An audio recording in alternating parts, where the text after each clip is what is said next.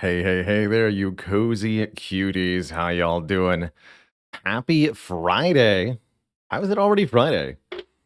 Where the heck did the week go?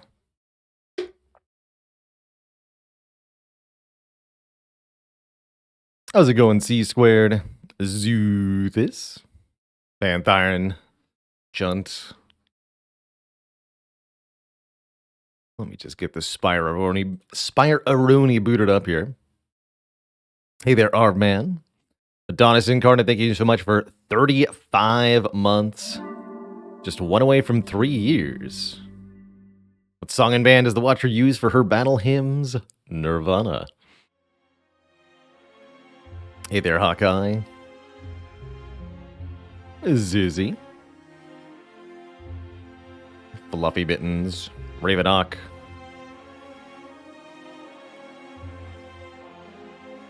Hope you've been enjoying, other than the frustrating parts, hope you've been enjoying Elden Ring, Fluffy. I've been having a total blast with it. The further I get into it, the more I'm appreciating how the world layout is done. There's a lot of hidden little things to discover for the persistent, and some of them are really, really deviously tucked away. I'm not going to be specific here in order to avoid spoiling anything for anybody, but I just spent maybe 4 hours combing over a major location in the game, looking for something that I knew was there based on something that a character had said. And it still took a very long time to find what I was looking for, because you had to jump in a very precise spot to get to the thing. And what I discovered as a result of that one little jump dwarfed any expectations I could have possibly had. There was so much content lying beyond that one little jump.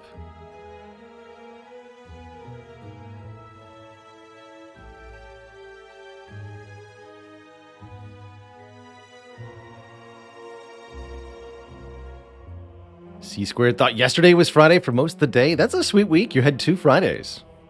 It's a good feeling. 。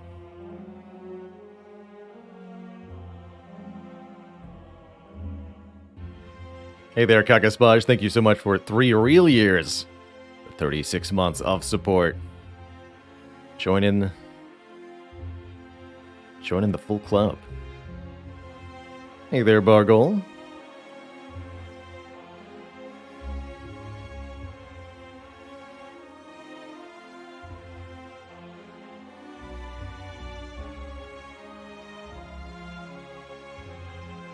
I think that's a fair feeling. Elden Ring definitely gets, especially when it comes to finding all of the things. Convoluted is very much, honestly, kind of expected for me as a Souls type game, but absolutely, I would call it maybe an acquired taste. Some of the quest lines, especially, I suspect are rather obtuse in the series of events that you must follow in order to resolve them favorably. There were some instances like that in the earlier games. For example, in Dark Souls, the first, to complete the Knight Sigmire's questline, you have to chase him up and down the game world several times, and then resolve combat with some swamp creatures in a fairly precise way, or you don't get the thing completed, which is almost impossible to do unless you know exactly what you're doing.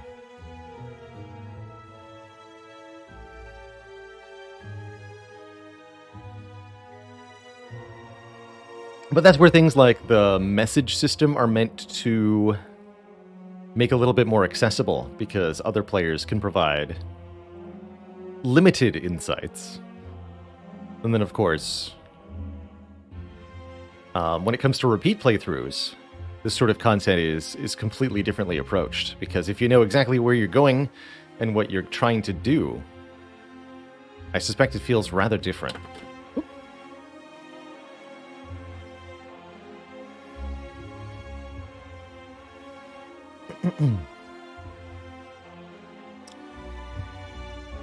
Yeah, no kidding, Soothis. I'm continually awed at the scale of the game, and this is without even a huge amount of needing to improve my skills and reflexes. So, like, without a huge amount of dying to particular enemies over and over again, or having to practice bosses or stuff like that.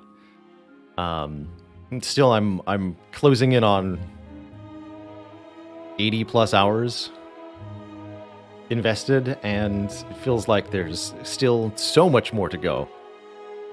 First playthrough is going to be the last thing I can remember spending so much time on one playthrough is Skyrim. And it is a game that's scale rivals, or even maybe exceeds that of Skyrim, which is saying something.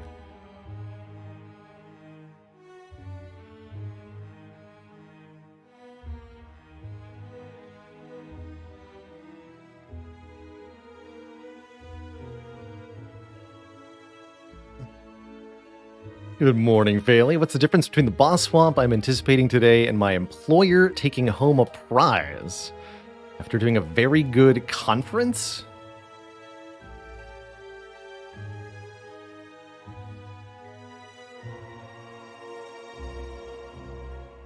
Oh no. I don't know. What is the difference between those two things? One is the busted crown and the other is the boss Ted crown. Oof. Big oof. Well, at least somebody paid for that one.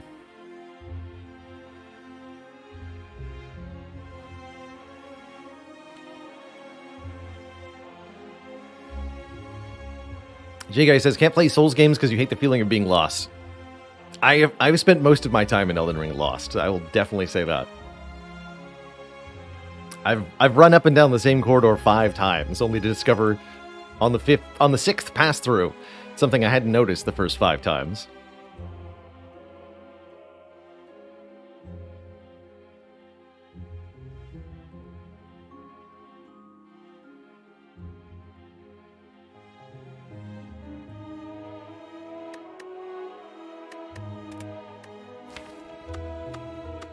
So we've got a Watcher run to victory here.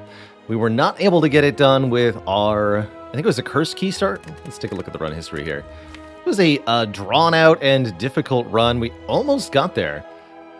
Did fall apart in the final battle against the Heart in a way that I think could have gone differently for us, but we weren't able to utilize the power of the Golden Eye, which was carrying the prior fights, because I failed to get my scry in play. Oh well. That means we get to play another Watcher run with a random boss swap.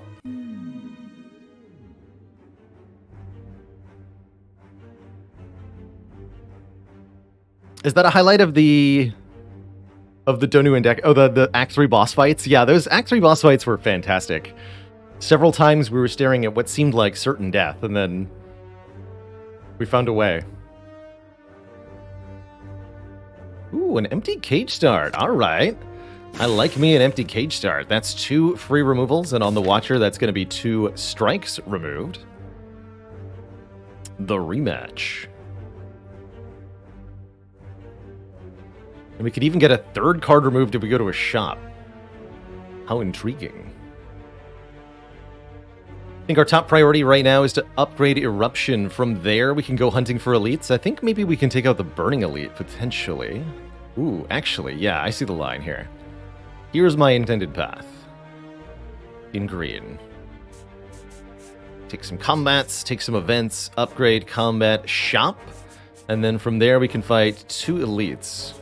Or maybe just Burning Elite, and then get a 2nd removal here. But the intent is to remove an additional card at the store. It's going to shrink the starting deck down to a very small subset of cards, and means that as we add cards or upgrade cards, the impact of that is going to become very substantial. We are fighting Guardian at the end of the act, so we'll want to add 1 or 2 block cards to this deck. Watcher's got a good number of quality block cards, even in the commons. A Protect, an Evaluate, or a Third Eye would do.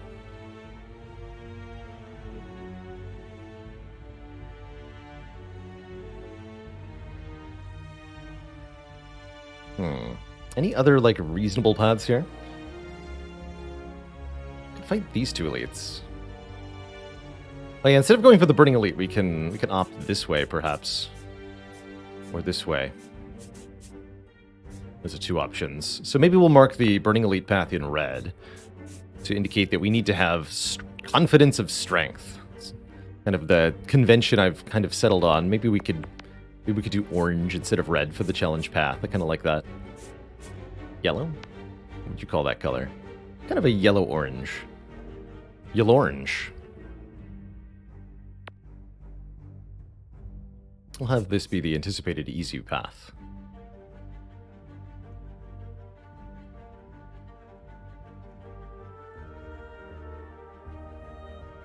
Also a 2 upgrade line here. That then fights only 1 elite. That's unacceptable. There's no need for that. Apologies if I said remove 2 strikes, because what I did mean is remove 2 defends. Watcher loves her starting strikes. The damage output when you're in Wrath stance is absolutely enormous, and Watcher can really crank out the DPS when you're able to consistently draw hands that have damage in them. Very notably here, because we have 3 total block cards in the deck, it is impossible to draw a hand that does not contain at least 2 attack cards. Well, at least once the Ascender's Bane is gone. And that's an important thing. Do we add a Battle Hymn as our first card? Interesting. I think Flurry of Blows or just Lucky are also acceptable first picks. But Battle Hymn is particularly interesting, creating a smite each turn.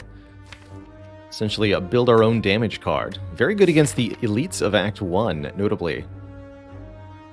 And would pair well with a kind of stall-oriented small set of cards.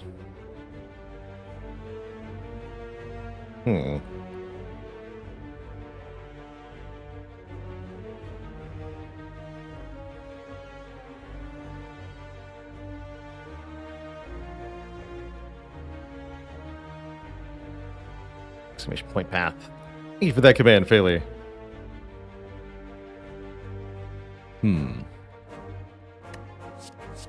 Yeah, damage per... What does the S stand for? It's not second.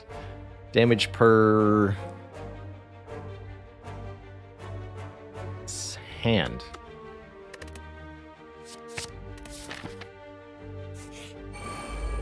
Damage per set of cards.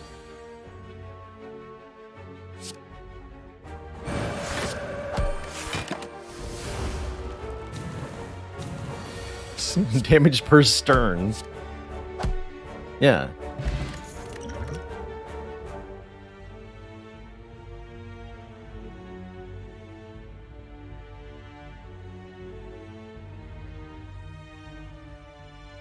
It was the best of sterns, it was the worst of sterns.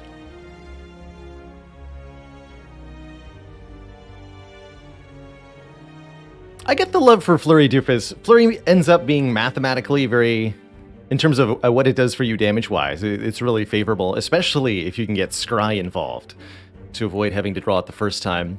Where I really don't like how Flurry lines up is in terms of damage per card played, which is really only important for a couple of fights. The Heart, the Time Eater, and yeah, that's actually really it.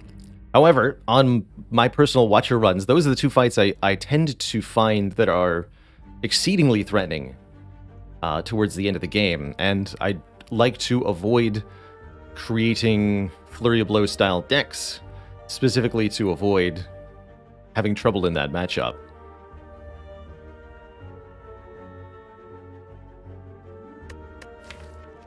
I don't think we need any of these because I added a Battle Hymn, although a Just Lucky is an acceptable take. I'm going to skip here. Follow-up's also actually pretty decent here, giving us some more immediate bonkage. Actually, I will take a follow-up, now that I think about it a little bit more. But we'll want to skip soon. Smites are 12 damage, that's 24 damage in Wrath, and they retain patiently waiting until you have Wrath available.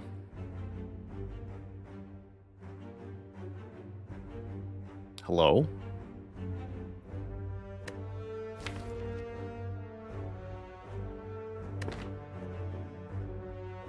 Three very odd options. Fasting gives strength and dexterity in exchange for energy per turn. Can be a very powerful way to scale up your run on Watcher. I think it pairs exceedingly well with zero-cost cards, and is notable for working with this Ancient Potion. Talk to the Hand allows us to gain block from each attack played. I mean, we're doing a lot of that, so this is a pretty good way to improve our block output. Or Master Reality, which upgrades cards created during combat, would upgrade the cards from Battle Hymn, but I don't think that alone would justify its inclusion here. It's definitely an unusual... Now, if I had a Deceive Reality, we could talk.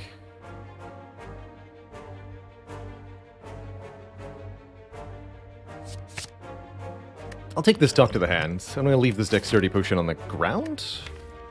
Yeah. And we are, in fact, not going for this elite. We're going for these two. That's right. That's correct. Oh, heck. Another card remove? Brilliant. Good. Very good. Gonna remove one last defend. We're not gonna remove every defend. I'm gonna move strikes from here on out, including at this shop for 75 gold. Oh my goodness. Another card removed. Every card removal is effectively stronger than the last, keep in mind, as each starter card we get rid of increases the likelihood that we draw upgraded or non-basic cards. And we're getting to a really silly place with that already. We're down to 4 basic cards, and again, I'm going to remove one more here. Guaranteed. So that's kind of ridiculous. We are absolutely upgrading Eruption here. The 1 energy savings is huge. We might seriously want to consider upgrading Vigilance, too. Well, ultimately we want to get it all upgraded. Hello.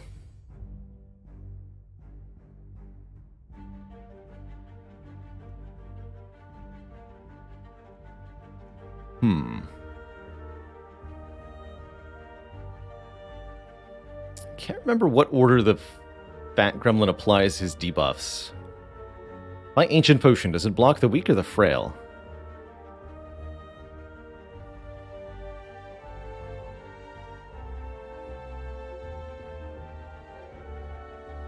Guess this is a question for the spreadsheet. The spreadsheet knows the answer.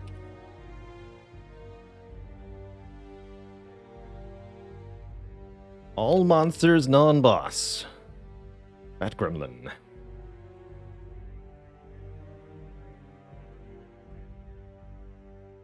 Weak plus frail 1. So it should be weak first, according to the spreadsheet. Actually, now I really want to science it, so we're going to find out the answer.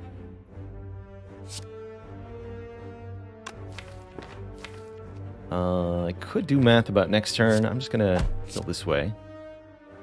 Oh, I could also just follow up and vigilance. Take 2.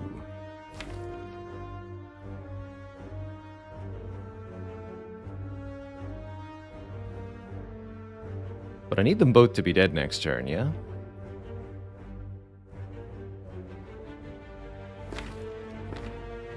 Okay.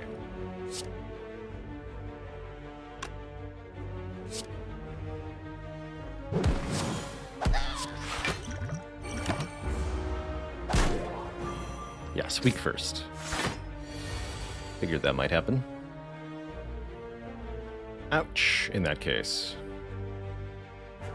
Go. Talk to the hand, eruptions, strike, take a bunch more, or I drink this entropic brew and see what's inside it. Those are my options at this moment. Definitely gotten ourselves into a bit of a sticky scenario now.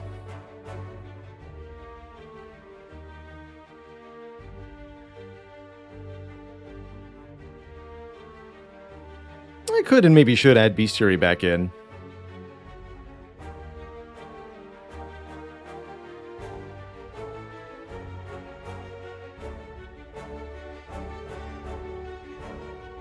Let's see.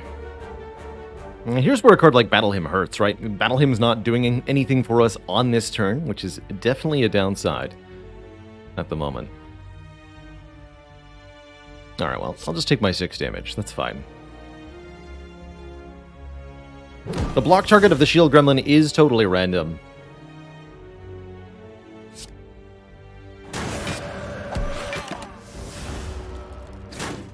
Target a random gremlin other than itself. It can block itself if it has no target available otherwise, like so. And if there is nothing left to block, the Shield Gremlin will actually attack you.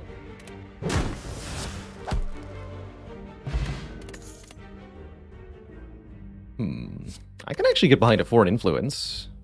Although it does require, really, an upgrade. A deck this small. How would I rate the toughest non-elite fights in Act 1? Toughest by far is a medium green slime plus a slaver. Or a cultist.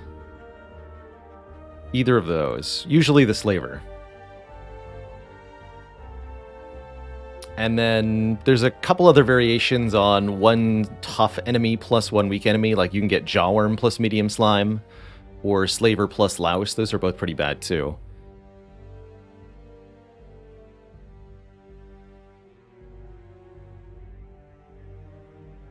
Trying to figure out where I'd rank the 3 mushrooms fight from the special event. That's pretty nasty, too. The 2 mushrooms fight is one of the easiest. But the 3 mushrooms fight is actually quite difficult. And that one's the toughest because it has the... the slime and slaver is toughest because it has the highest total combined health. If you add up the health of all the enemies involved in the combat, that's one way to kind of rank the difficulty of the fight. Additionally, that particular combat can result in a lot of damage turn 1. The green slime can attack for 12, the slaver can attack for 13, so you can be attacked for 25 damage on turn 1, and you can't prevent any of that damage unless you can kill a medium slime in 1 turn. Very difficult to do with an Act 1 deck. So you're often taking like 20 damage instantly, and you may take more on turn 2, especially now since you're weakened potentially.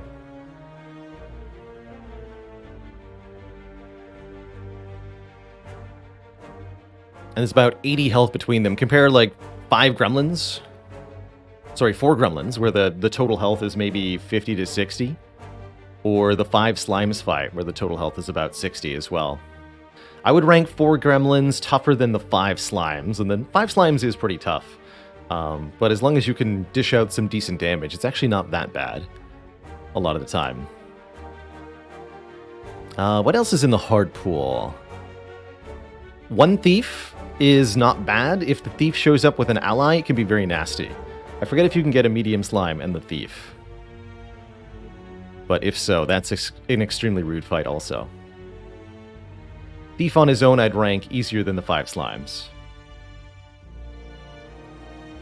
I think that's all the major combats of Act 1. Let me just take a quick look at the spreadsheet again.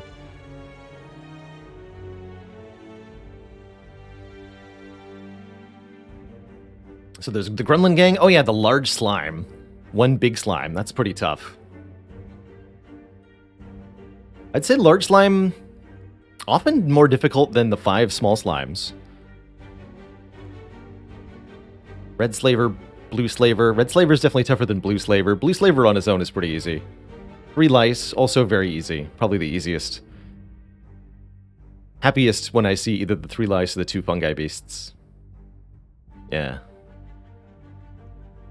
And then J-Guy85 asks about the Orb Walkers in Act 3. They are not considered to be an elite combat, although they actually used to be one of the elites of Act 3 before Reptomancer was implemented. It was Nemesis, Giant Head, Double Orb Walkers. And they are one of, if not the nastiest fight in Act 3. Because of, again, a high total health pool, 200 health between them. And you can't mitigate damage until you can do 100 damage and kill one of them. Because they do relentless damage every turn, and because they add lots of status cards to your deck. 1 burn to the draw pile, 1 burn to the discard pile, every other turn or so for each of them. So you can have up to 4 burns added per turn to your deck, 2 of which are going directly into the draw pile. That is exceedingly dangerous. And that property isn't Ascension dependent either. Even on Ascension 0, the Double Orb Walkers will put burns into your draw pile, and that is spooky.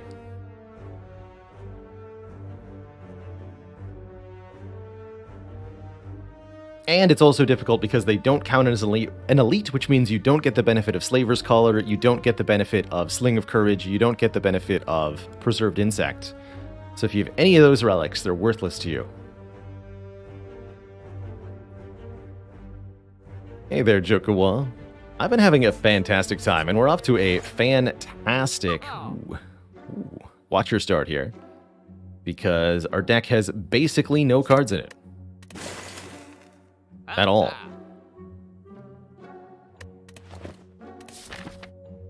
And that's good. Ooh. Whenever we play an attack, gain 1 temporary dexterity. Now I do wish I had taken Just Lucky. But we'll probably take a Just Lucky if we see one later in this act. I feel great going into this Burning Elite. Although if we get Super Sentry... No, we have Battle Hymn. We'll be fine. Easy. 12 cards, match them to keep them. Wouldn't now be the perfect time to get a curse? Actually, how about a Vault or a Meditate? So we only want to look at... Double Eruption. I would take Double Eruption. Give me the Vault. Thanks, Match and Keep guy, for the free Vault. Vault is an additional turn. Take an extra turn after this one. End your turn. The best thing that Vault does for us right now is make a Smite if Battle Hymn has already been played. Although we'd like to get this Vault upgraded, because currently it costs all of our energy for the turn, so we really don't get to do a whole lot. And this is Super Sentries. Slightly concerning. Next turn is definitely going to hurt. Okay, what's in the Entropic Brew? Perfect. Good things are in the Entropic Brew. We can guarantee that Battle Hymn gets in play right now then. I think I'm just going to Entropic Brew. Or Distilled Chaos, rather. And if we get the Battle Hymn played, then I'm going to play Vault.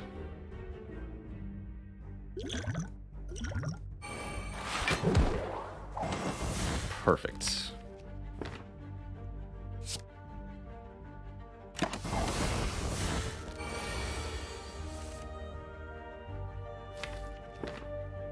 Okay, that's actually fine because we get to keep the smite in hand for next turn. So let's start striking the ones on the end here. Next turn I can enter Wrath and I'll have 2 smites available to play, which is a ton of damage, at least enough to kill one of them. So this turn I'll focus on blocking with this Vigilance. Plus 2 block thanks to Duality here. Bank 2 energy for next turn. And if I have to use the Swift Potion, so be it. Could have also used the Swift Potion on that previous turn, but I wanted the additional smite. 2 strikes should be plenty. Looking good here. Let's see. Smite is 48. Oof. So close yet so far. Is it possible to kill them both with the current hand? That's the question.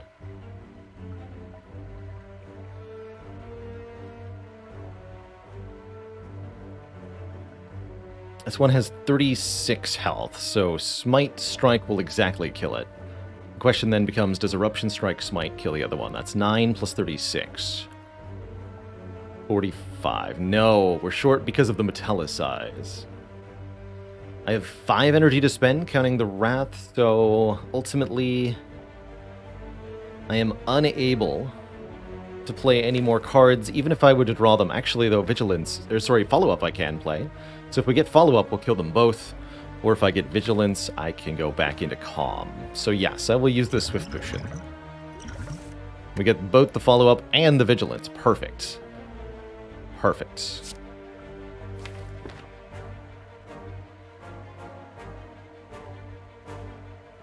Now how do we play it?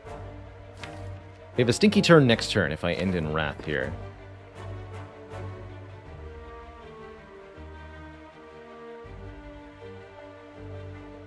Can I end in Calm and kill one of them? Is that good enough? Yes, because we have Battle Hymn in play.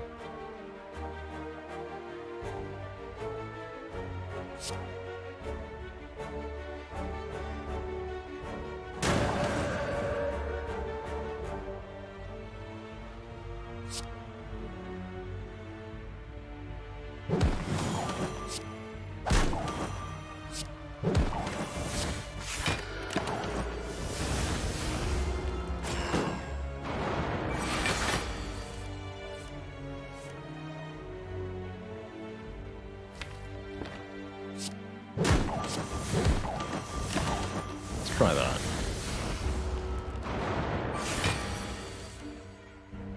That works out. Okay, that went exceedingly well, actually. I'm going to go with those potions were well used, as we have come out without a scratch, thanks to the way that was played. Pick up a Mercury Hourglass, doing 3 damage per turn to all enemies. And we could take a Bowling Bash. I actually kind of like that as a front-loaded answer to multi-enemy combats, which we really don't have at the moment. This is great. Reptomancer insurance, Triple Slaver insurance. Deviform with Vault, that's true, actually. The more turns you can take, the better Deviform gets, but man, are they awkward together for the moment. I think I'd rather take this Bowling Bash. Z-Smurf asks, does Duality and Orange Pellets work the way you want it to? Yes. Yes, it does. And it's good. Oh, also, by the way, Mercury Hourglass does 3 more damage to every target when I vault. So, that's nice.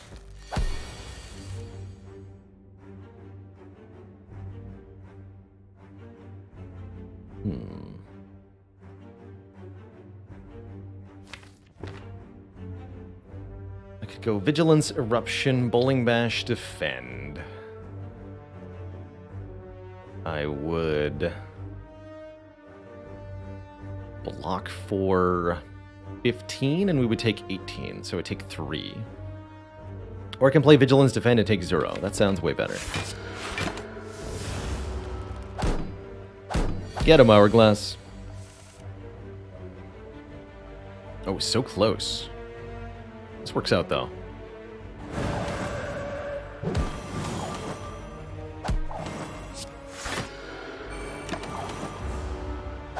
Boop.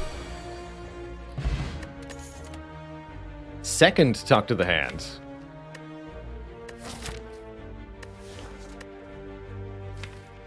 Second follow-up's also actually quite good.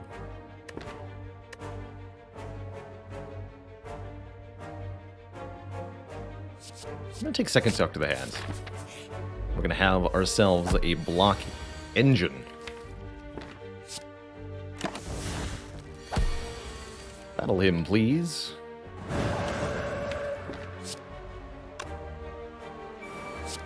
Talk to the hand the last card so the follow-up works.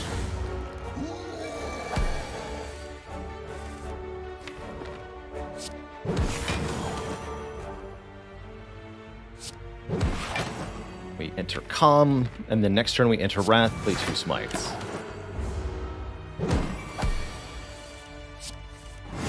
But we only needed 1. Easy. Oh man, Molten Egg? And the deck is so small. Oh.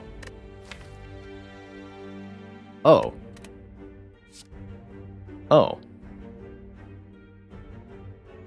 Well, that seems convenient. Would anyone like to gain 4 block 4 times?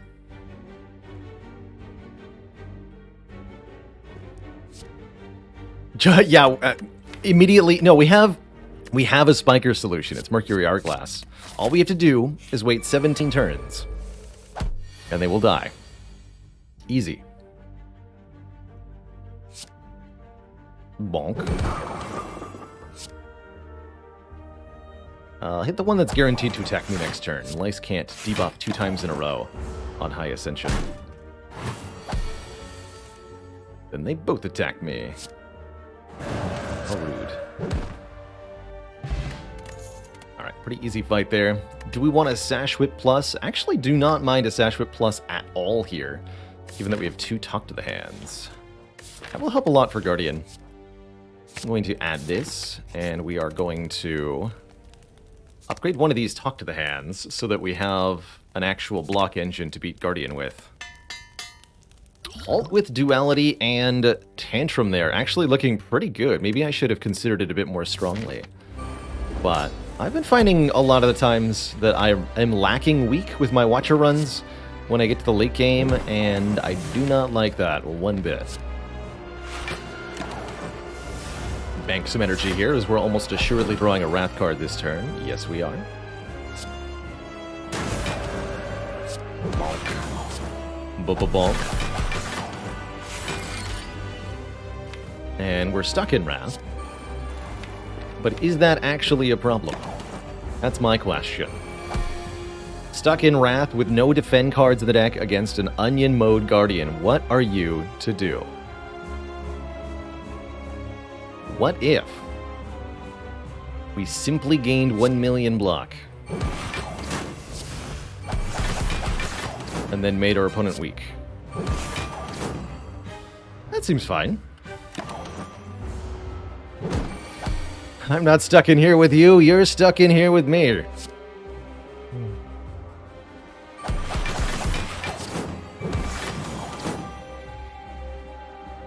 Alright, I'll let her come. But only because you asked nicely.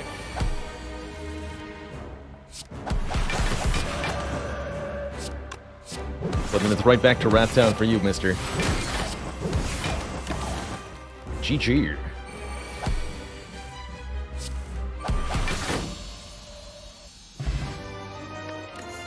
Well, that was a silly. Oh no. Ragnarok Plus.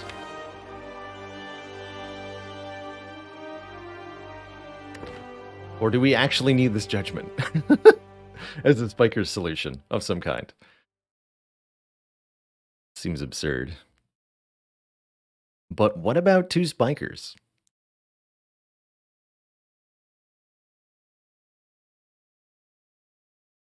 I think we'll be okay. I'm gonna take this Ragnarok Plus. And, man, I'm not even offered an Energy Relic up against the Runic Pyramid. We're offered a Tiny House Sacred Bark Runic Pyramid.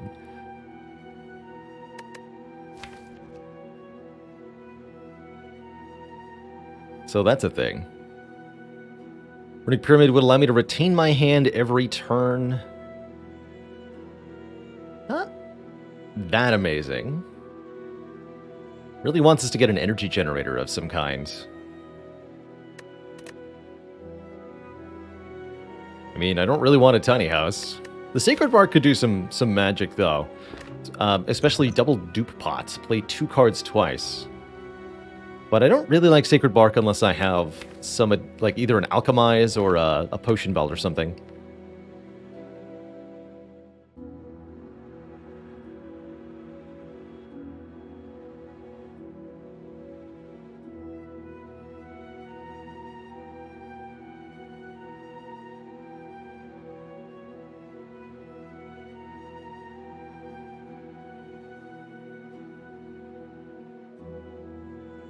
Valor the Desert Fox, did you hear about the Egyptian king who is entirely arbitrary in his decision-making? Who's considered very un-pharaoh.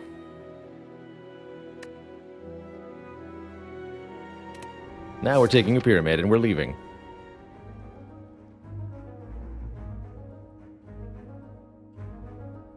So, we do want a few upgrades.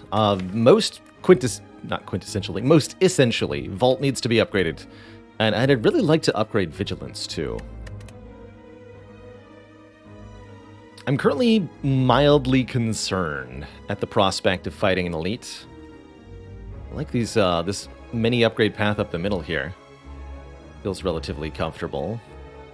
Can we ever fight more than 2 elites this act? I kind of doubt it.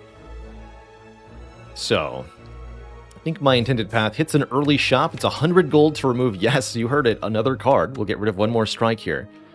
And then the idea is basically we just play Tantrum over and over again until the enemy dies. But what does Pot of Greed do?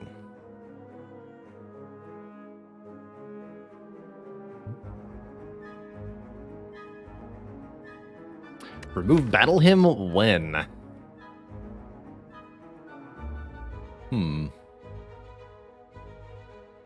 When I have no more strikes, I guess?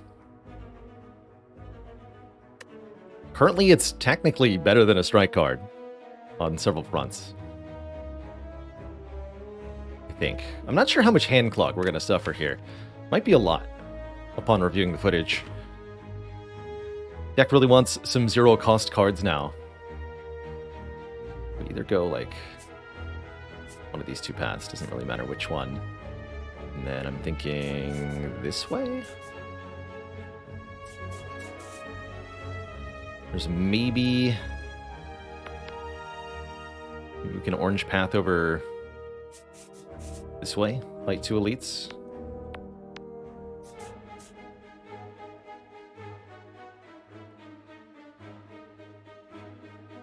Less appealing. No late events in the Act 2 here.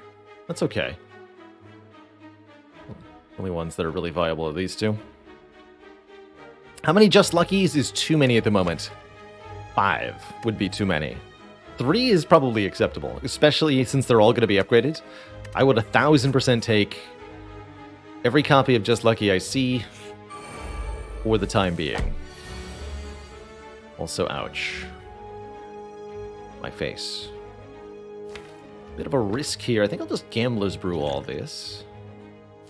Gonna have difficult turn 1s in general, I suspect. Vault just got so much better now that we retain the cards that that are on the same turn. Do I keep the Talk to the Hand in the follow-up, maybe?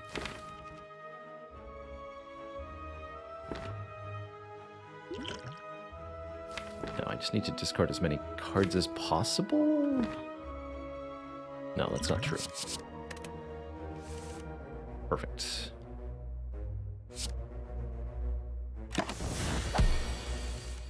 Okay. That's a bit more to work with.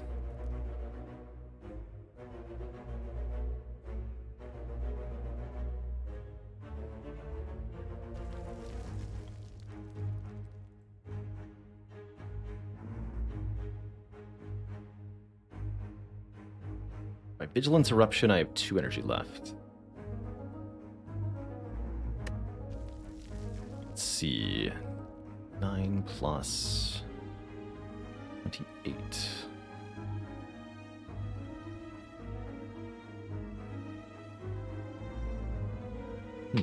works pretty well.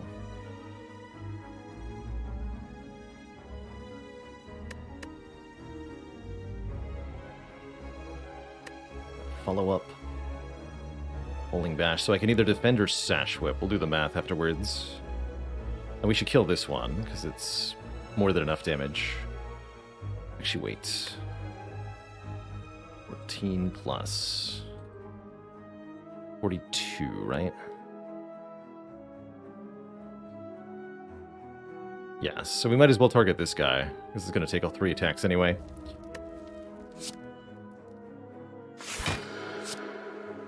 So here's the line. Bop with follow-up, finish off with the bowling bash.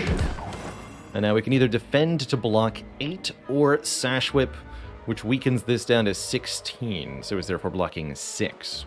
This is 20 damage as well. I'll take the block.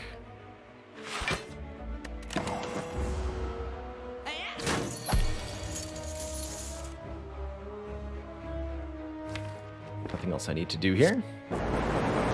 Okay, that wasn't too bad, thanks to the power of the Gambler's Brew, and we got a flex potion, so that's very nice. We also got offered some seriously sweet cards. Weave, which comes back whenever we scry. Currently, I can't scry. Well, ignore that then. Crush Joints can apply Vulnerable, or Evaluate is a block card, blocking for 10, and putting an insight into the draw pile. I actually really like this. Insights can redraw the Tantrum at crucial moments. Scales with our duality pretty well. We would like a way to strip Artifact. We do have Sash Whip to help with that, but I certainly would appreciate Crush Joints so that we can remove Artifact layers from enemies who would otherwise block our Talk to the Hands. But I also like the Evaluate because it gives us block in situations precisely where we cannot use the Talk to the Hands. Taking that Evaluate, especially randomly upgraded. Apotheosis, you are most unwelcome. What about another Sash Whip? Tempting, but no.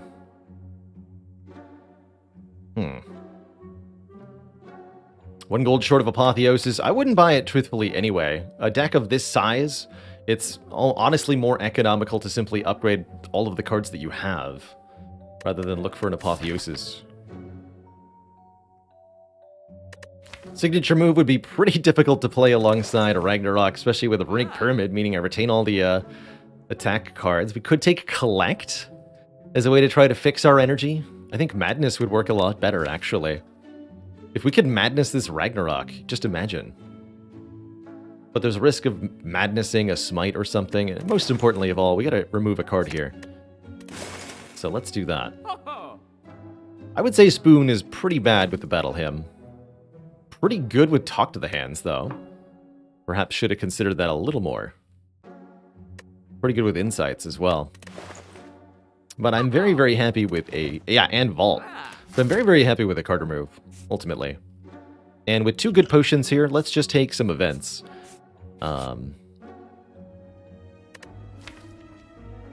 Which could be, for example, free upgrades. Sweet. Not going to take the Warped Tongues there. One random upgraded card per turn is sweet, but not that sweet when you have pain. Runic Pyramid. Just sounds really painful, actually. By the way, Ragnarok does 72 damage.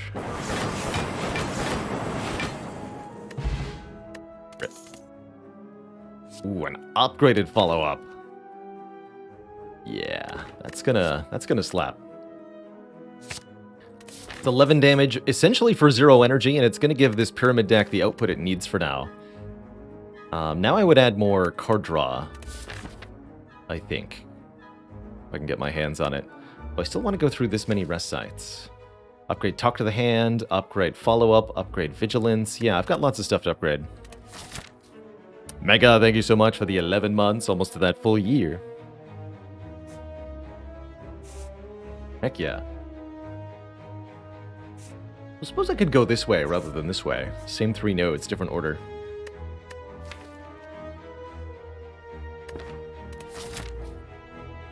Molten Egg does not work with Battle Hymn, no. Cards have to be ones that are being permanently added to the deck, rather than generated during combat. So it won't work with Attack Potion either, for example. If you want those smites to be upgraded, you'll need the power called Master Reality. Okay, I'm going to go this way for one more event here.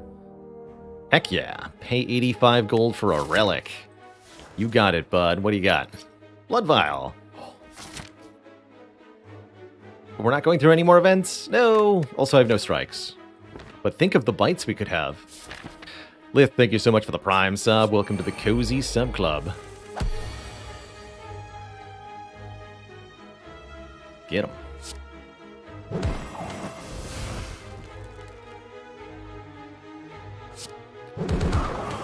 Donk that nerd. I'm going to keep the Sash Whip and the follow-up in hand? No, we should kill the Shield Gremlin. Well, we should at least injure the Shield Gremlin. But I'll need this more for next turn for blocking. Alright, fine. Let's end turn then. Can't decide what I want to do with these cards. Therefore, I'll do nothing with them. How about that? Really appreciate that we can now play Battle Hymn and Vault on the same turn. Good stuff.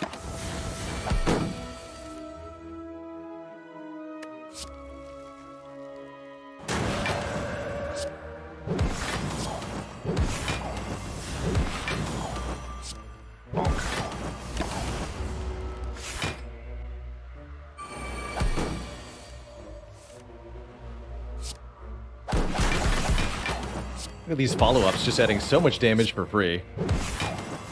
Obliterated. Obliterated. Do we want 2 tantrums?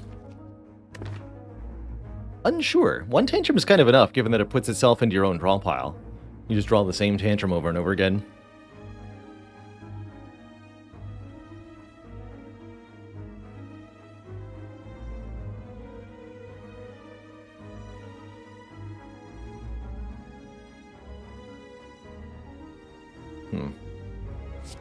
Skip it.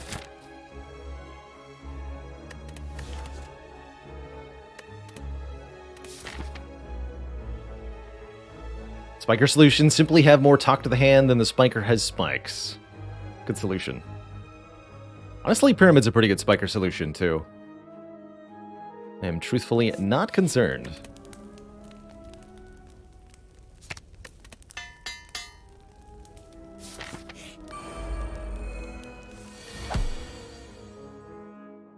I also have 5 energy. Thanks, Ancient T-Set.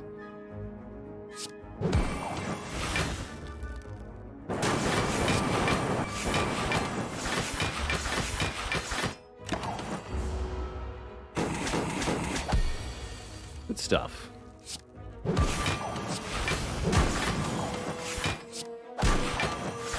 $13 block from Evaluate. Also good stuff. We had Vault the whole time, but never needed it. Easy. That easy.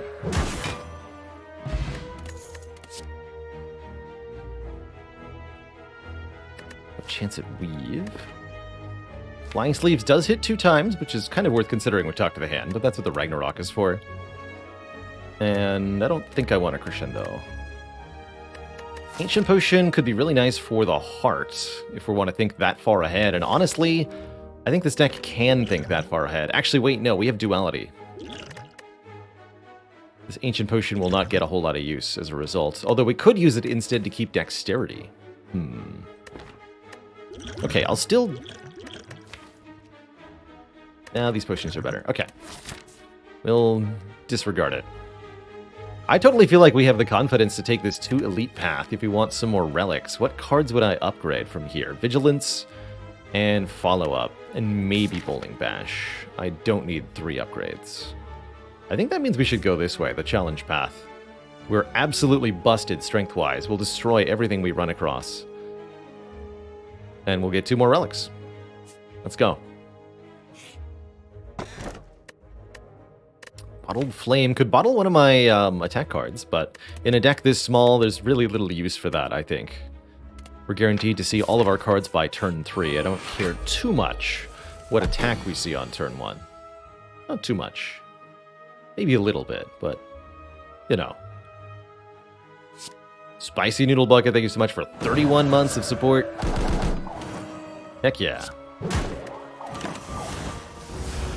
have killed the sentry there. Really want this Spheric Guardian to die, though.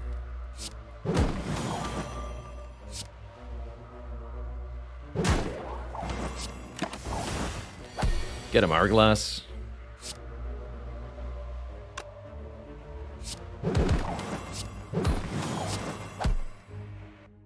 Destroyed. I think Scry is a lot less important when you have very few, if none, starter cards, although it can be nice for mitigating status cards. Again, we're offered Weave. I'm skipping them all. Snecko will confuse me. That could be a problem. When we're confused, every card we draw is going to be a random cost. And we unfortunately have to keep the cards that are in our hand because of Runic Pyramid. So eventually our hand may become full of cards that we cannot afford to play, like 3-cost Eruptions. But also, what about 1-cost Ragnarok, huh? That actually seems pretty sweet. Glad we had Snecko insurance. Now we have everything insurance in the form of an Ambrosia.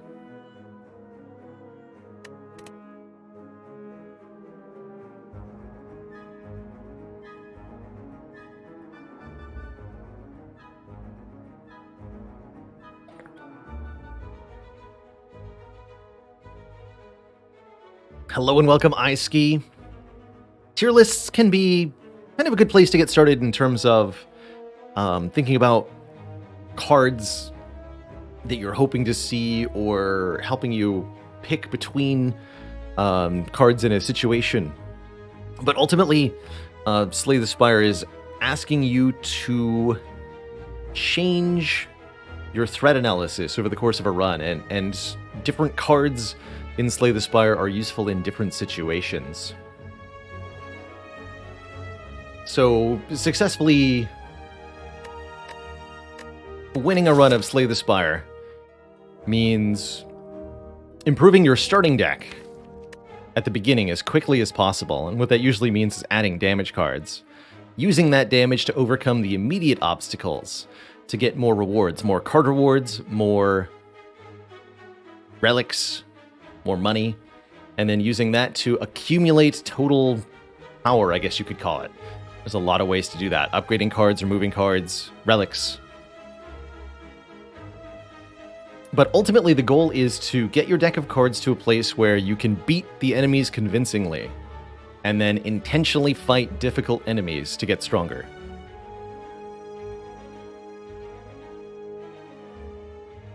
If you can do that, you're well on your way to winning. I'm going to lose the Flex Potion. Hard to choose there. Going to lose the Flex Potion. We'll go Ambrosia Duplication Potion, which seems frankly obscene, but should be pretty adequate overall. Just block this nerd fairly casually. Oh, my face. Then what, Eruption Vaults? Yeah. Question mark.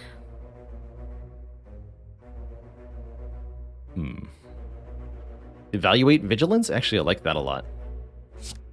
That sets me up really nicely for future turn, as we get to keep Vaults and store some energy with Calm. And now I can do the big block.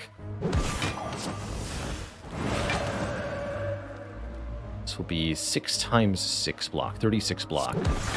So you're telling me that I can actually just stay in Wrath here, block the Stinky Book, and punch him. Alright, 1 damage Book of Stabbing Fight seems pretty good. We're now able to gain max health by skipping card rewards. C Smurf asks, are wounds discarded with pyramid-like burns? No, they stay in your hand at the end of the turn, and one way to lose a run with Runic Pyramid is to have 10 wounds in your hand, because at that point you can no longer do anything. Another way to apply Vulnerable, potentially worth considering.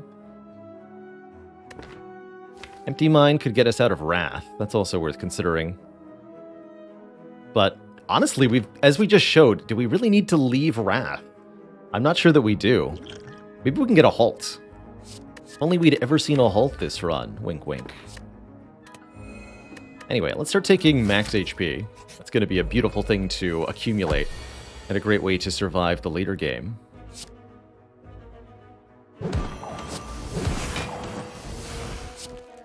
Bonk.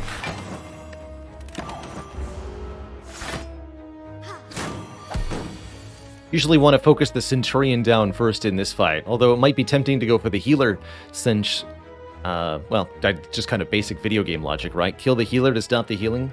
But she's healing herself too, so if you're attacking the healer, she'll heal the damage you're doing, and the Centurion is blocking, which makes it extra difficult to get through the crusty outer layer to the gooey, delicious center inside. Therefore, it's actually often easier to kill the Centurion first, and Centurion becomes very angry if the Mystic is slain. It starts attacking with a ×3 attack instead of blocking. Makes it really, really difficult to win the fight without taking damage.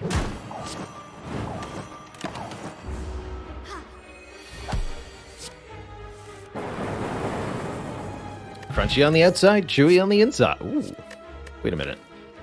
Lesson learned could upgrade all the cards in our deck that aren't upgraded, such as Strike, Defend, and Battle Him.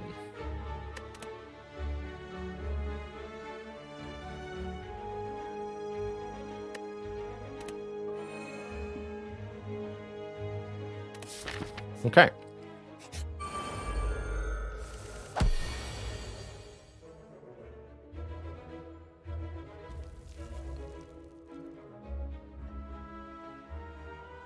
We're going to get attacked next. Oh, I guess I could play Ragnarok and Hope.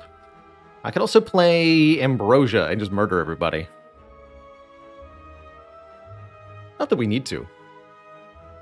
I think what I'll do is play the Ragnarok. If it kills one of the gremlins, good. Otherwise...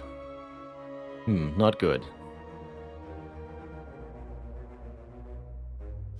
I know, right? Usually Pyramid and Lesson Learned are very, very good together. And yet, not today. Did not successfully kill any gremlin. That means Grem Leader will attack me for 11 times 3, 33 total at the beginning of next turn.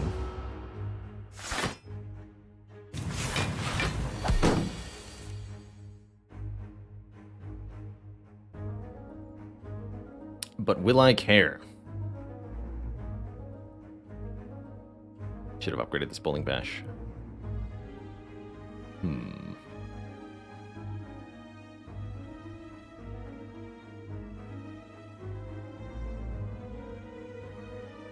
This does 14 by 3.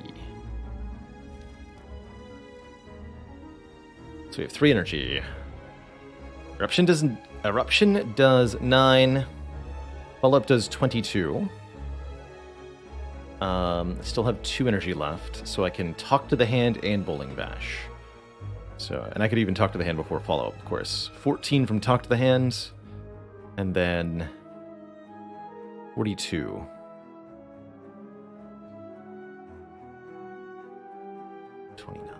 Oof, so close.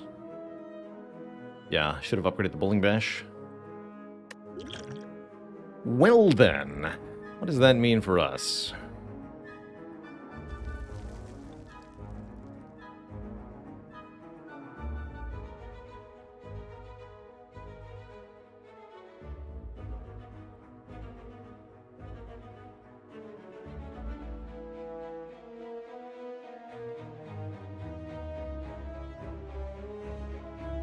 We're just short of a kill with Dupe Bowling Bash. I'd have to use the Ambrosia to get the kill.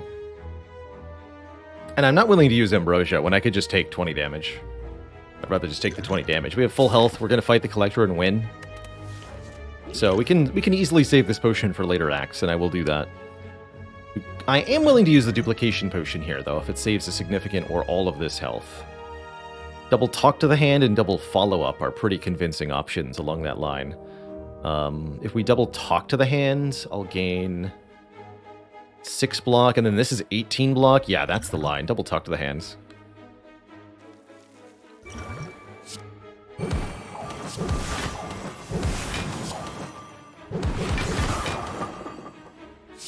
Bonk.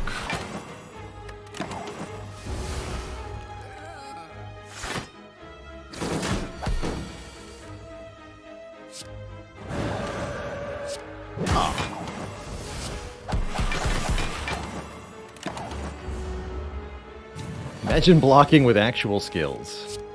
Never.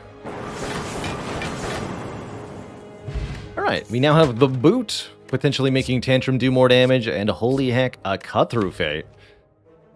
It's pretty spicy. Give me that. Scry 3, draw 1 gives us some control over the draw pile, lets us deal with statuses, or lets us find the Tantrum and play it again on the same turn. Now let's upgrade Vigilance. Actually, upgrading Bowling Bash for the Collector fight, also exceedingly relevant. But I want to block.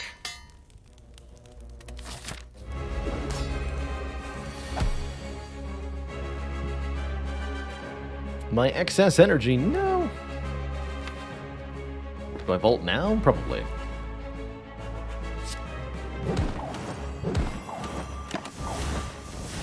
Follow-up Sash with Vault. Get both Talk to the Hands down on the Collector themselves. Draw. Get rid of this strike, draw these.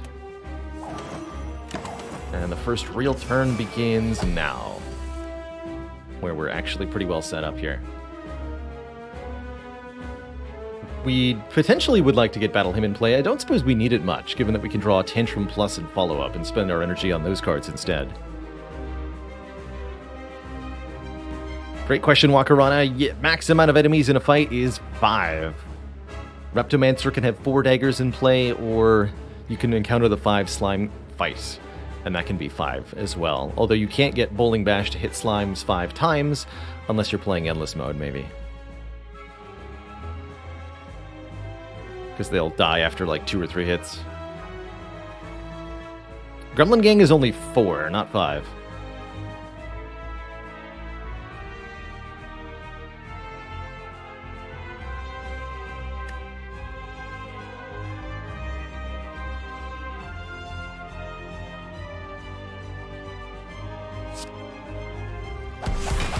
I block for 1,000,000. Your move. Bonk these torch heads to death.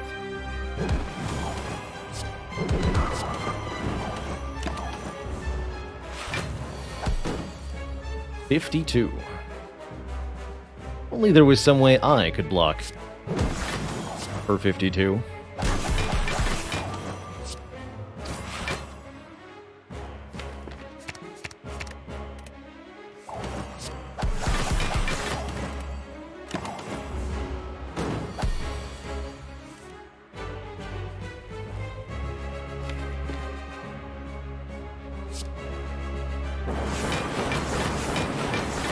Play that. Now we're vulnerable, which means the number is even bigger. Even bigger. Or at least it will be if we ever get attacked. Heh. Get him.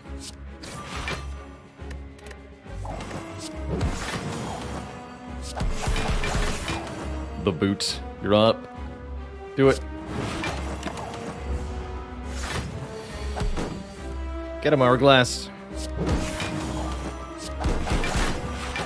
GG.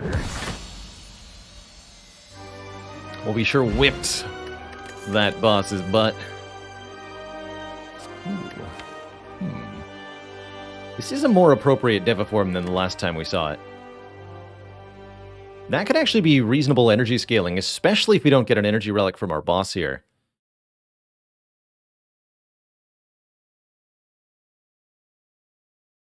Establishment makes things cheaper when they're retained. Unfortunately, Runic Pyramid does not count as retained, so the only thing actually, quote-unquote, retaining are the smites from Battle Hymn. Those will become free, but nothing else will. Therefore, I think it'd be easier to get energy from the Deviform. Duality makes Deviform a bit better. Vault makes Deviform a bit better. But you have to play the Deviform before the Vault, which is easier said than done. And we could upgrade it to not be ethereal, so I could keep it in my hand until we're ready to play it. I think the Ancient Tea set also makes it a bit better. I'm going to pick this up.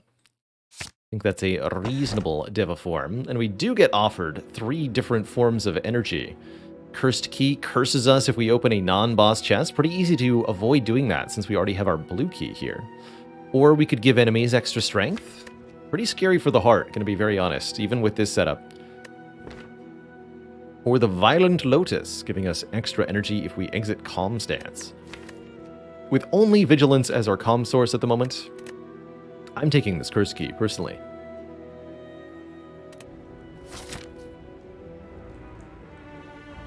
Exiting calm requires being calm at some point, exactly. Something I am unwilling to do. But what I am willing to do is fight as many elites as possible, for as much bonkitude as possible. And I think that means we go this way. 1, 2, 3 elites. We're in a commanding position in terms of our deck strength. We should obliterate basically all of the foes of Act 3. Except for you, Spiker. So as long as we don't run into a Spiker, we should be able to collect many relics, many gold, and use that against our Act 3 boss and the heart. Quickly verify, yeah, there's no other elite heavy path. So let's head this way. Darklings, more like Dorklings. Am I right? I am correct.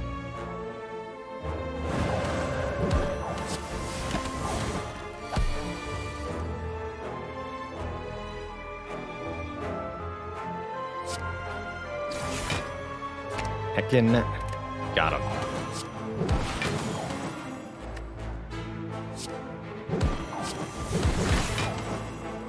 Oh, shoot. Order. That's right. I guess I'm taking some damage. I totally thought that was going to hit 3 times, but failed to account for the fact that I'd killed the other Darkling already. That said, we'll heal that slowly from our Blood Vial. I don't think it'll be a problem. Another chance at Crush Joints. It's better than it was before. Kind of.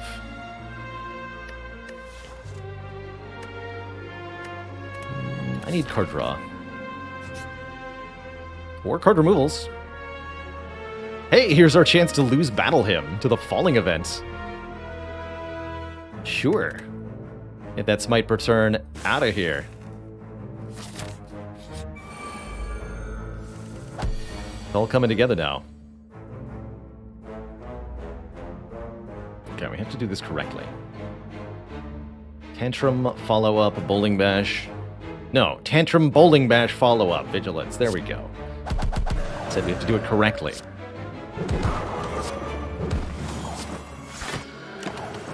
Also, it's a Spiker. Help! Anything but a Spiker. I'll take 1 damage if I play this Talk to the Hand. And I'll take 1 damage if I play this follow-up. I'm not going to do that.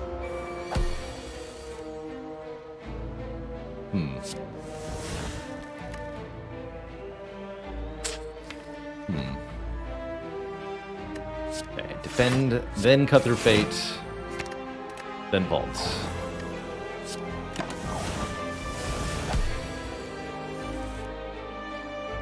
Evaluate. Spiker. Solved. Alright, that wasn't too bad. Offered a 3rd eye. How many eyes do I need, anyway? I don't think I need 1.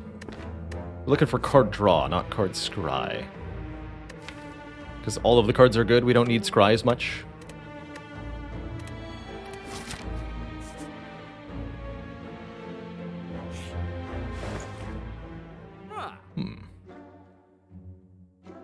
Abacus could be a source of block for us.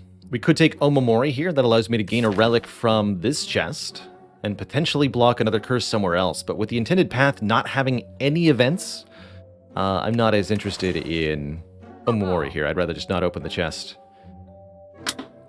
and buy a different relic. And card removals here, of course. Losing the last strike, which is pretty good. I think that's probably what I'm going to do. Enlightenment would be curious as a way to get Ragnarok and Devaform to be cheap. Although I think I don't need Enlightenment if I have Devaform. But this is an interesting possibility. I'm just going to lose a strike. That's an interesting possibility. Something I will begrudgingly admit.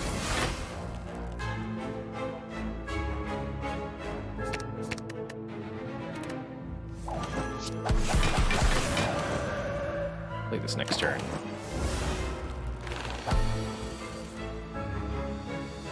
We'll still take damage at the end of the turn if I bolt here.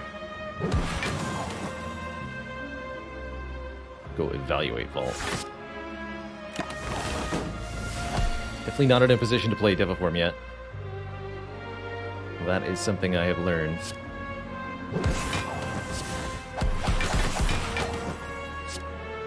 Imagine blocking with actual block cards.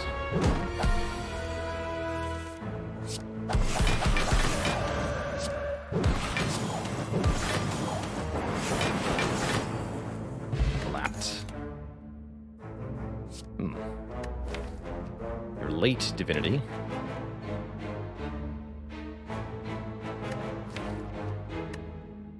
Don't think we need Prostrate.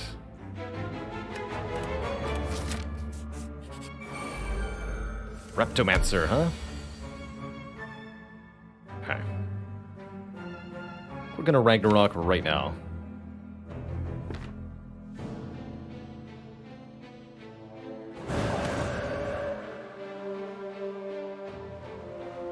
First. What happens if it doesn't hit either of the daggers? I really don't like that I asked myself that question. There we go.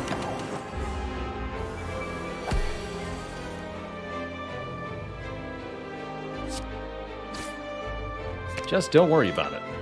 Easy.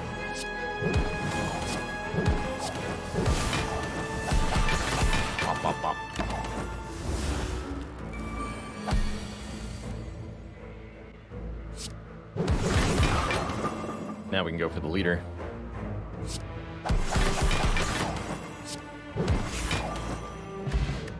Ink Bottle is more card draw. Every time we play 10 cards, draw 1 card. I think that's good. Conjure Blade could be almost decent here, actually. It creates a multi-hit card. If we didn't already have a Ragnarok, I think it would be actually pretty decent. As it stands, I'll take the max out. Hey there, Bowrick. Bowrick says, still fairly new to the game and unlocking Ascension. So I was wondering, should I concentrate on one character at a time? Also, is it generally better to go for a heart kill or just focusing on the Act 3 boss? You're looking to find your first successes. I think sticking to one character, whichever character you enjoy the most, they're all pretty powerful. Could definitely be a way to help you find some success, but shaking up your strategy and switching it up could be a way to shake yourself out of a trend if you're in one. I recommend trying the heart now and then, but generally not prioritizing it as a new player. The heart is an overwhelmingly difficult challenge. You can think of it as like 15 additional Ascension levels or so, because of just how profoundly challenging that fight is, even if you know what you're gearing up for. A really good way to do a victory lap if you're enjoying your build. Trom says, try daily run modes to see the most broken things to learn. I would second that, actually. Trying a custom or daily mode run every now and then can be a very cool way to find new card interactions or strategies that you might not have been able to stumble upon in your normal play. And that can help you discover ways to create those overpowered combos in your normal play, which is generally what I'm looking to do here on the stream. And boy howdy do I ever. Boot against Nemesis, by the way. I'm just gonna tantrum here. If we have to vault, so be it.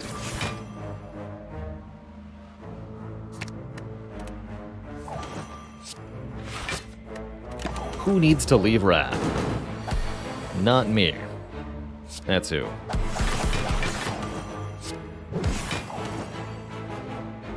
I had 2 energy left over. I guess I'll intercom?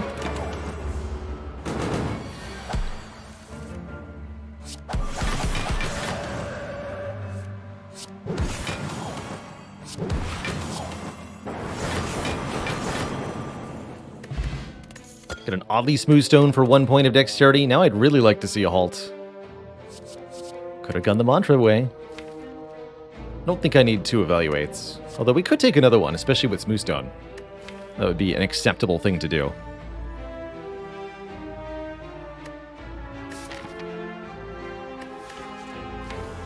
I'd rather have a halt.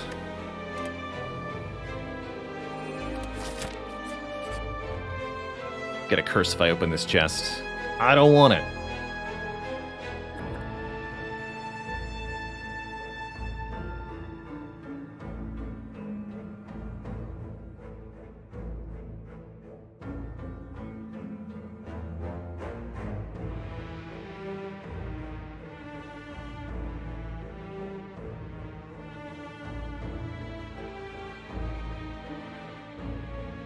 All right, here's a profoundly terrible joke for you, Jasper Larvitar. I don't know why this popped into my head.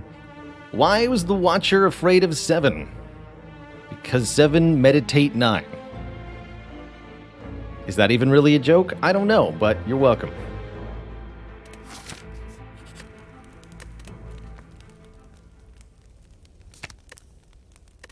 I'm gonna upgrade this Deviform, that way I don't lose it if I don't play it.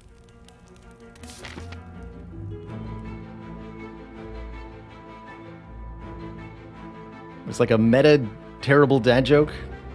A dad joke referring to another terrible joke. Pretty bad.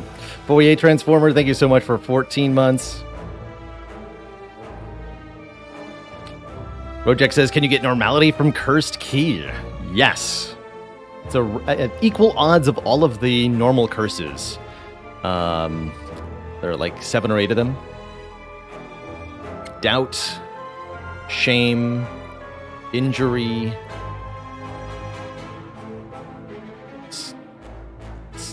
clumsy, normality, pain, regret, and writhe, and decay. That's a lot of curses.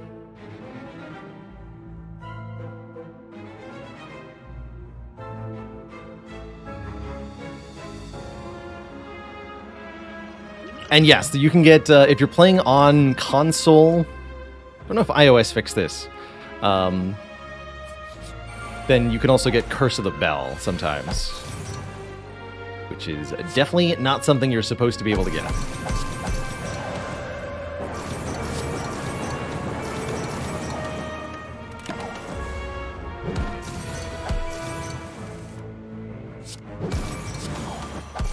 Actually a couple of glitches related to the Curse of the Bell. Because spaghetti code.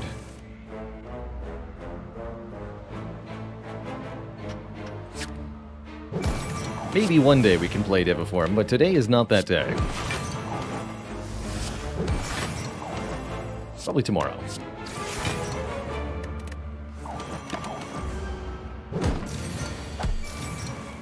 There we go, like Tantrum follow-up. And I can play Deviform if and only if I am willing to take 1 damage, which I suppose that I am. And then we'll gain additional energy when we vault. Could have also used the vault to like accumulate 2 turns of strength down on the transient.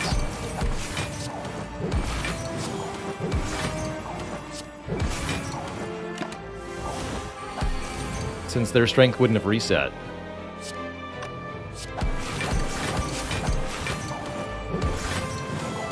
Absolutely bonking this nerd. Just filthy.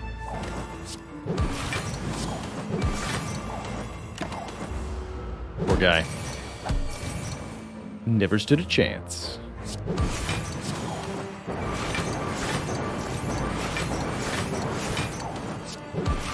Although we're notably not able to kill, I think partially because we can't increase our strength in any way. We're just doing the base damage of all these cards, which is still cumulatively a lot. Being able to get transient below 500 health, usually a pretty good sign for your run. Oh, there's the halts. Gain 3 block if you're in Wrath, gain at 9 additional block. Halt scales with your dexterity twofold, in that both of those numbers, both the gain block and the if you're in Wrath gain block, are both modified by dex. So the more dex you have, the more filthy obscene Halt becomes as a block source. Have some weakens, sir.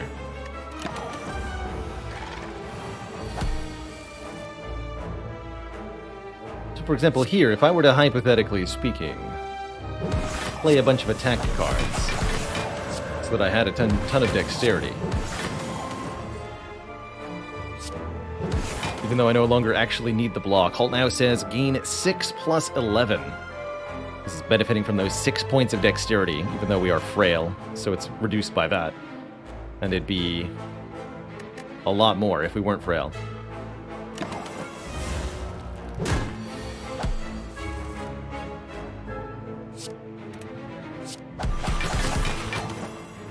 Well, now we can find lots of good openings to play the Devil Form in. Basically, no matter the fight.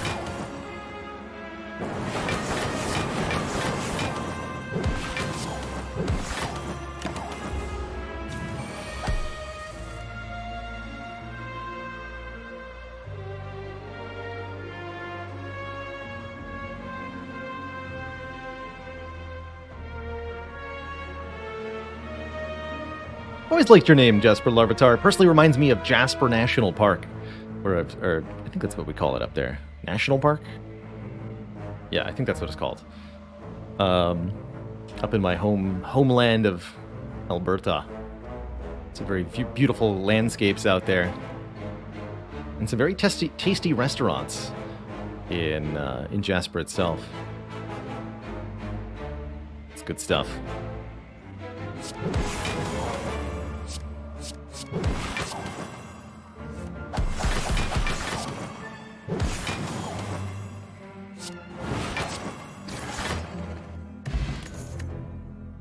Power potions are not that good on Watcher, so I'll discard it for other stuff. The first Just Lucky of the run. Do I still want it?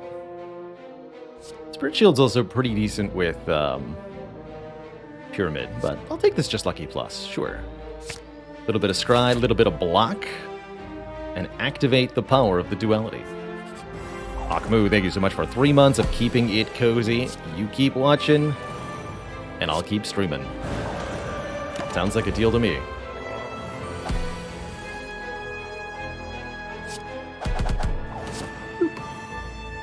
So we can scry to see what's on top before we try committing to anything.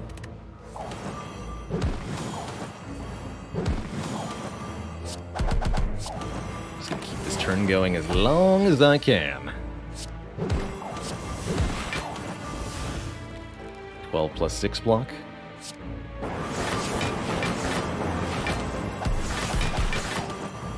18 plus 14 block. It's a lot of block.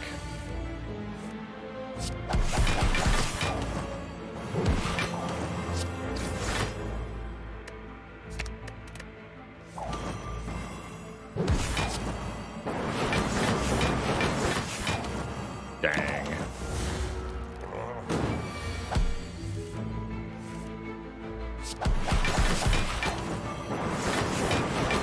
Teutonic Knight, thank you so much for 11 months of support. Ashdown, there's card draw, although only when we enter Wrath, which is like one time, and then we just stay in Wrath. Last chance at crush joints? Crush joints I could get behind. Yeah, we still need more damage. Crush joints is going to scale our damage by another 50%, which is going to help quite a bit, I think. This enemy could be a bit of a problem for us. Please don't curse me.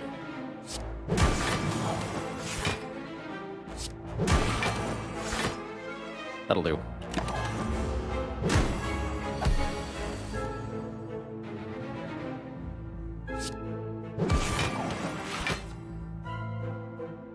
Okay. What else you got in there?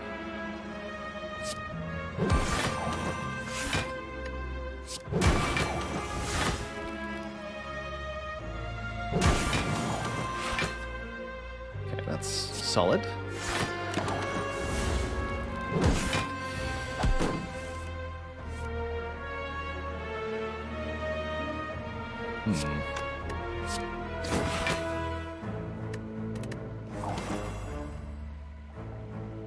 Don't want to enter Wrath here. Good. Thank you for not making me.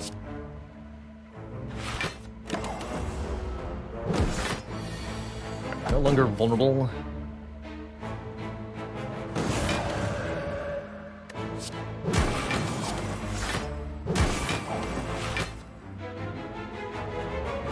Please do something different than that. Perfect. I can block that. Just by entering Calm with Vigilance. So let's go Deviform Vigilance here. And then we're set up.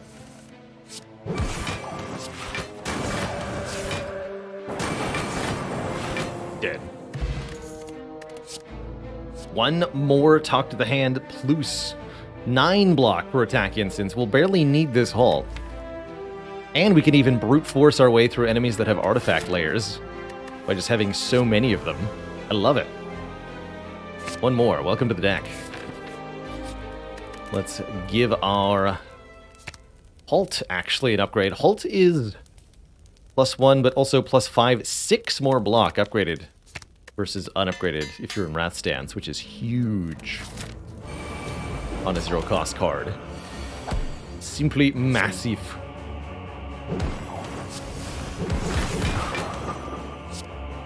Prepare the bunketing.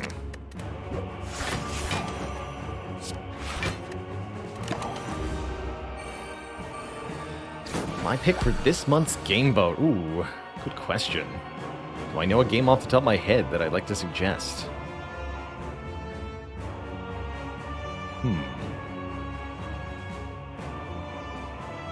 How about FTL Multiverse Edition?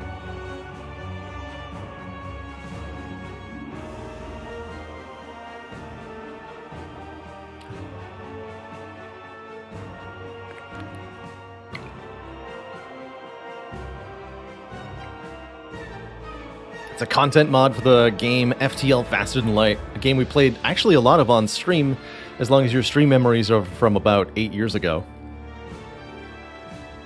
Has it been that long? Not 8 years. 5, 6? Long time. Just making up numbers now. Hello, nerdbirds. Talk. Oh, we have Nunchaku now? Perfect.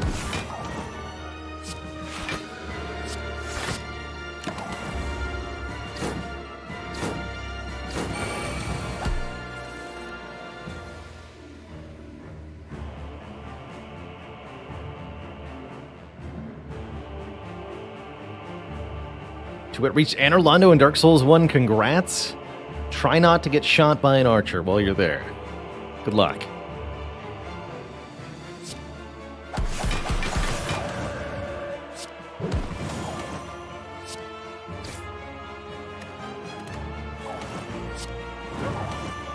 Call.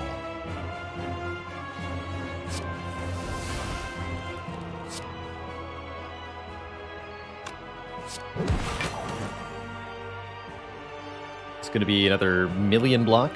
Incoming damage is how much? I'm just going to draw one more card. 48 plus 22 is an even 70. So we're very close, actually.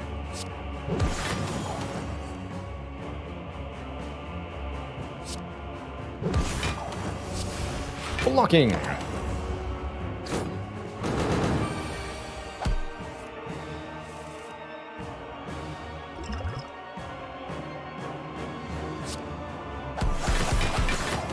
Can we ever keep this cultist alive? Ethical?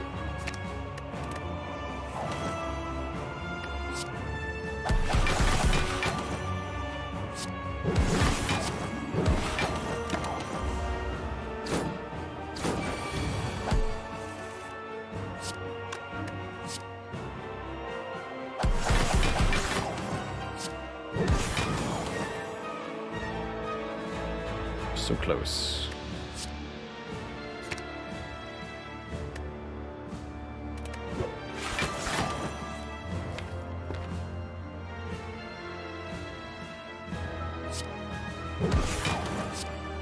This way.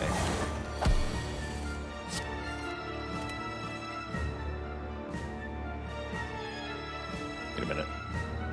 Made a terrible mistake.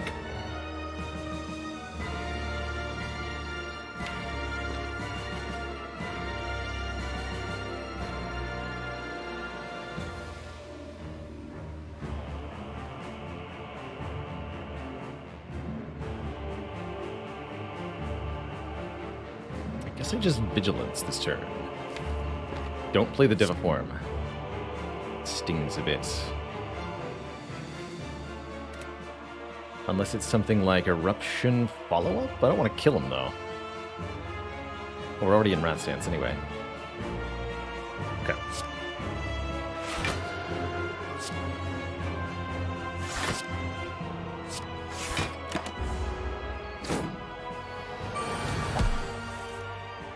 I'll save you, dear friend. I also have no Tuck to the Hands anymore.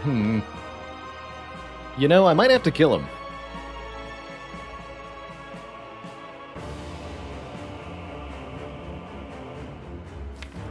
Going to be very honest.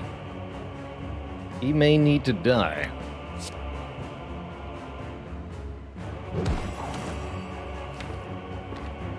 So shall the Spire.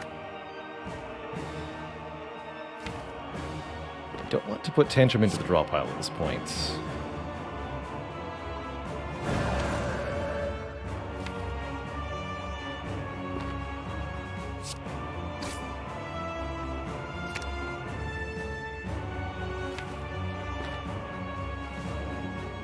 Discard the Just Lucky so I draw the Insight? Yeah. Okay. Yeah, unfortunately this guy's got to die now. Sorry, bud.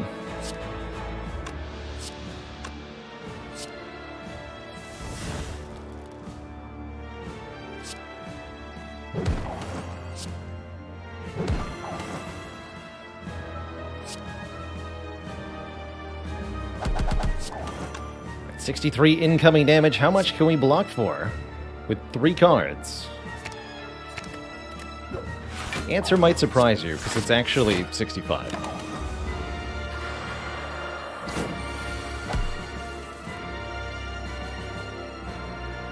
Easy.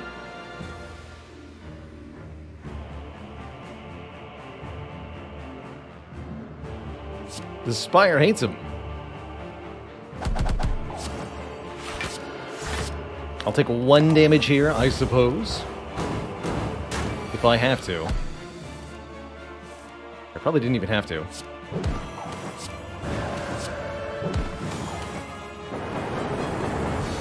GG. Alright, 1 boss down. Who's next? It's the Slug. The Slug Bug.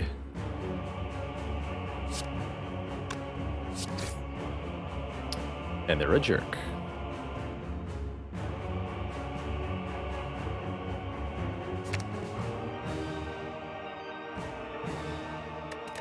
Put the Rector on for the moment. Apply weakness. Take another turn.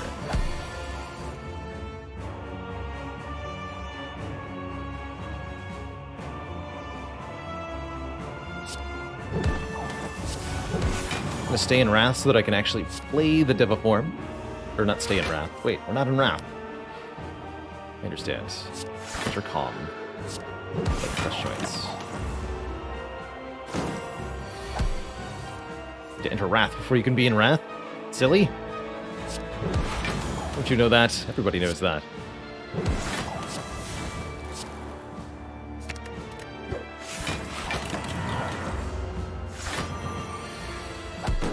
Might keep one talk to the hand for the second phase of this fight. 51? Ooh, that looks tough.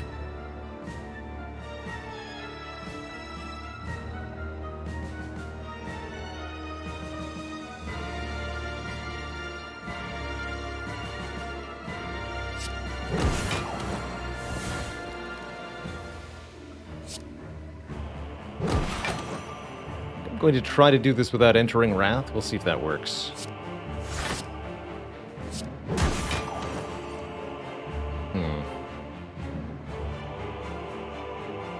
Yeah, that feels right.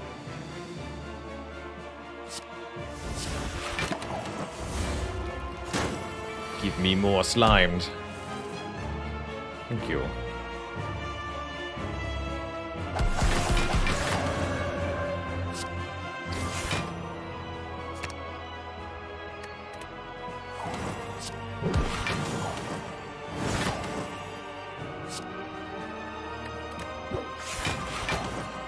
Next turn, we'll bring Time Eater below half HP with Ragnarok.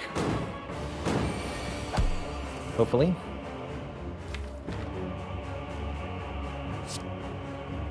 Actually, we might hold on to that.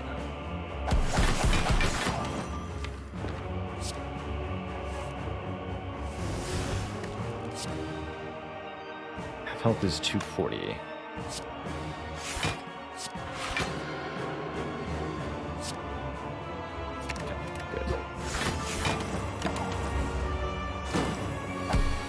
Now's our time to go. Can't apply Crush Joints, though. Oh well.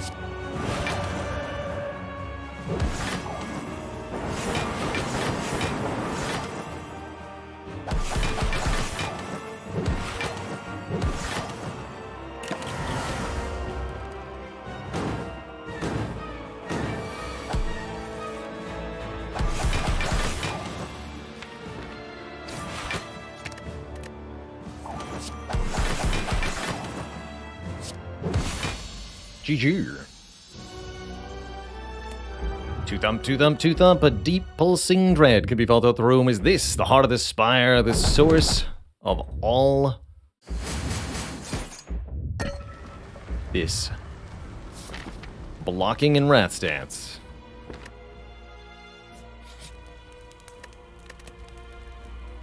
Is it finally time to upgrade Bowling Bash? Now let's upgrade the other follow-up. Could also rest for effectively 2 HP, since Blood Vial will heal us 2 at the start of the next fight. I don't think that's worth it either. Could take another Just Lucky. Could remove a starter card. We could buy the Hand Drill. How'd we get 3 Talk to the Hands, 1 at a time?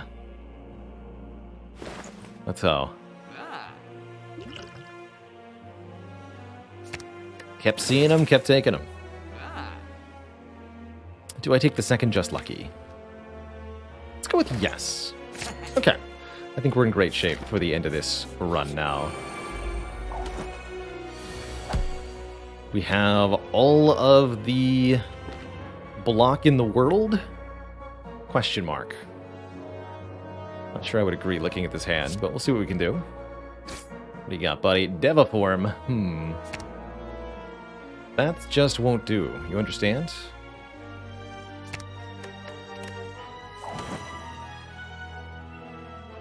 This will not do.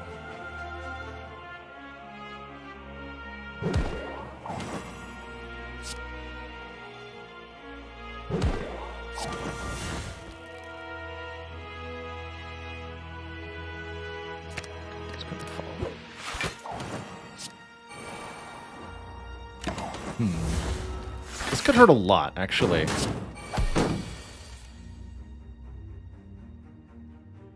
Unless...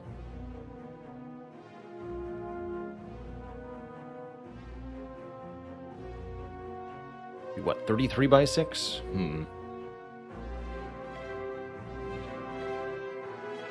contemplating trying to use both potions here for a Mega Ragnarok, but I don't know that it would be enough. We get one card off the top with the ink bottle, whatever it might be. If we're really lucky, it's Vault.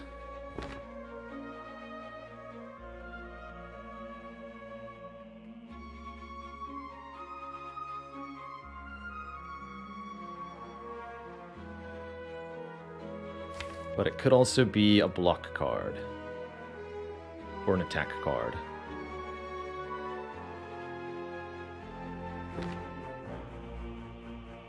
I agree that this fight is a lot scarier than Hearts. Don't we play Vigilance anyway? Yes, but we can get more block from it if we play it after the attacks because of the duality. So it is a couple hit points difference to play the Vigilance first, and that could be important.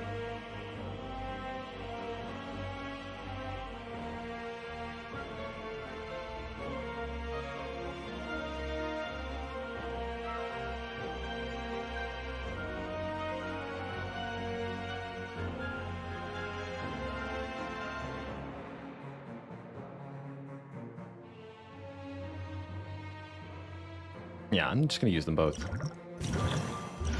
Want the bonus damage on the tuck to the hands. Crush joints. Oh! Oh no. Order, I guess. That's funny.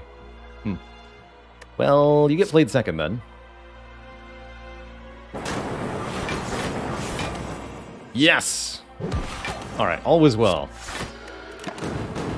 Both potions was an extremely good investment there.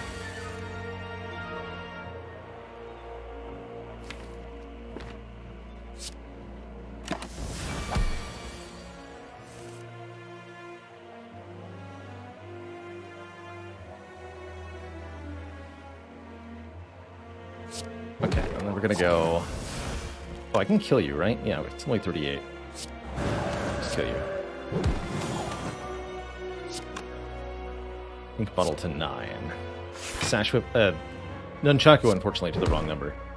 But ink bottle's on the good number. We get more energy with Happy Flower. We get a Fear Potion. We get Hopper to 3rd Just Lucky. I'll take a 3rd Just Lucky. It's Hourglass, not 3 per turn on the stats because of Vault. It's also not 3 on, per turn because of multiple enemies. So if you encounter a situation where there's more than one foe, Hourglass is going to be more than 3 damage.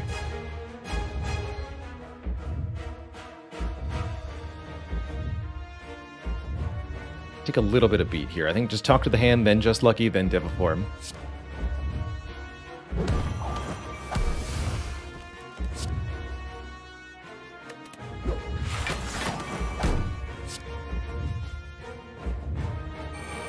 Alright, energy generation online here. Can we make it all work? A lot of statuses in the draw pile, a very big attack headed our way right now. But I like our odds currently. Let's start with Just Lucky. Sash Whip's on top, good. We can apply Weaken at the crucialist, the most crucial of moments. I think this is also a good time for Vulnerable then. Although Boot is matter, like, yeah, I guess it doesn't matter that much, but it will matter for the other attacks. Let's do it.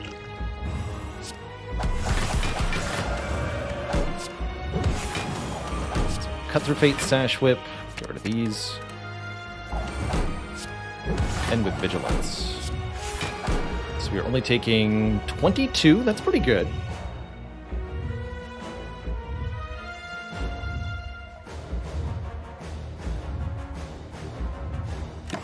Pretty good.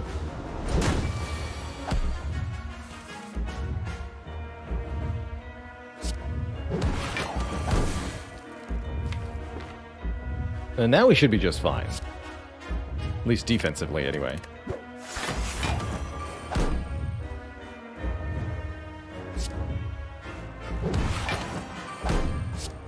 Let's keep on going. We'll accept just a little bit more damage here. Keep these cards in hand. Definitely don't want to lose the halts.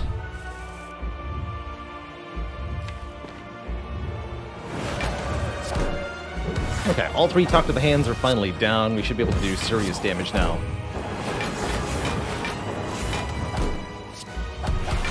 example. Capping the heart on that turn and blocking for 100 is a pretty good sign.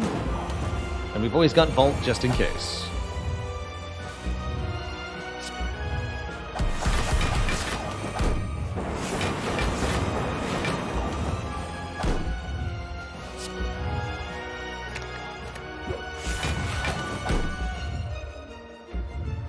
Not that I need it.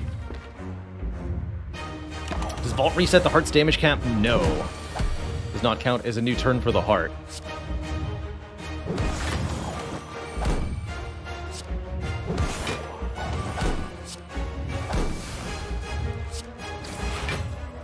I can play a lot of cards and then enter calm here.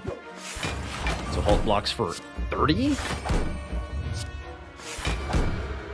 And then we're there. Very, very convincingly destroyed Heartfight. GG. So long, farewell, and nice try, Mr. Hart. But today was not your day. GG.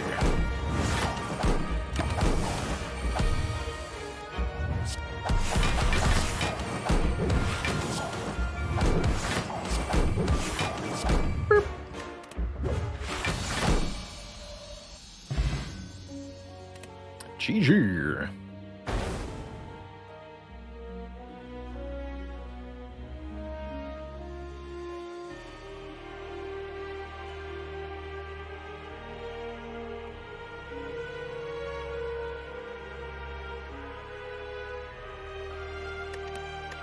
Very good redeeming run for the Watcher. Love to see an empty cage start on her, especially.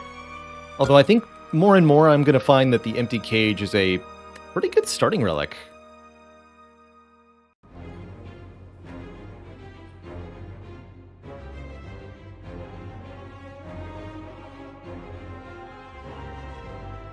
Argender, thank you so much for 2 months of keeping it cozy. Has it been done? The Spire sleeps, and so shall I. And a dad joke for the crowd, courtesy of Pinner. You know, I used to have a job working at a needle factory, but I was unable to stick with it.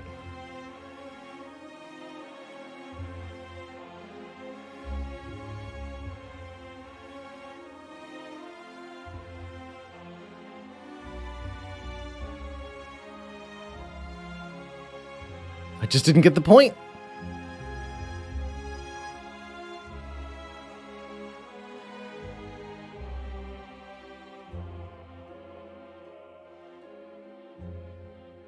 Zutha says, what would the transforms have to be on Watcher in order for Transform 2 to be worse than Remove 2? There's definitely a lot, like 2... We can go really, really low roll. There's plenty of things that I think would be worse. But probably your worst would be double collect or double signature move. I think double signature move is good, actually. Double conjure blade would be pretty bad. Double master reality.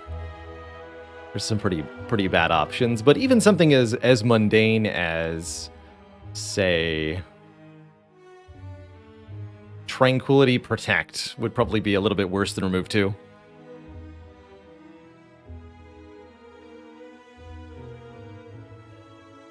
Although those are retaining skills, so they're not as bad. The worst are skills that don't do a whole lot, and you have to draw through multiple times.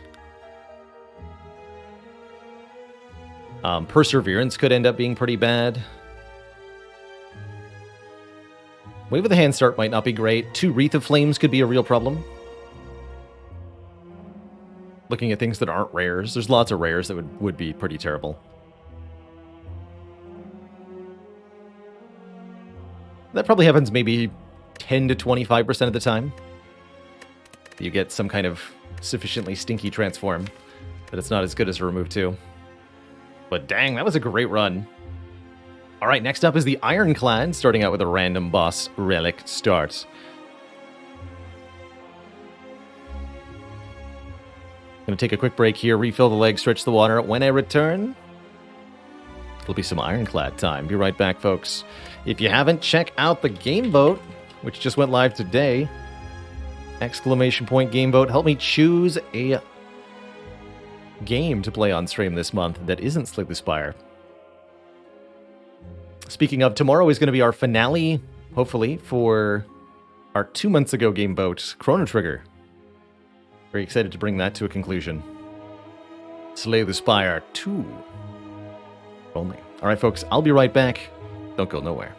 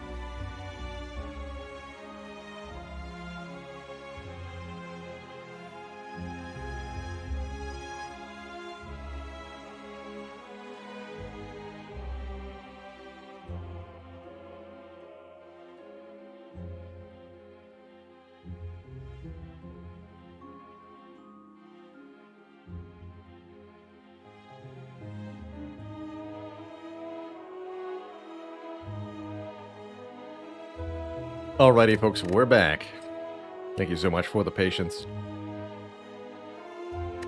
There was a sandwich awaiting me when I exited the room, so it took a couple minutes to nom that, and it was so good.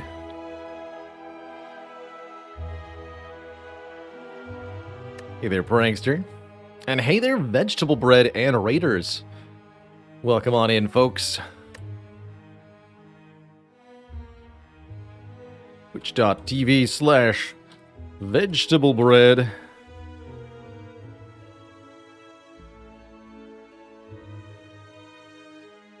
Wonderful, wonderful little cozy stream. Veggie Bread plays some Spire and as well as a few other games on his stream. Very analytical.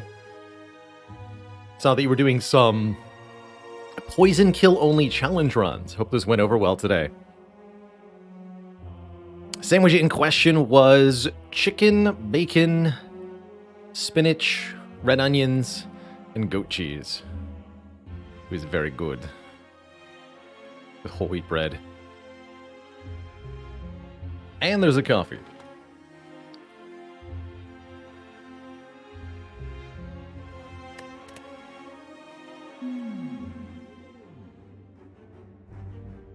Hey! An empty cage Mark II. Fighting Slime Boss makes an empty cage a little awkward.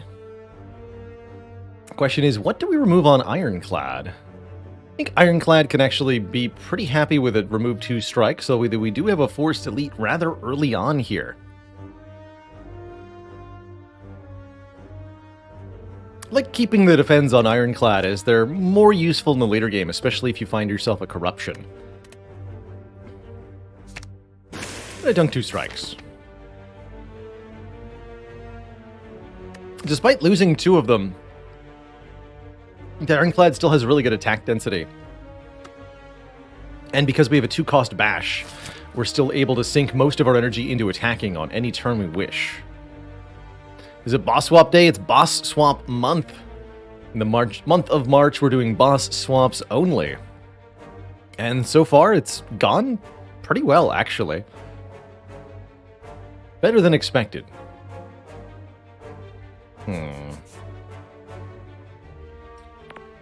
So this will be our orange challenge path. Here. This is also a bit of a challenge path. Say this one's more red.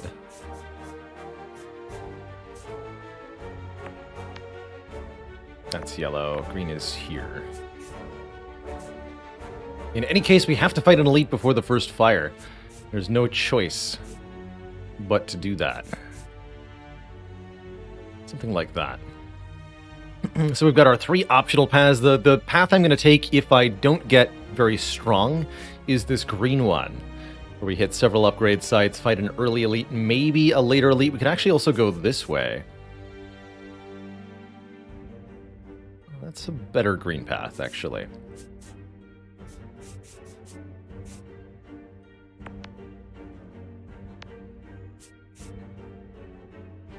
So we'll look at the first 3 combats. If I'm really strong, we'll head to this shop and fight these 2 elites. Maybe the Burning Elite and get several upgrades. If we're not that strong, we'll try to get 1 more card reward, fight this elite, and then stock up after the shop. If we're feeling really strong, we'll go many elites up the left path, perhaps. Well, these are about equivalent, actually.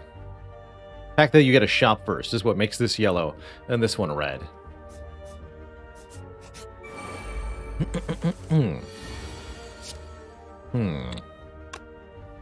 Take 2? Yeah, it's gotta be correct. Since I'm drawing almost exclusively attacks next turn, need to make sure I can kill one of them at least. Guess I'll do it this way. Just block this turn.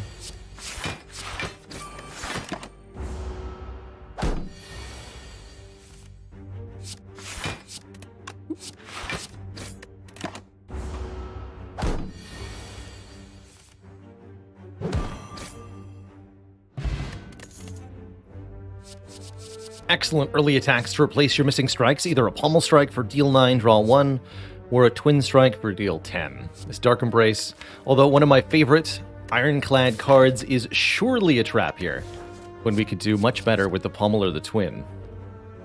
I think personally I'll take the pommel strike. Pommel strike in a deck this small is really good damage density and really good consistency for us. Uh-oh. Just block 3 times. I'll do it.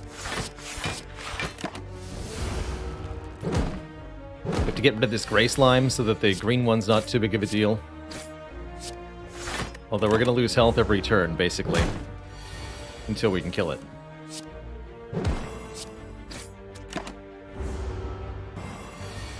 Which is actually just... no, I won't be able to kill it this turn, huh? We can go... Oh, yeah. Never mind. I totally can. Dupe Pot's great. What about a Perfected Strike? What about a Perfected Strike?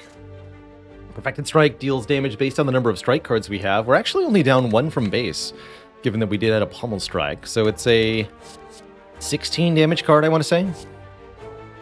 6 plus... Yes, 5 strikes, including itself. So 16 damage for 2 energy. That's not too bad. If we needed some area damage, we could take Combust here. Combust's a rather interesting option. 5 damage per turn to all enemies, upgrades to 7 damage per turn to all enemies. Very notably a good way to get through the slime boss fight. Sure, we don't heal at the end of fights, but 1 per turn is really not that bad. And I think with it we'll find that it ultimately doesn't cost us that much. Hey there, Janice. Glad that Watcher tutorial helped you out. In the over-explained style for Watcher. Now that I'm a bit more used to the map mod, I'll be able to use that in our next videos too. Which I think will help quite a bit.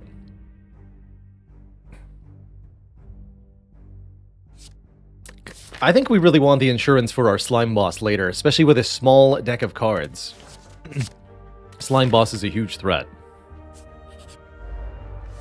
And yes, Combust will likely save more health than it costs us, although we may need to be willing to play it in certain situations that you might normally bulk at, such as against Cultists, although with these draws I don't have to. Or do I? No, I don't. Get a fire potion? Okay, actually, we ultimately found enough resource. I think we can go red path here.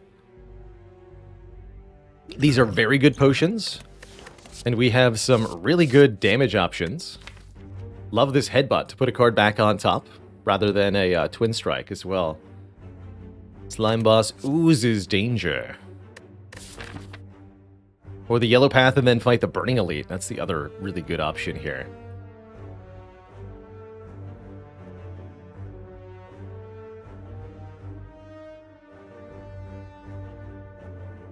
Miss out on 2 rest sites going for the Burning Elite.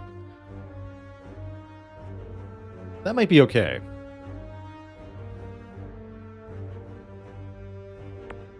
Mark you in red. Choices, choices.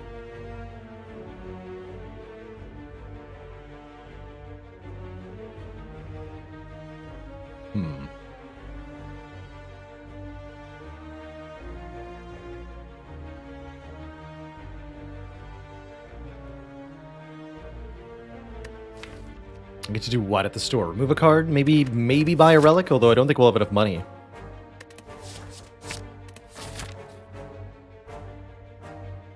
Well, I know I'm not going green, so let's go here.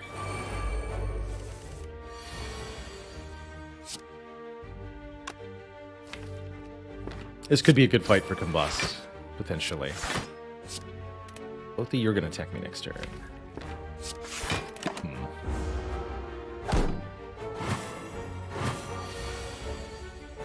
Right.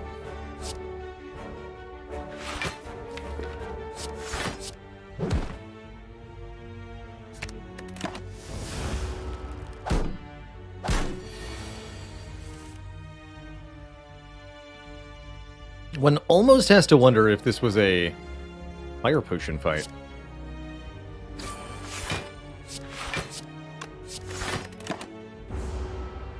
Almost.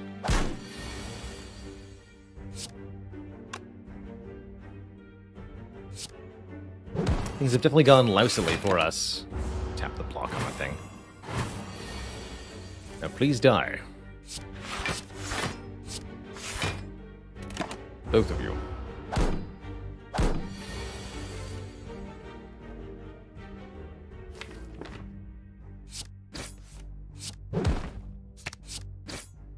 There we go. Ooh, Inflame versus Shockwave versus True Grit. All pretty good options here. I think I personally like the Inflame the most. Bonus strength for bonus damage to help us kill elites pretty easily. Although additional turns of Weak and Vuln are pretty good. Not so bad, Andy. Thank you so much for almost a full year of slaying spires and obliterating obelisks. Busting buildings. Caterwauling castles. Wait, what?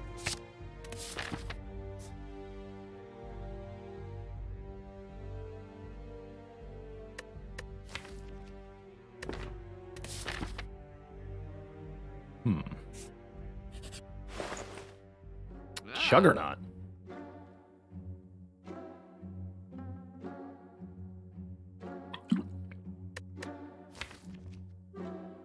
This does not feel to me like a Juggernaut.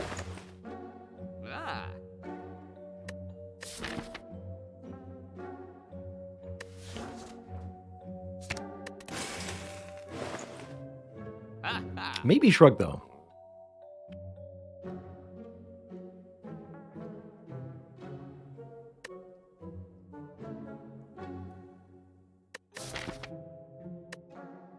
Maybe Shrug. Helps in 2 out of 3 elites. Alright. And the first elite is Gremlinob. Draw Shrug. Didn't really matter on turn 1. This is definitely a fight where we play the Combust. This will ultimately be 15 damage and 3 health over the first 3 turns, dramatically improving our odds of killing Gremlinob by turn 3. Could have even maybe thought about duplication potioning the Combust there. I think our best line is Inflame Bash, and then we really take advantage of the vulnerable next turn. Maybe able to finish with the Fire Potion, hopefully. And if we can get through this fight with only 10 or 11 health lost, that'd be great. We do 16, 16, 12. Plus 20, that should definitely kill. Beautiful. See you later, Knob. We even get our potion back immediately, as well as a Whetstone, upgrading 2 of our attack cards. And potentially a Reaper, healing us, equal to the damage dealt. We already have a source of strength. It's a way to sustain the Combust. And it might even be upgraded by the Whetstone. Although the Reaper upgrade is only 1 damage. It really doesn't seem like it's that much, given that the damage is also healing. This is 1 health per enemy on the Reaper upgrade, which is definitely substantial. Can help with rounding, too. But what about Battle Trance? B-Trance is pretty good here. Was a card draw, especially with Headbutt. We really have not a whole lot to draw into yet. I really like what this Reaper can do for our sustain. I'm going to take it. And it is going to get upgraded. And I'm actually pretty happy with that.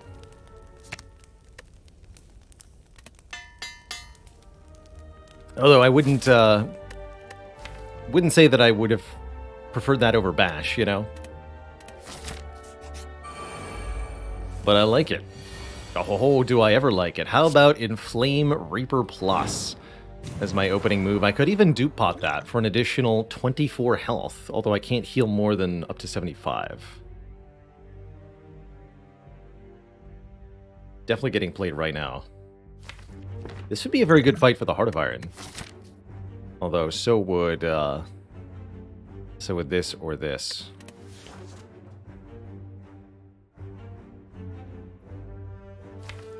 think I'll use it here. Should expend our resources so that we may become very strong very quickly.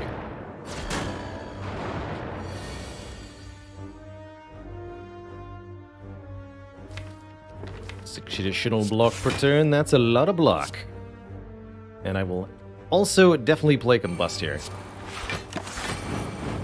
As that'll do 15 damage total per turn, which is way too much to ignore.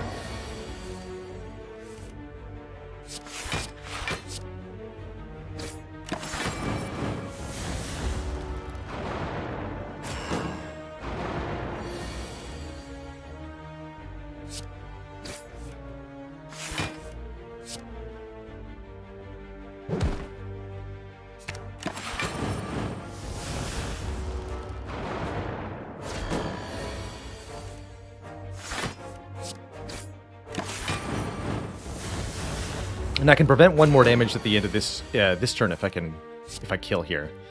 So if I end turn, I take 1 damage. If I play strike, I don't take 1 damage. Gurya is here, allowing us to gain strength at rest sites up to 3 times. Well, that's very, very good with Reaper, I have to say.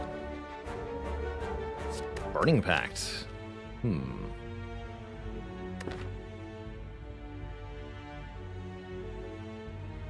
Yeah, it honestly makes it worth considering now avoiding the Burning Elites so that we can get our lifting done.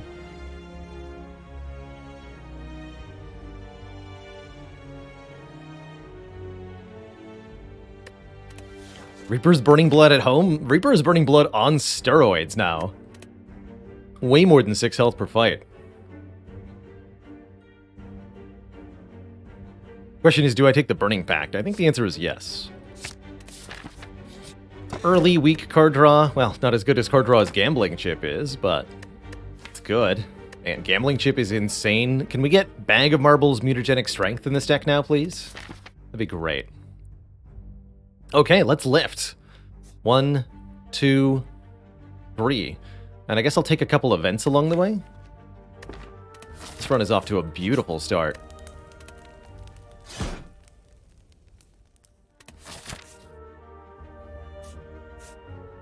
I don't think it matters. Free money. Why, thanks. Don't mind if I do, actually.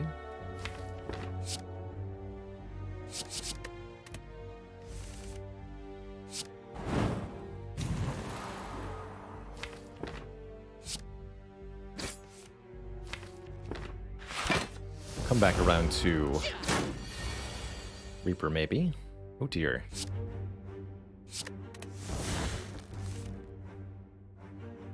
Playing Bash is pointless since I won't be able to attack next turn.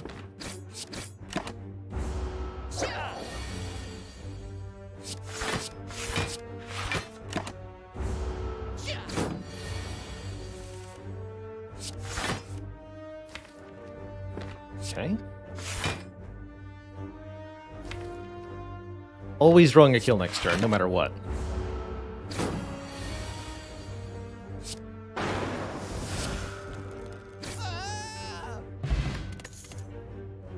Anger is the perfect complement here. It's a thing to draw with the Pommel Strike and the Burning Pact.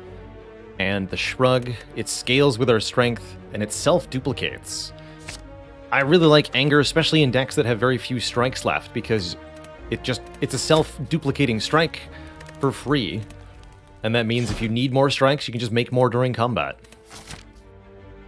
Beautiful. I'll take an event over a combat here, I think. Which gets us a card remove, which I will happily take. And we will lose, yes, a strike. No such thing as too few strikes when you have an Anger.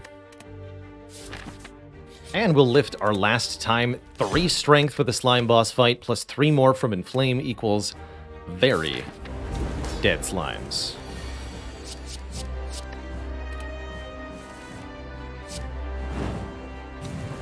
Bonk.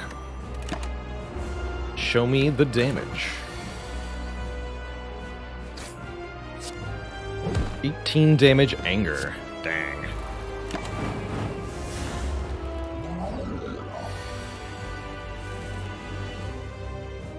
A little awkward here. We don't exactly have a good split. 71. We do prevent this attack, so I can play 2 slimes. But there's not that many slimed in the draw pile. And we do have Combust in play. So I'm not as worried here. Perfect.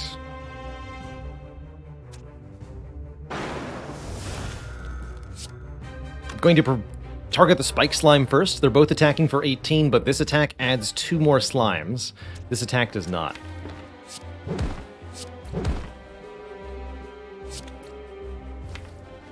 Do I want to draw those cards? No, I just want to play the slimes.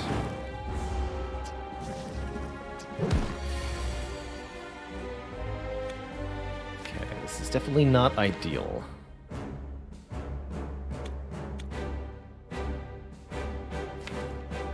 We need them to die. Kind of immediately. As the longer this fight goes on, the more damage I'm going to take.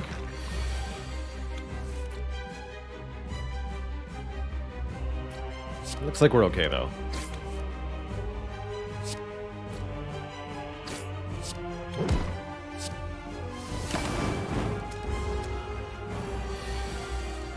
Yeah, we're fine. Get him, Anger.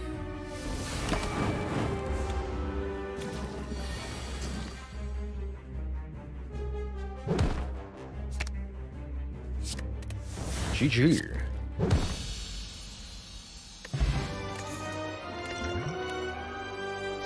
There's a corruption for us. Corruption says all your skills are free whenever you play a skill, exhaust them. Love corruption here. Because it lets us remove the defends by just playing them. And then it's like we have no strikes or defends. We just have card draw, strength, and angers. Double tap could be pretty good as well, letting us duplicate the Reaper, duplicate Bash, duplicate Anger. Whereas Juggernaut, I think, is the weakest one out here. But I'm taking a corruption here, being able to get rid of all the cards. That's just what happened last run, and it was beautiful. Ooh.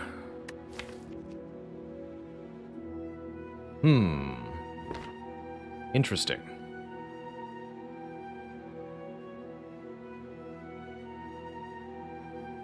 Three choices before us. Choice 1, the Velvet Joker. Extra energy every turn, but less than 6 cards. No more than 6 cards per turn. Hard cap. Definitely awkward with corruption. Slaver's Color. During boss elite fights, gain an energy at the start of our turn. More energy during the hard fights. That's not bad. Definitely usable. Or the Runic Cube. But whenever we lose health, draw 1. That doesn't work the way that we want it to with Combust, because Combust happens at the end of the turn, but otherwise drawing more cards is definitely something this deck wants, thanks to Corruption and Anger. And there's lots of ways the deck could incorporate self-damage or similar things to be very powerful. Plus, anytime we take damage from enemies, the Runic Cube will draw us cards, and that can allow us to intentionally short ourselves block by a little bit in order to draw more cards, and then heal it back with the Reaper.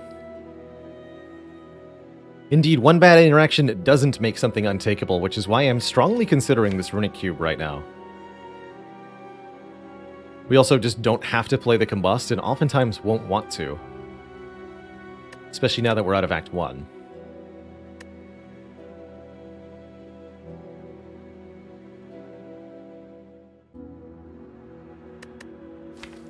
I don't really feel like we need the extra energy that much, although Bash Reaper on 4 energy would be pretty sweet. I'm hoping that we can find a Bloodletting to go with this Runic Cube.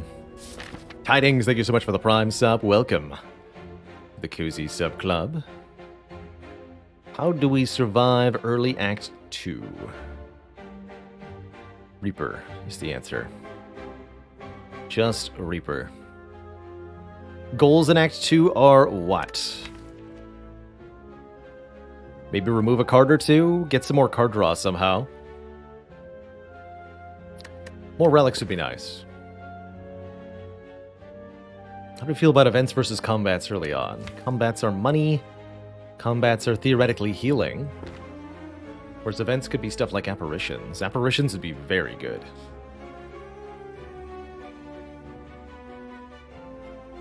Apparitions would be obscene, actually. Let's look at a couple events early on, then. Start here. I'm not going to commit to this far left, although it's not a bad path. 2 early rest sites, late elites.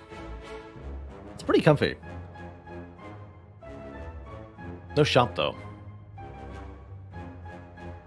Though we don't need a shop for quite a while, actually.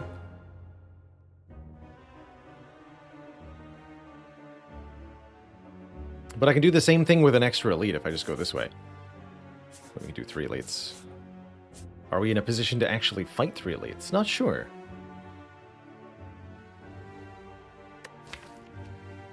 With Snecko Oil? I think so. Snecko Oil is very good with corruption. That much I can tell you for sure.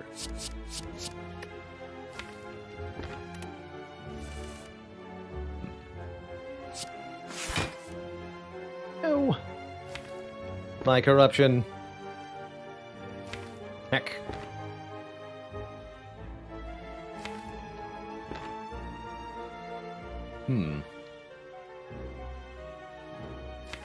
Unsure what to do about that draw, actually.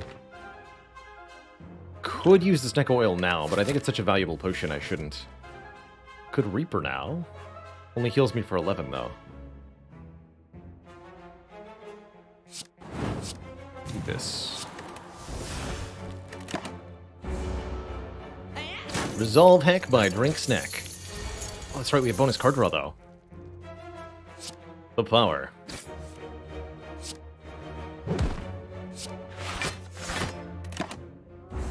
You get him, Runic Cube.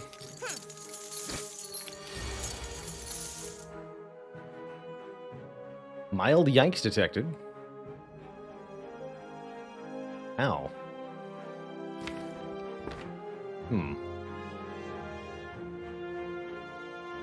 He went for the 3rd round. Cannot say that I enjoy that.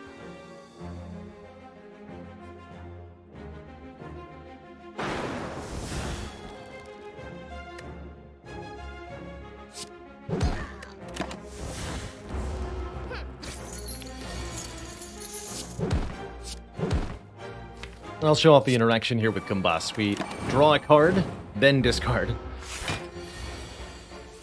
Kind of sad.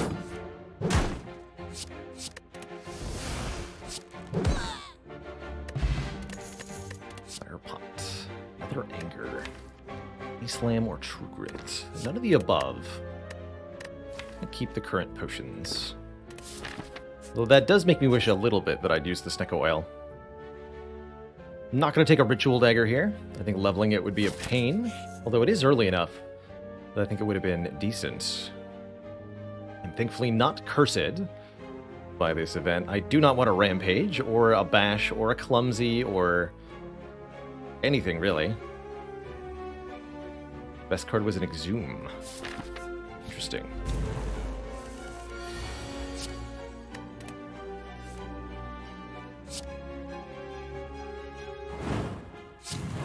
Does Combust activate Centennial Puzzle if it's the first damage you take in a fight? Yes. And it will have a similarly unpleasant interaction at that particular moment. That's an awkward draw next turn.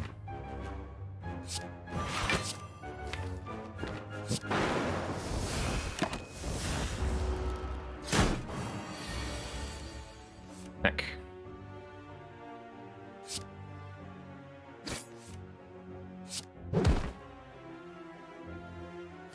Take 21, or try the potion. I'll try the potion.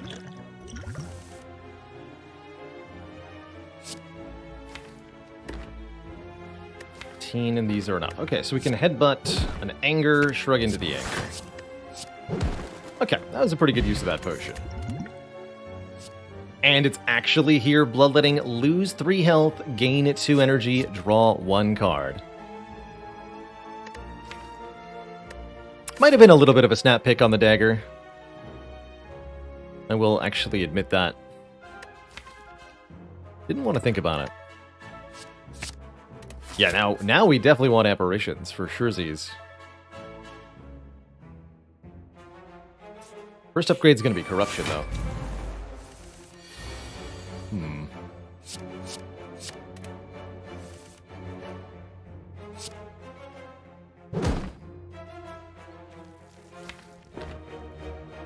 Do I want to kill this one first? Probably.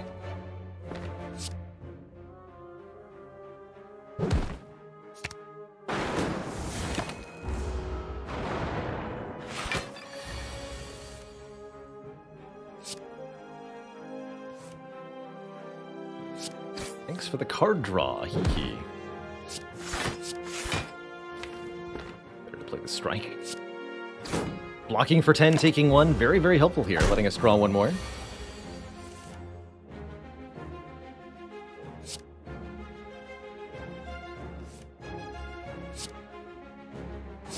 Playing corruption, good luck to us. Ouch. But my face, though.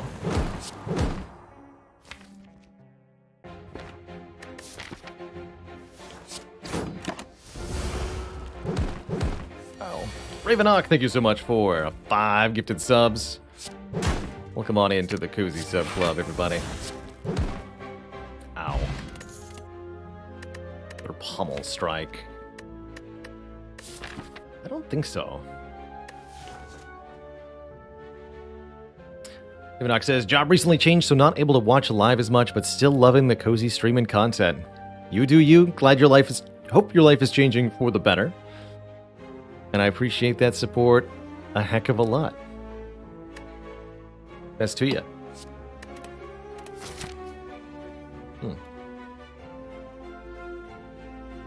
So, that was a painful encounter.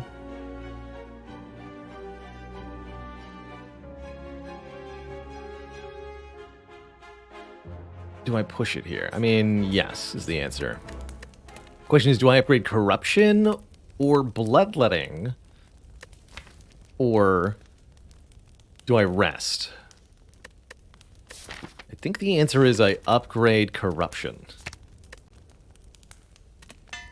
To make it easier to play, specifically if we draw into it. And then we try not to die to these guys, which I think involves this potion right now. Yeah, that feels right. Okay, and I love this play. We're gonna headbutt the bloodletting.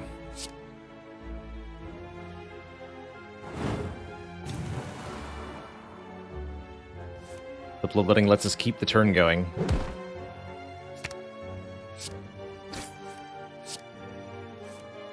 Here's Reaper. I could duplication potion the Reaper. Feels unnecessary. Let's just take our health and be gone. Build your own offering. With Blackjack and Hooker.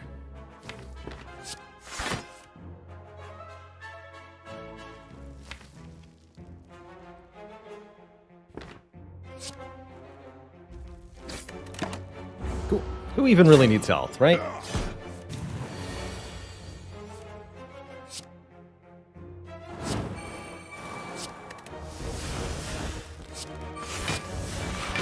I think I'll be putting this combust in play. We just need to get the fight over with as quickly as we can here to avoid too much damage taken.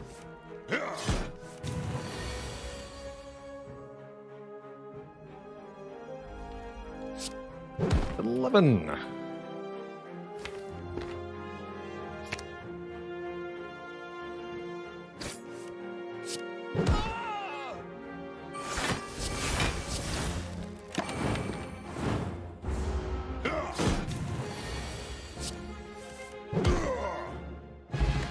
Wing boots! Oh my goodness. The game has changed. Wing boots allow us to fly around like a maniac.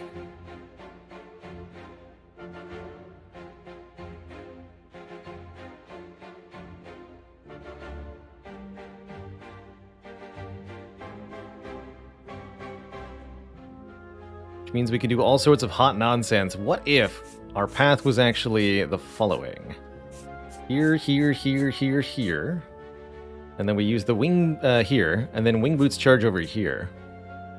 Like that. So we get 1, 2, 3 rest sites, 2 elites, and a shop in the next handful of floors, with only this one being out. We could jump 3 times, get an extra elite, use all 3 wing boots uses immediately, but I think it's better to keep 2 of them for Act 3. That way we get the burning elite easily in Act 3. Or I could do that. Spend 1 wing boots charge to make this into the burning elite. Although that might actually be really dangerous.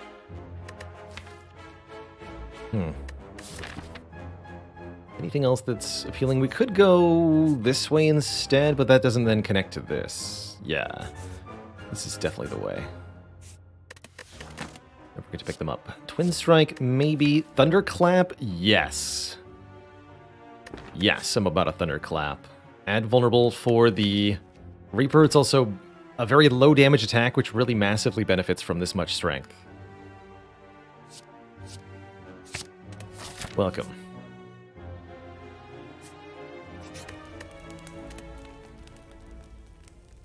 Things now to upgrade are the Pommel Strike, the Burning Pact, and the Bloodletting. I think I'm going to start with the Pommel Strike. 1 more damage, 1 more draw on a reusable card. Bottled Lightning lets us start with a skill in our opening hand. Bottled Bloodletting is kind of interesting. With the Gambling Chip, we could also bottle a card we don't want to draw on turn 1. That said, I think with the Gambling Chip, the value of bottling a card on turn 1 in general is quite small, and that's also doubly true for a deck that is small. So I'll take the Sapphire Key instead, and we'll maybe hopefully find the Bag of Preparation later, or some such. Now let's upgrade the Bloodletting. Make it 3 energy instead of 2. And our next upgrade should be the Burning Pact.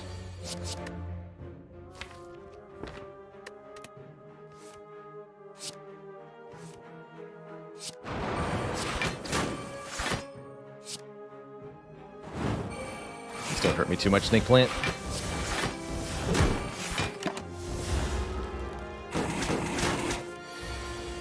Thanks.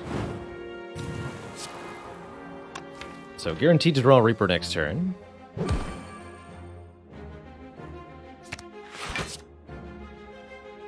Just get as much health as we can.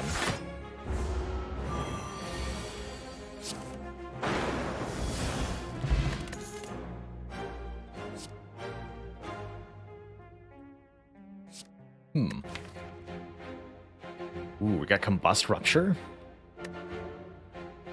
That's a lot of strength, though. Although the draw 1, discard 1 will be annoying. It's extra bonus if we get a Brutality, which we would take anyway.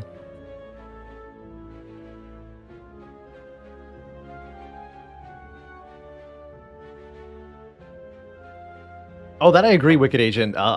A bottle with a Gambling Chip is a card that you only want to play some of the time on turn 1. Great for, say, Bottled Demon form. Discard it against Spikers. Play it immediately against bosses. Stuff like that. Or Exploders, or whatever, right? Battle Trance is also great. Which is why I'm having difficulty deciding here.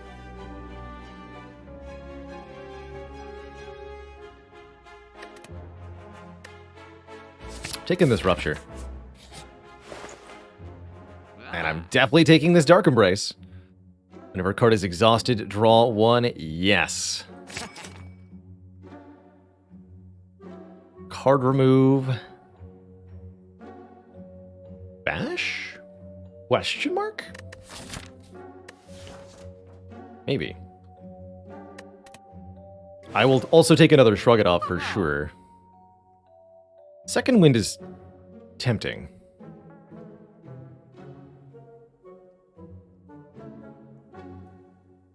I'm just gonna go Shrug, remove the Bash. Yeah. And no, we'll not do that. Greetings! I see that you are liking to stab me.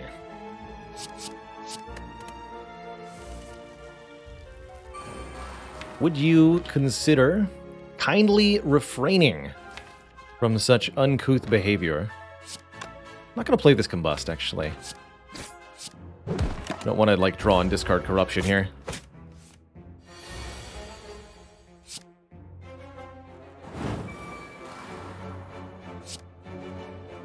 I suppose I'll play Rupture?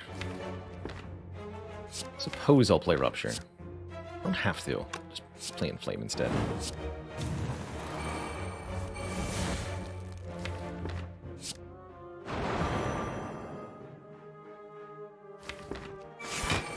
This should be the last turn where you have to block.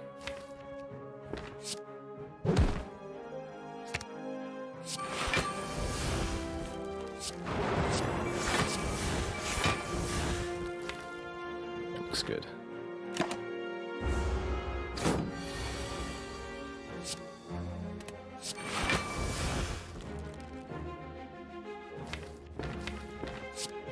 Anger.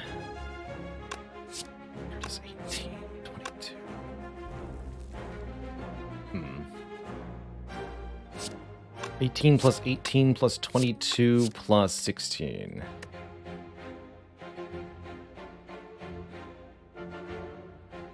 $74. That's not enough. So I should pot the Reaper. More healing and we win. Rather than losing. I like winning.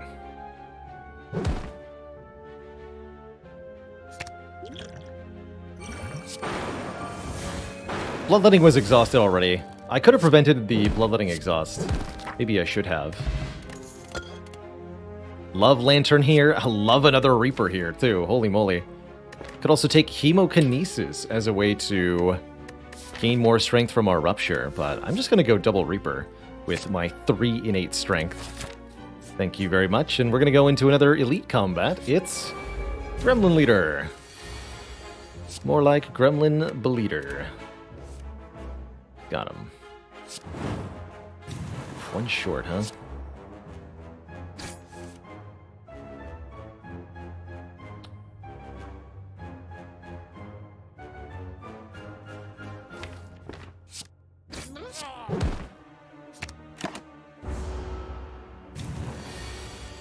Rude?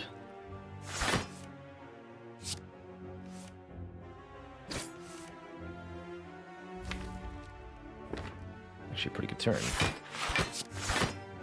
Take 10. We get set up really well next turn.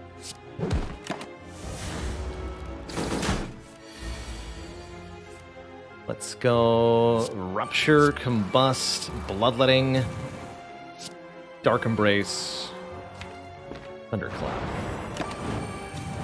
Oh, see you later, Corruption.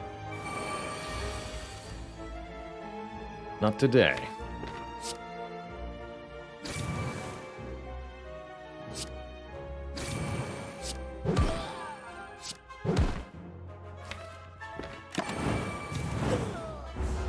Depending on whether we get attacked here or not. Oh dear. Let's say, could change things for us.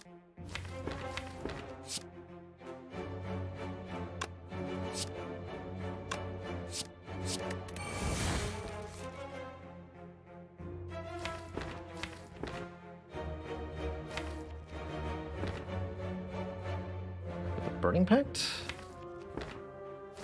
No, how about the Bloodletting?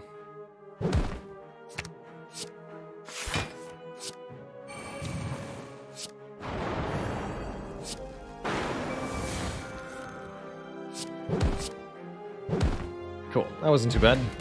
Mummified Hand is huge. Whenever we play a power card, a random card in our hand is free. We have 4 powers in this deck. And potentially more to come, such as this Berserk, if we want to try that. Hoping for Bloodletting. I'll skip the Berserk.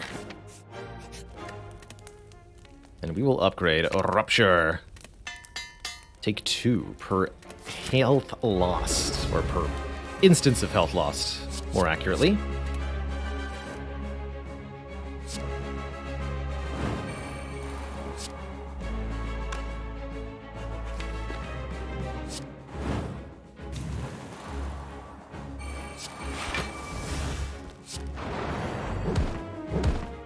That is a mighty fine start to this fight.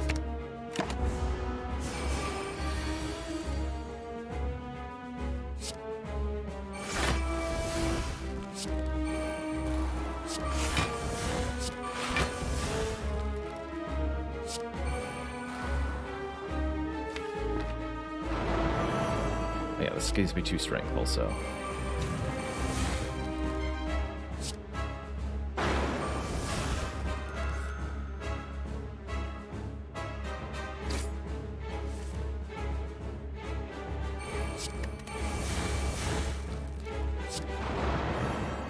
Oh.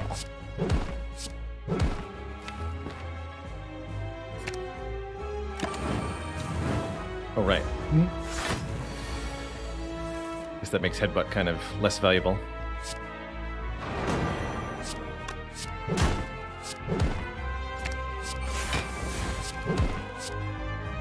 GG, Collector. GG. Is that a turn 3 kill with 12 strength? Yikes. Would anyone like a 3rd Reaper? Anyone? Anyone? Actually, how about a feed here?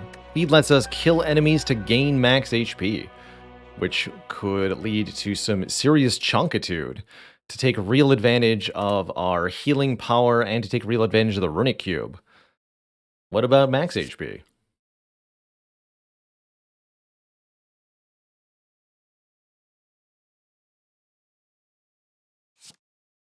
Give me.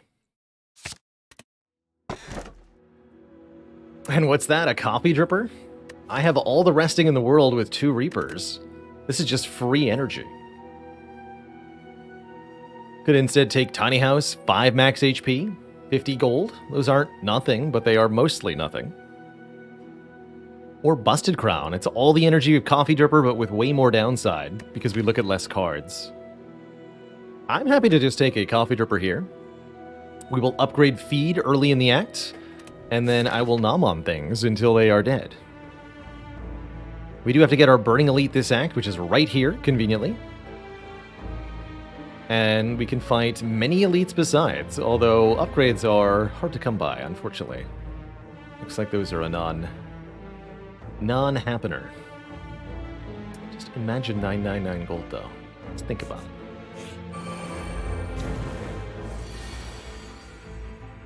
How about a dual wield? How about it? How about an all-power hands?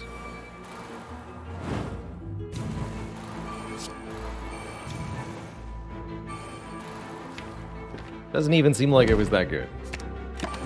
Oh yeah, that's also discarded. Ow.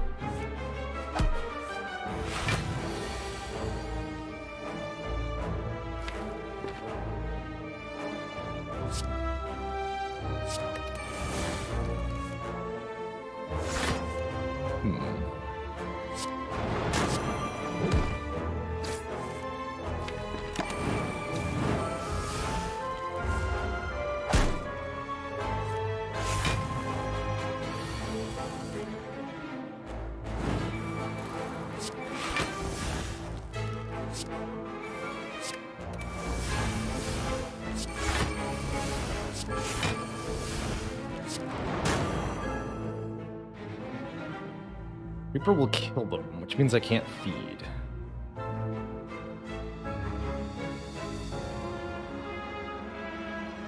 Okay, let's just kill one then.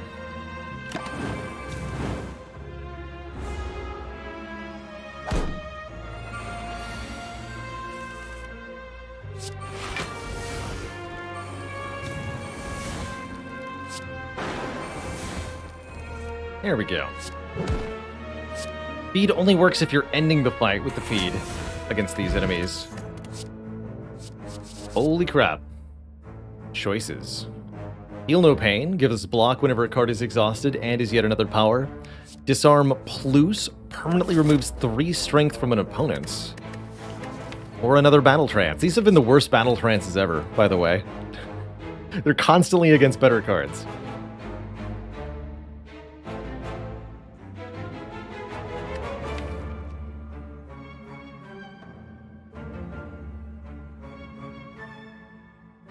Only really concerned about the Awakened one if I take Feel No Pain. Disarm solves that.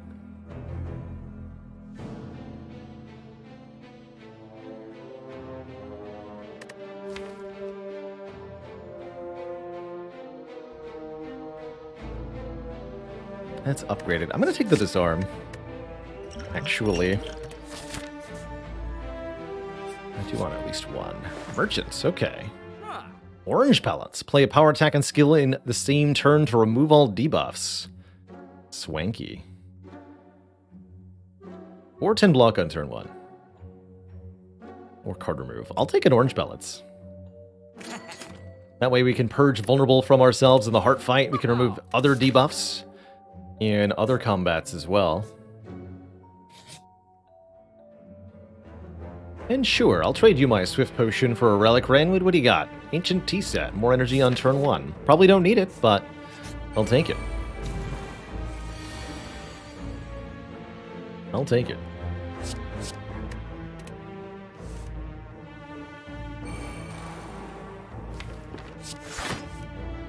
Oh, perfect.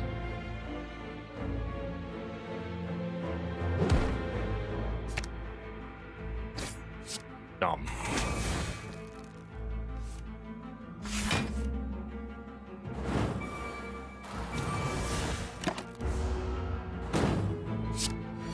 Corruption down.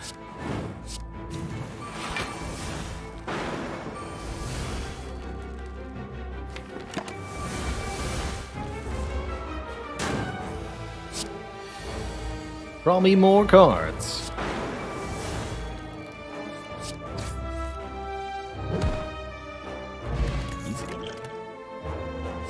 Body Slam is really good in any Dark Embrace Corruption kind of deck. Maybe a little redundant with Angers here. I don't think we necessarily need it, especially unupgraded. Wouldn't say that we need it. Professor KMB says, what are the best self-inflicted debuffs to remove with orange pellets? So let's go by character real quick. On Ironclad, it's vulnerable from Berserk or strength down from Flex. Flex is a big one there. On Silent, the dexterity you lose every turn from Wraith Form. On Defect, it's the focus down from either Hyper Beam, Reprogram, or Bias Cognition. Especially Bias Cognition. And then on Watcher, it's the energy down of Fasting. Those are all really, really good cards to get your hands on.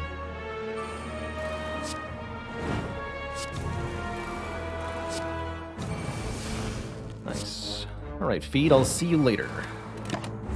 Excellent turn 1. Got all the important stuff in play. Oh yeah, and for the neutral cards, Panic Button is very, very good. You can also prevent or remove the no-draw effect of a couple cards, like Battle Trance and Bullet Time. Yes, you heard me. Bullet Time.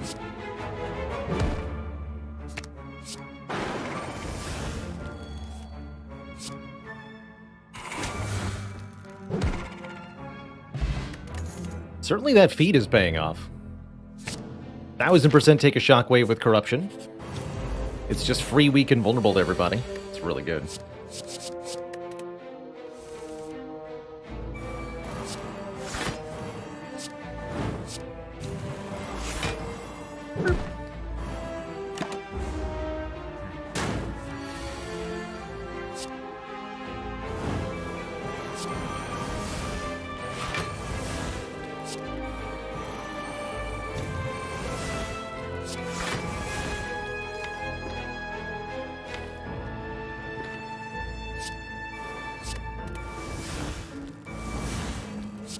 Every time you play a card, the giant head takes 10% more damage for the rest of the turn, so I'm trying to just have one really good turn here.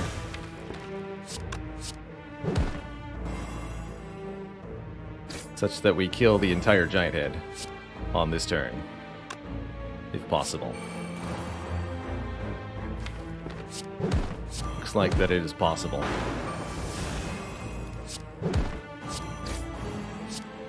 $81 damage feed. Dang.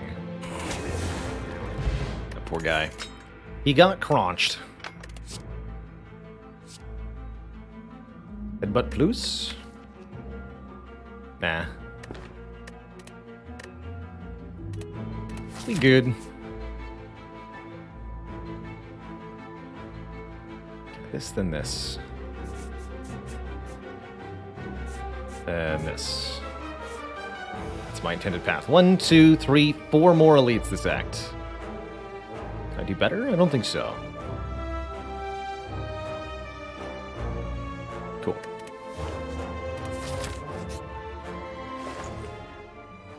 Oh. What about a dual wield? Allowing me to make a copy of a card in my hand, whether it be an attack or a power. Some pretty good options there. Shame about medical kit.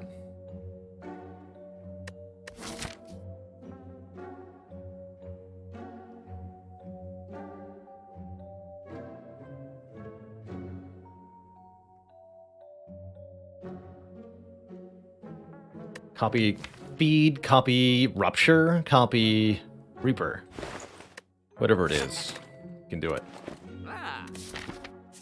You can also make copies of a card that has been made free by mummified hands. And they'll both be free.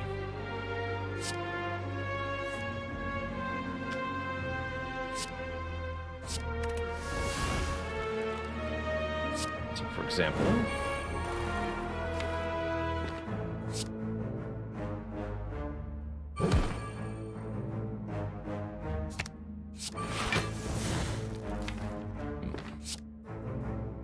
Just gonna dupe the Pummel Strike.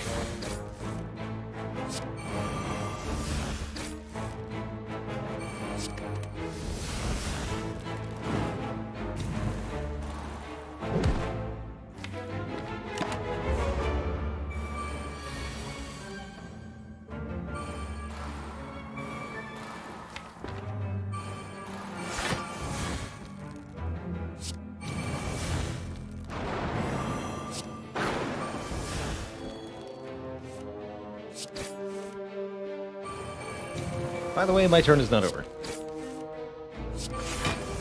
Lady.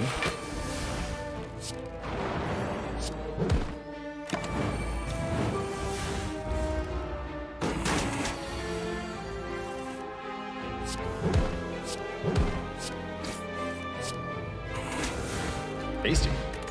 Get a Juzu bracelet preventing combats in question mark rooms, and we were just talking about this. Flex plus orange pellets. If we play Flex and a power and an attack in the same turn, we get 4 points of strength permanently for 0 energy. Love it. Orin Games, so good to see you. Thank you so much for 3+ years. And that generous tier 3 sub. Keep on keeping on, friend. Hey there, Chrono.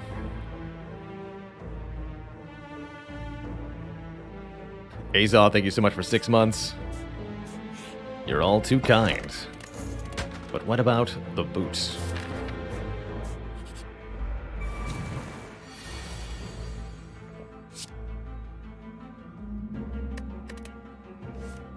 But what about the boot?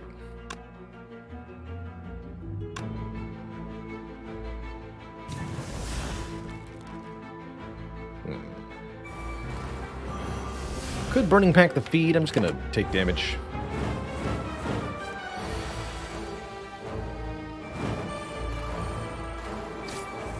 Get booted on, sir.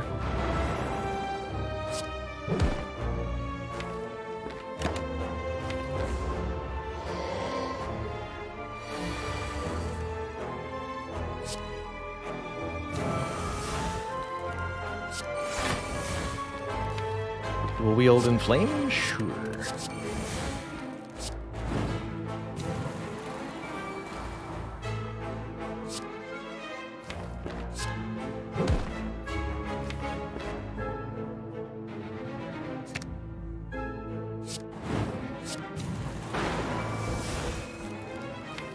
Get rid of that strike. Ouch. Infidel Zombie, thank you for 14 months of support.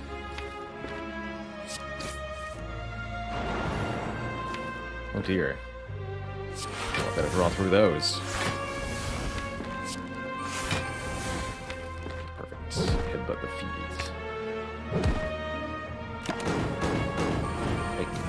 Ah!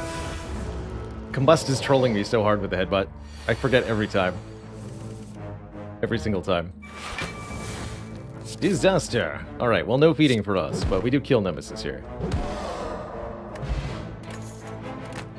Let's get a ceramic fish. Whenever we gain gold, whenever we add a card, gain 9 gold. And an exhume here to get a card back, which I particularly like with Disarm, but is just generally good with Corruption, Dark Embrace. As we can return a shrug, we can return anything. I'll take it. Oh, the map is automatically unpathing my thing because it doesn't know I have wing boots. How interesting. I have official feedback, finally, for OJB. Please consider wing boots. To send that along. Actually, I can take that right now.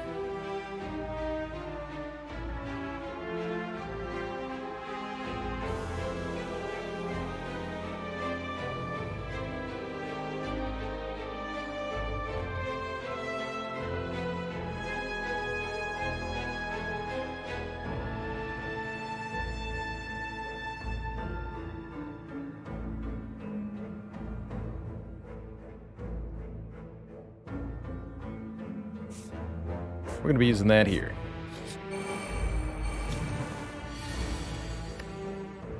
Flex. Power. Attack. Perfect. Don't know about this exhume, though.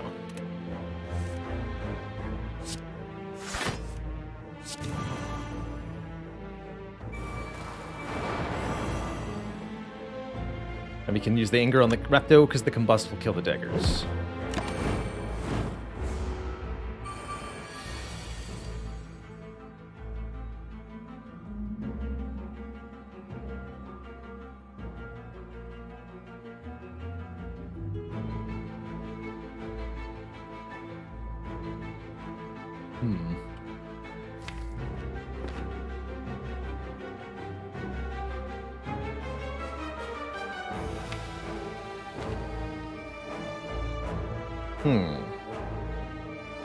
Not sure what to do.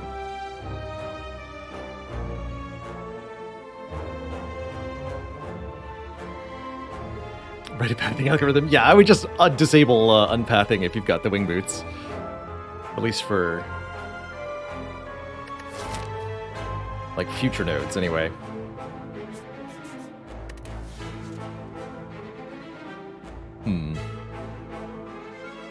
Considering dual-wielding the Rupture Plus here.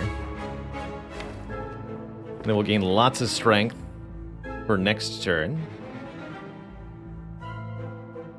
Could also play the Rupture, try to dual-wield whatever becomes free. What I'll do is play Pummel here. Yeah, I'm going to dual-wield the Rupture.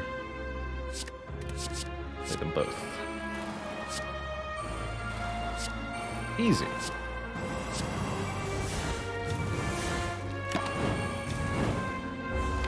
Perfect.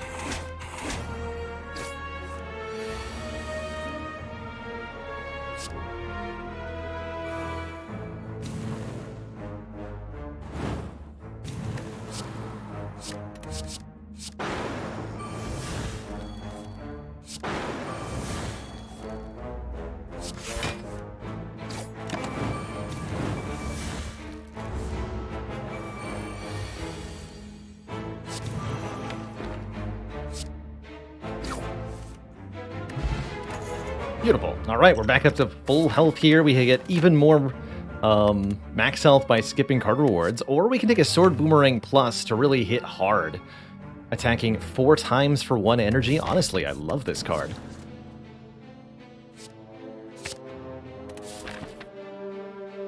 Why are we getting stronger? Because of the Rupture. Anytime we lose health from one of our cards, we gain 2 points of strength, which is mighty powerful at the moment. Grab our recall. Probably going to upgrade the dual wield next. No need for ancient pot with pellets. Don't want a dex potion. Last fight is a giant head. And he's going to be giant dead.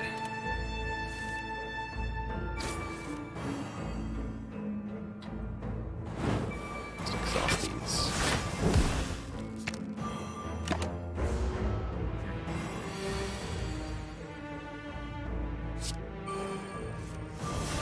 Nice.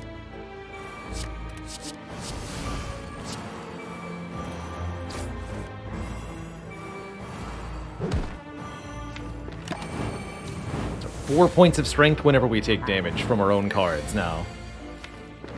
That's a lot of damage. Or, that's a lot of strength, rather.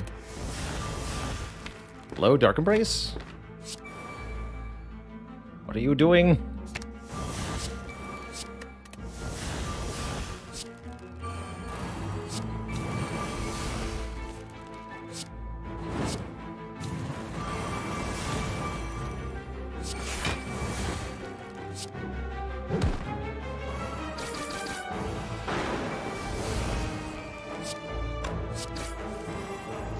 Pretty good turn.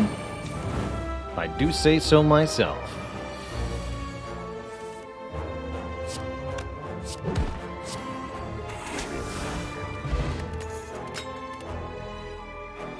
Another burning pack could help us go a little faster, maybe? Dual wield upgrade better than Dark Embrace upgrade? Yes, definitely. Burning, Unceasing Top, unlikely to be good. Maybe some plays with corruption. Take one more burning packs. Top is yet another way to mess up the headbutt, or a way to actually successfully use the headbutt.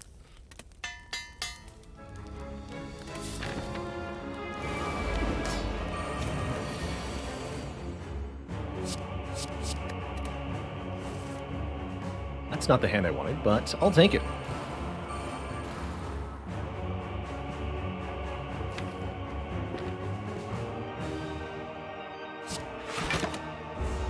Draw me some cards, Deca. Please and thank you.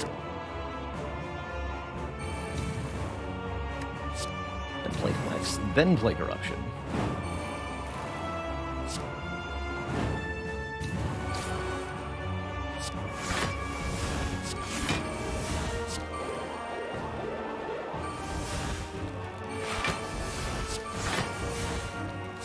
That's my strength gain.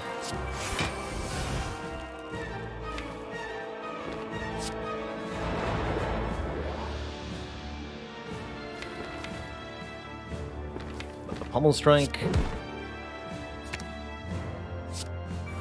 rid of burning packs. Exhume the boomerang?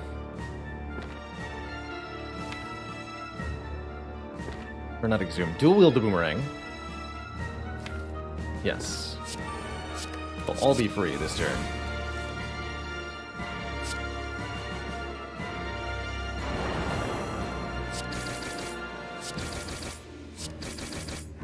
Dang.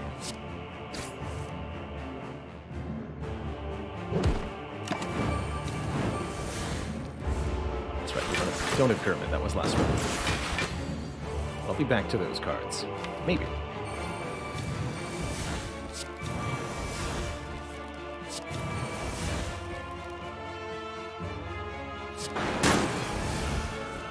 Here's feed. Nom. Get it back. Nom the other one. GG. Dang. What a hungry boy. Next up, the Slug. Where Slug's probably not going to have much better of a go at this. But we'll see what we can do.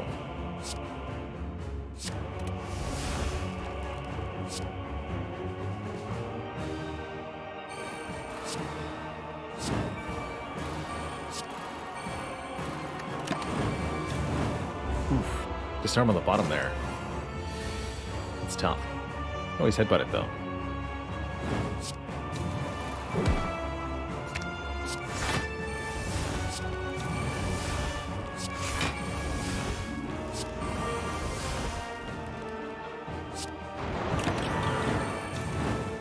Make me stronger.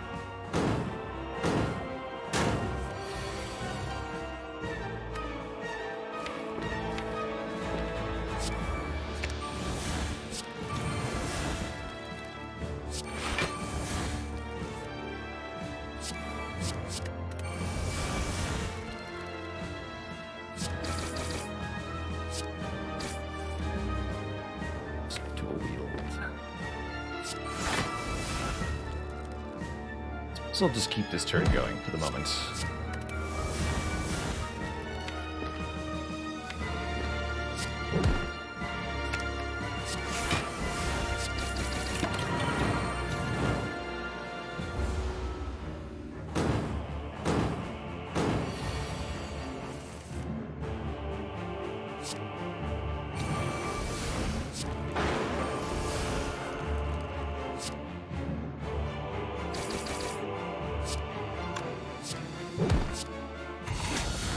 Delicious.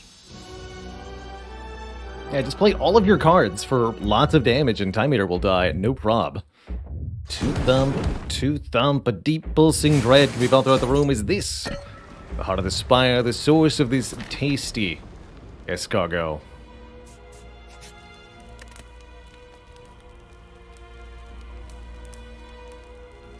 Now we can think about upgrading Dark Embrace, or maybe upgrading one of the burning packs for a bit more draw. Let's go with the Embrace upgrade. I think we're going to need the energy in the heart fight, especially, where we're going to have more card draw than you can shake a stick at. Speaking of, card draw is what's for sale in the store here. Offering is tons of card draw and energy gain. There's also the Bag of Preparation, 2 more cards on turn 1, which we can then crucially discard with the Gambling Chip to draw even more, so up to essentially 4 cards on turn 1. Could also take another Rupture here, and that could be pretty good also. But I have to say, Bag of Preparation Gambling Chip is way too good to ignore. So I'll be taking that. And I think we're going to be just fine in the Heart Fight, as that's where the Runic Cube is really going to shine. Runic Cube is completely lying about its stats, by the way, because a lot of those cards have been Combust cards that got discarded immediately. So shame on you for your filthy lying ways. Runic Cube.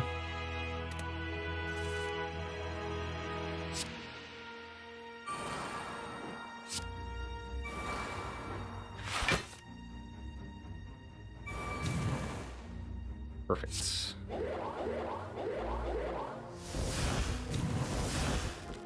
Oh, I don't have Dark Embrace in play. Well, that makes sense.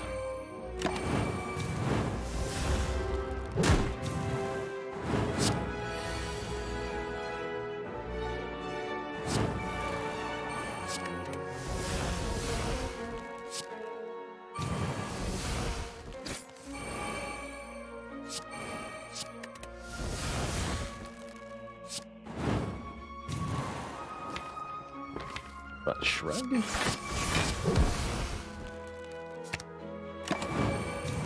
Right. Why do I bother? No, it's fine though.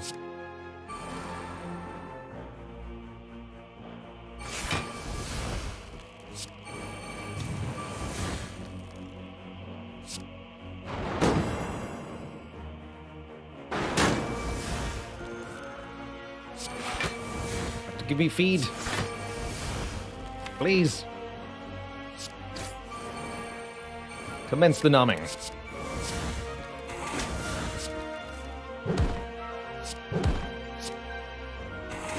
Tasty. Alright, we have 108 hit points going into the heart fight, and could take a demon form if we want even more strength. Or we can take an intimidate if we just want a little bit of weaken. A little bit. I'll take a demon form. Might even be able to dual wield that, after all. And what a turn 1 it was. Starting 4 here, yes. Demon form. Beautiful. plus every time we take damage, which is going to be every time we play a card, we get to draw a card. So yes, every time we play a card, we draw a card. Thanks, Runic Cube. Sometimes 2 cards.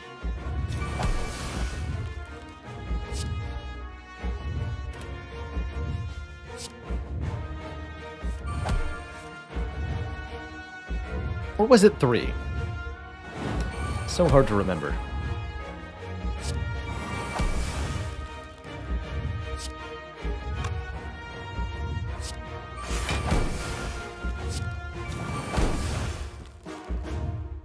Think of the one bad interaction with Cube. My god, you're right. How could I have forgotten?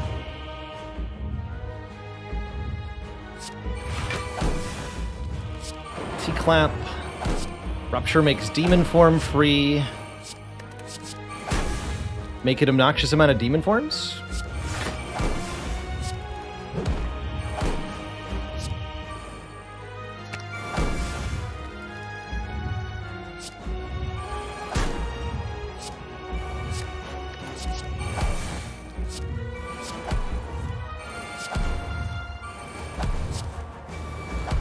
Alright, 10 strength per turn. Also, we draw the entire deck this turn, by the way.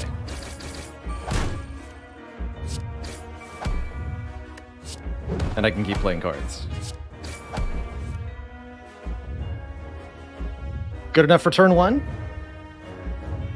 The one thing I did fail to do was actually keep a power to orange pellets with on turn 2. But I don't think it's going to matter.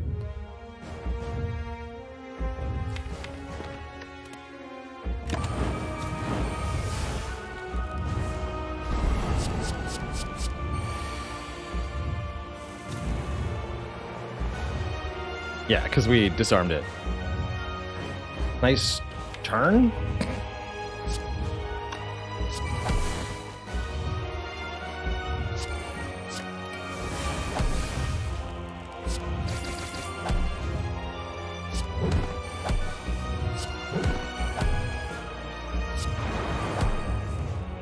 Let's make it exactly a 4-turn hard fight, shall we?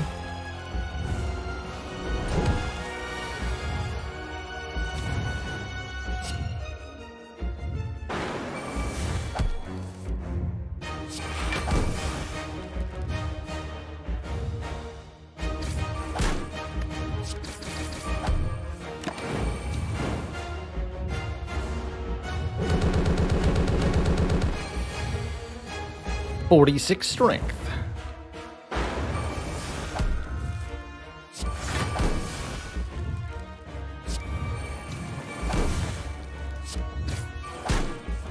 GG Twitch chat. Delicious. And nutritious. GG.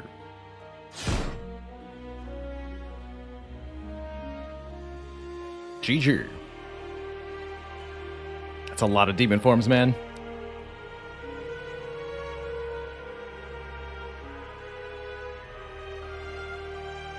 Really, really happy with how Runic Cube worked out on this one.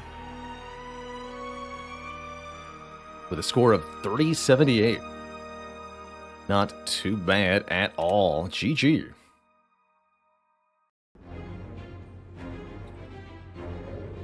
Now what? Has it been done? The Spire sleeps, and so shall I. GG. Very GG. So many cards drawn off this Runic Cube. Of course, tons in the heart fight, but also lots before that, too. Anytime we took a little bit of damage, we were able to get some card draw, which was really crucial against these 2 muggers on floor 1 of Act 2. They hit me like 5 times, taking a total of 45 damage. And that was 5 additional cards drawn, which helped out quite a bit. To the point where, you know, we were able to get it back with the Reaper. Big shout out to this Reaper, which was upgraded by Whetstone and did rock with the upgrade. I'm sure we got lots and lots and lots of extra health out of that +1. Was it 76 before the heart fight? So we got like 30 cards drawn against the heart. Holy moly. Sir Van Buren says, is it does it count as a perfect fight if you don't take a single instance of damage, or does healing back up to full health count? Perfect means that the enemy never damaged you. So you never took damage from an enemy attack or from an enemy ability that could have been blocked. Damage from curses or from your own cards, damage that ignores block, does not count against the score modifier. So you can play as many bloodlettings as you want, for example, and still get the perfect score modifier, so long as you block all of the enemy's attacks.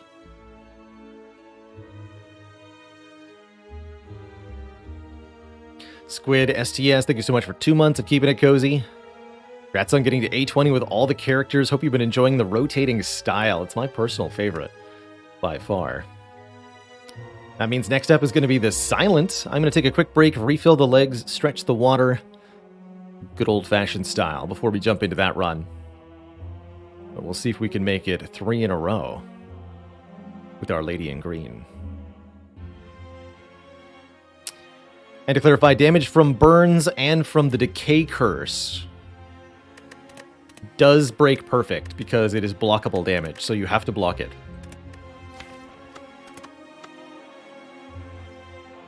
And that is really the distinction. If you can block the damage, then it'll count against perfect. If you can't block the damage, it won't.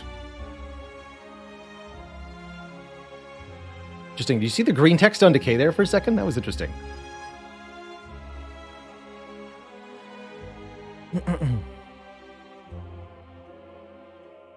And yes, Beat of Death counts. So for example, a Decay counts against you for perfect because you can block it. But Pain does not, because you can't. So even though they're both curses, one counts, one doesn't.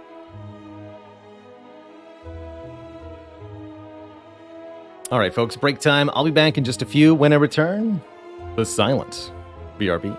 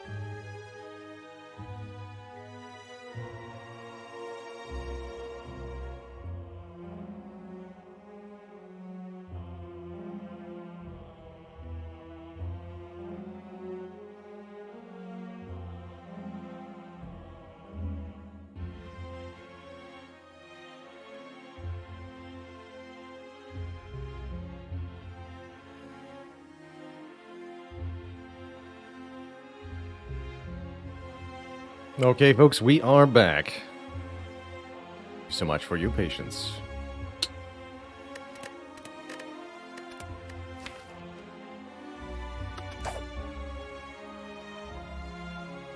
Anyone ready for some silent? I know I am. Hello, choose. It's empty cage day, apparently. Okay, empty cage number 3. What are the odds? Hit him with the old back to back to back. To slime boss. To back. These 2 elites look pretty easy to take. We could maybe go for the burning elite. No fire bow for the elites, though. Awkward.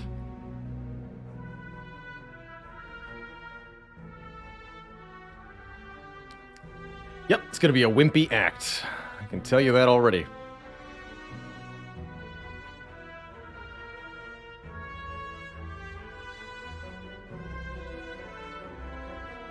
But where'd all the birds go?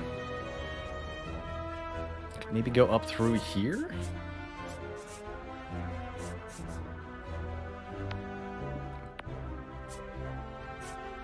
I don't think we ever go this way. There's opt-in if we get a really good start. Mark that in red.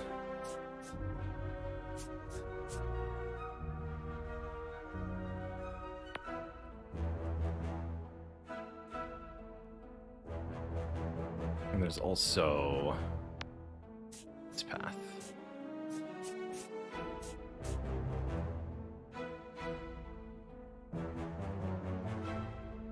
Don't get a whole lot out of this green path.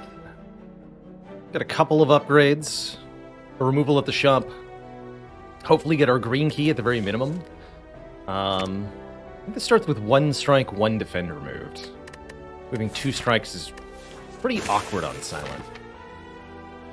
Now, of course, we don't have our starting relic, so we're only drawing 5 cards on turn 1, which is definitely not the best thing for silence. But I think we'll often find that being able to see the neutralize and the survivor more often is going to pay off really beautifully here. I think better to strike than to block for 2 there. Jawworm, very much a damage race. So we kind of have to get our hits in where we can.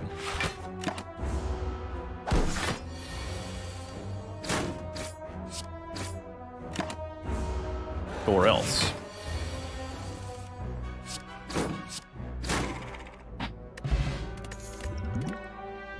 Love Me a Deadly Poison, a fast cycling card that we can play repeatedly to stack poison on an enemy for damage over time. It's beautiful. It's a better option than an accuracy with no shivs, or a distraction literally ever, pretty much. This card is so stinky.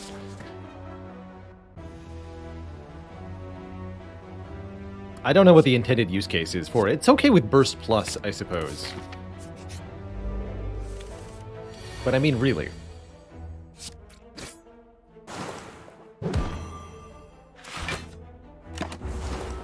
Glad that guy had 11 health. Makes my life easy.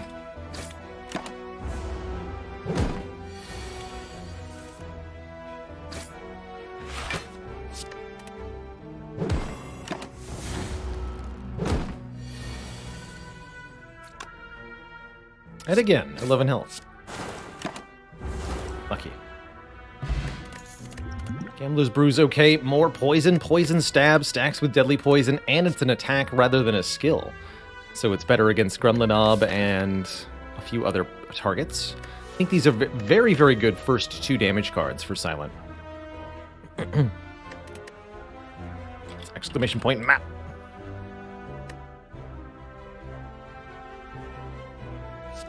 Heck yeah.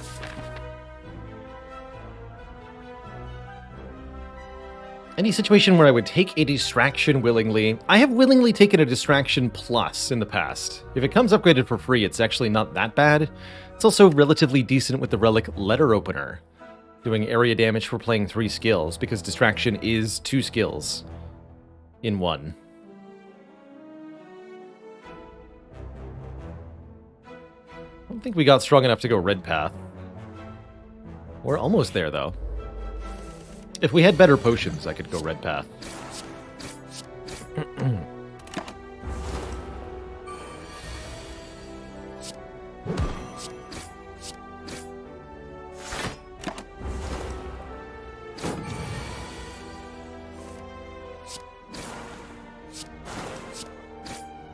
Clean. More poison, or what about a Bane, actually? Oh, Bane. Bane hits twice if the target is poisoned. And I have 2 poison cards, and a Gambler's Brew. That's pretty powerful. Noxious Fumes is also another good way to get poison going, applying poison every turn. But Bane's by far the better front-load card, which I really like for our current situation. I'm gonna grab it. Very good with an upgrade, too, as it upgrades to 3 more damage on each hit. So it goes from 14 to 20. Best potions on Silent. Number 1, Ghost in a Jar. No doubt there, it's Silent only. 1 turn of invulnerability. Other than that, I really like Gambler's Brew, because Silent often has, at least with their starter relic, a very large opening hand, so you can discard a lot of cards.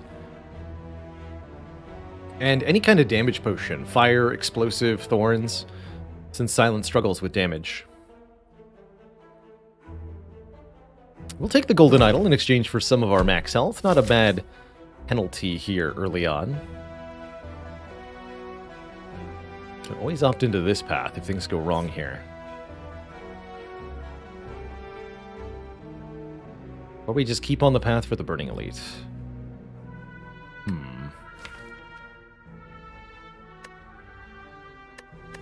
Tough choice, actually.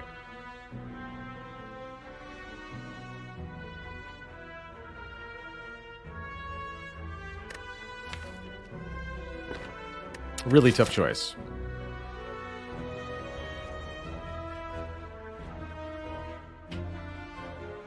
I want to go this way. Just not sure that I can. Gremlin destroys me here or here, ultimately. No, I don't think I can. Might be able to go this way, though. I mean, you can. Although can and should are often very different. Oh man, remove transform upgrade. Well, if I took the coward's path, I'm taking a removal here. Straight up removal. Not a transform. Just straight up removal. And we'll get Bane upgraded first.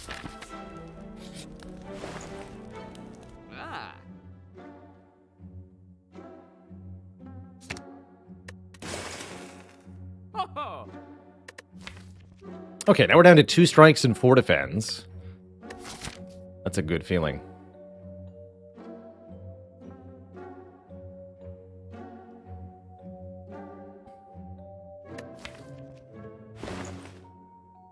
Got decent potions. I could get a better one. I'm not going to take a Masterful Stab. We just have 3 cages in a row randomly? Yes. Actually, yes. Believe it or not. This is what? 31 damage? It's not enough to split. Ouch. My face.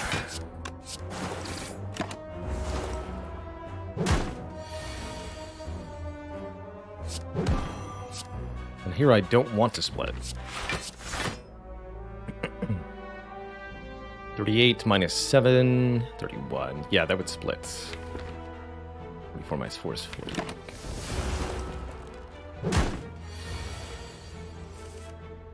Get him.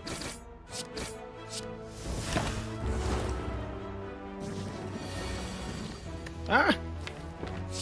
Help!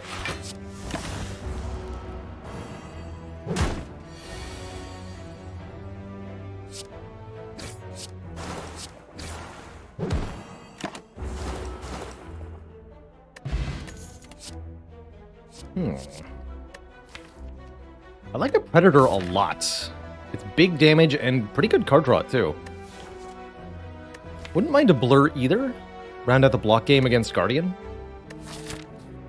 But I think for the Burning Elite, I'm going to take a Predator here. Helps us draw through the deck more easily. We will 1000% take a Paper Crane, making enemies with weak deal 40% less damage. I was going to upgrade Deadly Poison, and now I'm going to upgrade Neutralize for the additional turn of Weaken to go with Paper Crane, one of the best relics Silent has access to. Very OP. Gagula, thank you so much for 2 months of support. Thank you for the good viewing times.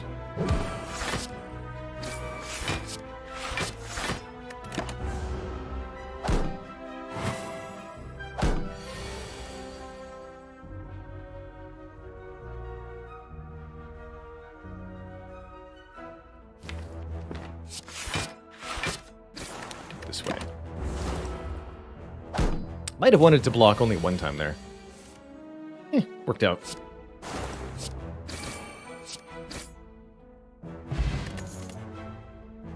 One more Poison Stab?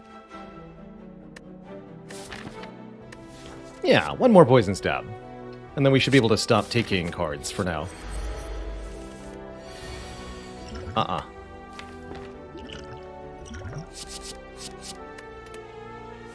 Unacceptable. There we go. Poison Stab, Bane? Or do I Predator here? Kind of have to play the Bane. It does more damage than the Predator does. We have Paper Crane for the knob attacks. Oh, the redraw on Bane. GG. Go Deadly Poison, defend, then take 3. Easy fight. Bye-bye. Get ourselves a Frozen Egg, upgrading any powers we see. And if we want a powerful attack card, how about a Glass Knife? 8 damage twice, upgraded 12 damage twice. Heck yeah. Actual Glass Knife.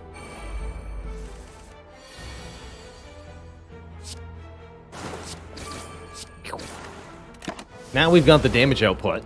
If we can get some better Weaken, we'll have the defense too.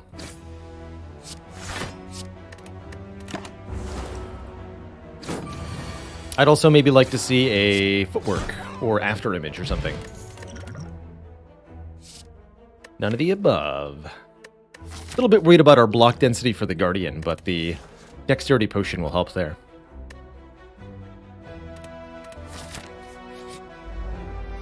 Woo! Hello.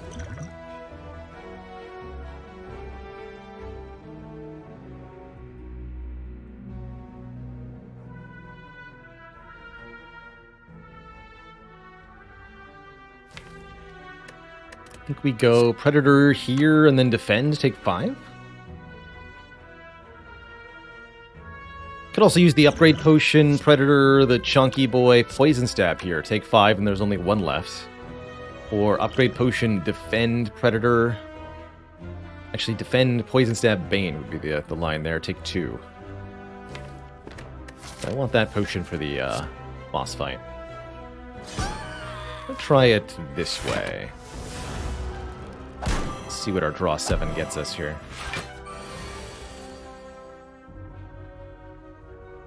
That's what I figured.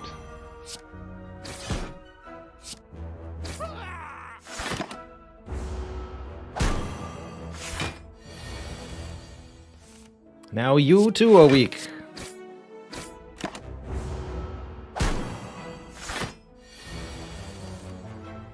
Uh-oh.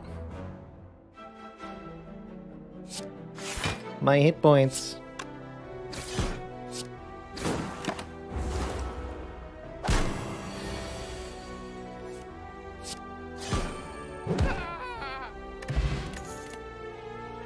Could take 1 more Poison Stab. Could also take an all attack so that we have an area damage card. No, thank you.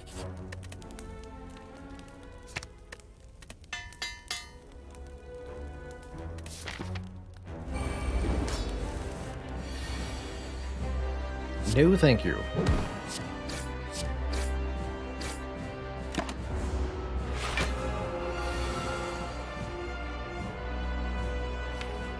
That's probably going to be my Blessing of the Forge next turn. It's a really good hand upgrade.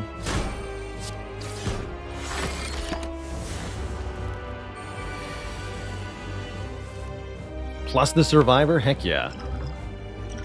Get him.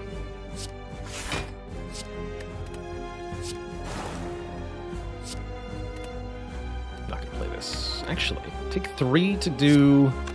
Maybe I do this. Get that poison number going. Yes, please.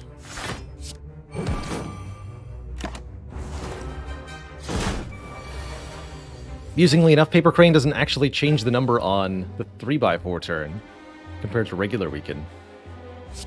Funny how that goes. Unfortunately, we are unable to prevent this attack and didn't draw any block cards, so big ouch there.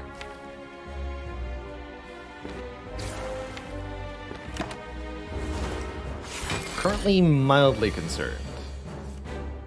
Only mildly, though.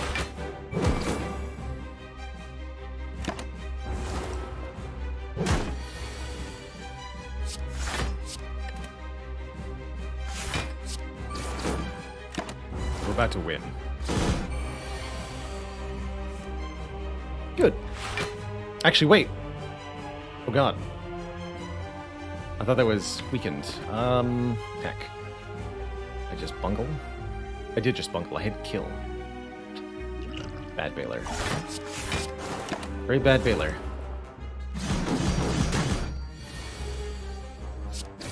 Okay, we punted a little bit, but we're through the fight. And now we have an Adrenaline.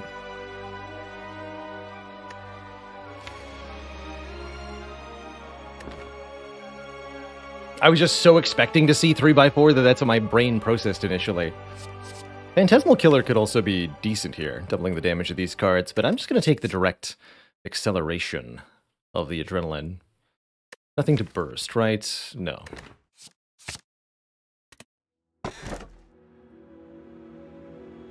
Tripper versus Hovering Kite versus Slaver's Collar. They're all energy, just in different ways. I think with a Paper Crane, I can take a Coffee Dripper and have it work out okay.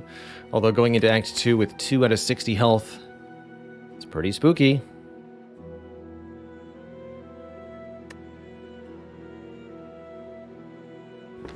Pretty spooky. Broken 8 says, how good is Poison Stab? Because it feels 2 physical damage for poison decks and 2 poison for physical decks. It is, but that's the kind of strength of a hybrid card, is that even though it might not be optimal or perfectly efficient, having a card that can do the appropriate thing in the correct situation is always nice.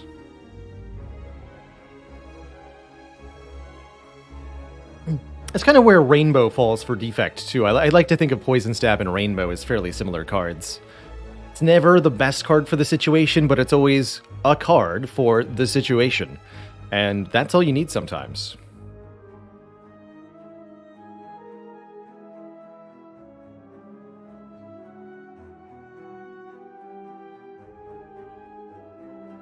Second best is better than nothing.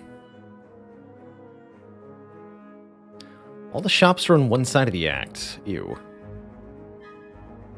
I think I want to take a lot of events to start. We don't want to be hemorrhaging health in combats too much. Not sure about elites. Thinking we start, hereabouts. Go to this shop or this shop. One of these 3. I like the Fire Elite fire pattern we got going on over here, but Coffee Dripper says spooky. Especially since you can't stop fighting the elites once you start. And I have no potions, too. You're not first, you're last. Dead last. Dead, wrong, last. Please save me, Glass Knife. Please save me, Paper Crane.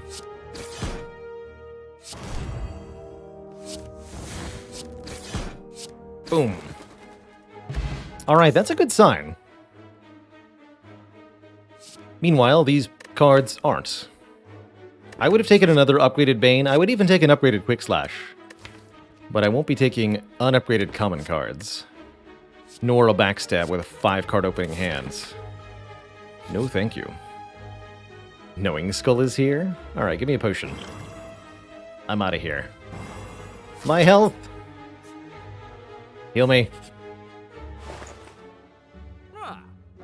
Leg Sweep's not healing, but it is very good. This is healing. And I can afford Leg Sweep, Regen Potion, card remove here. There's also Alchemize, letting us generate our own potions.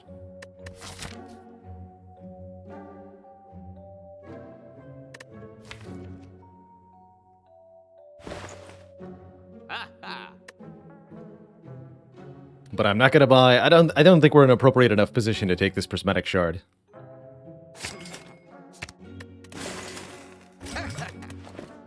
Give me the heals. Ah! Curse for a relic? Not today, sir. Can't have filthy curses polluting my deck. Unacceptable. Unconscionable. Undesirable. Uncouth. Undulating.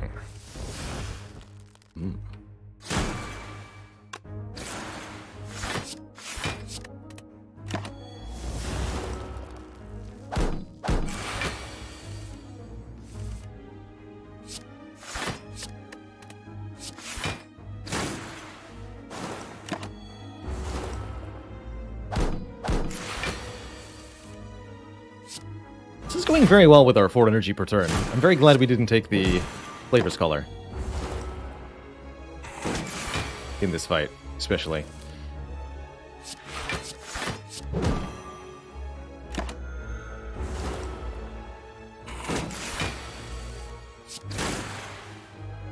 Good. Piercing Whale upgraded. That's a yes. One of the best block cards Silent has against multi-attackers. It's particularly good in Act 2. Guess where we are? That's right, we're in Act 2. That means it's good right now. The heck am I upgrading? Paper Grain does not keep stats, unfortunately.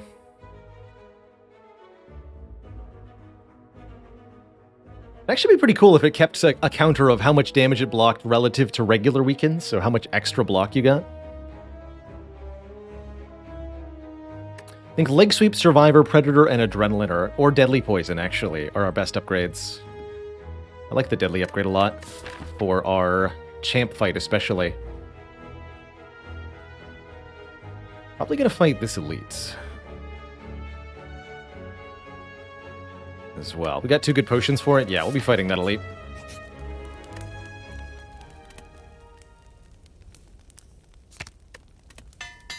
This is also a good upgrade for the Book of Stabbing, who is a mighty difficult single target. Oof. It's not the turn 1 we wanted to see, I'll tell you that.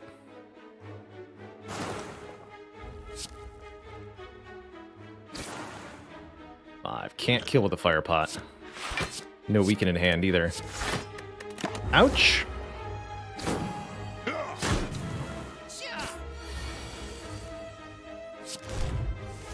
Okay, I admit it. I made a mistake. Actually, maybe not that big of a mistake.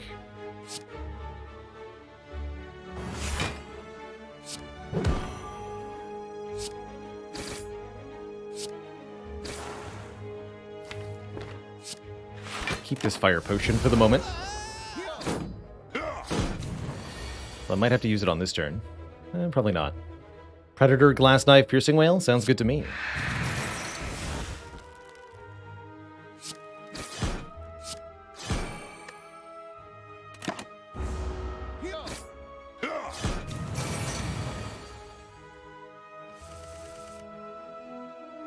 Good.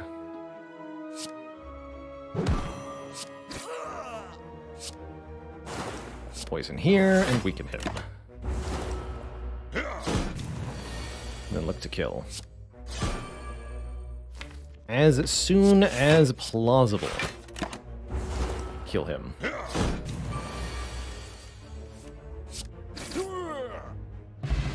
Get an unceasing top card draw if we run out of cards in hand.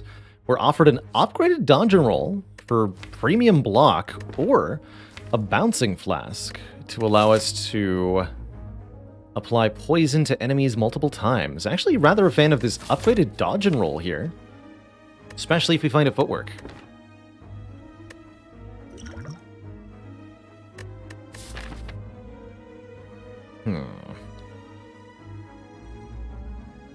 I don't think there's any point in going to 2 shops now. Probably go this way. Could also do this, but I don't like 2 more elites. I'm okay with 1 more elite, knowing it's not triple slavers. Only get green cards added to the deck. That's right. That's good. Green cards are good. Last I checked, anyway. Also good? Paper Crane.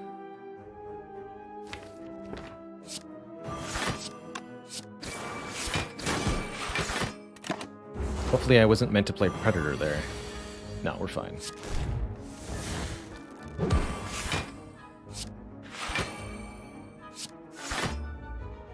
It's 12, so I don't actually need the Piercing Whale. Unceasing Top. Dare. You dare. How could I forget?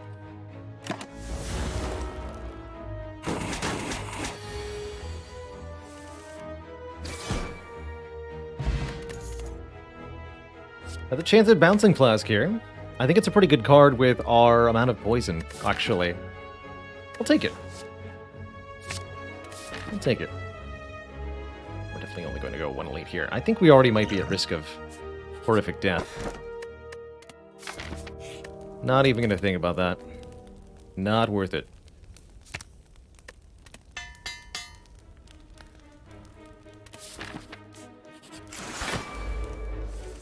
I know there's a way to draw 2 cards off the Unceasing Top.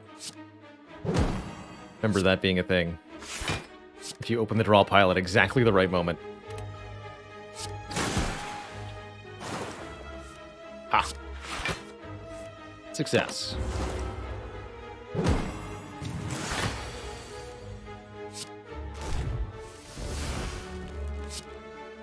think I want to keep the big boy weak. Kill you next turn, probably.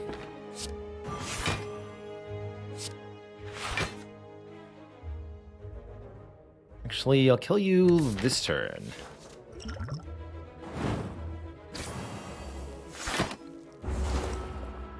Let's make that problem go away entirely. Well, maybe not entirely. Mostly. Make that problem go away mostly.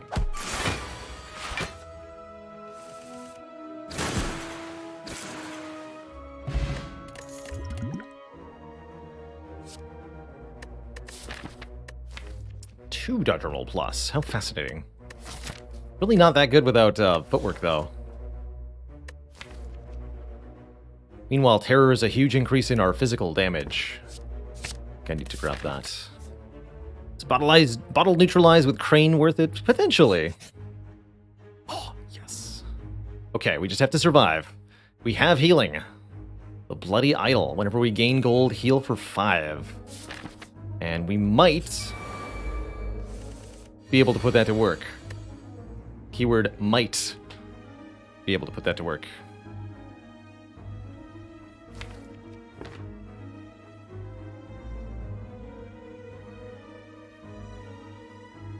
But I'm gonna get weaked and frailed.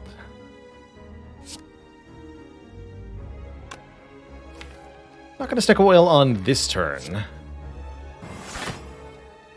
Only a 3x3 after all.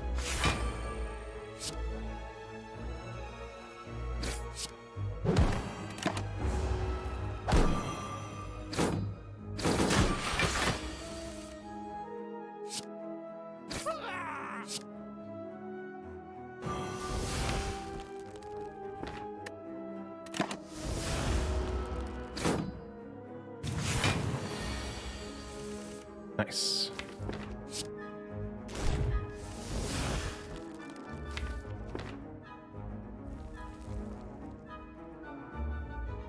33 health. 24 plus 9. 33. Okay.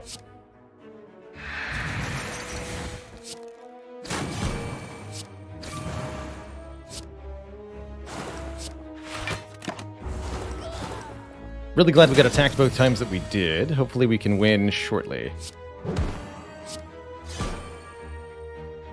Sweep over strike. Yeah.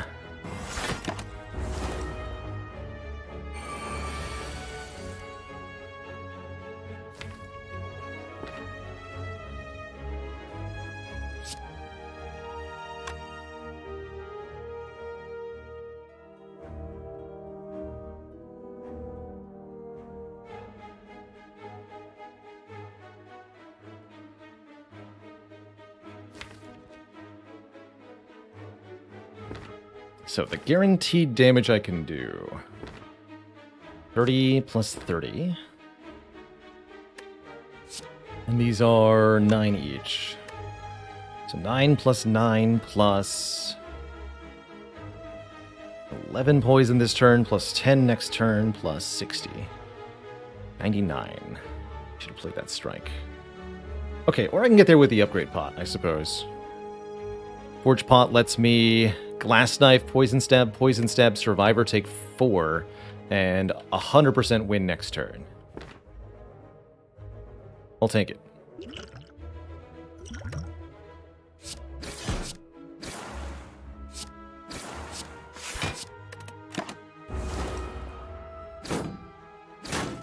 Sounded like I was double counting the poison? Yes, because we also get the poison on this turn. So it's 2 turns of poison.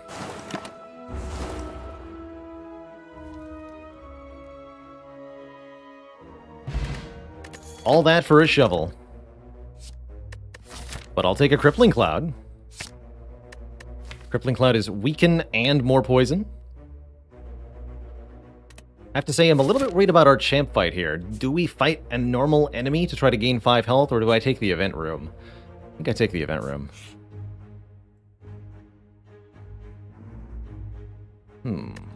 Lose Bane Plus.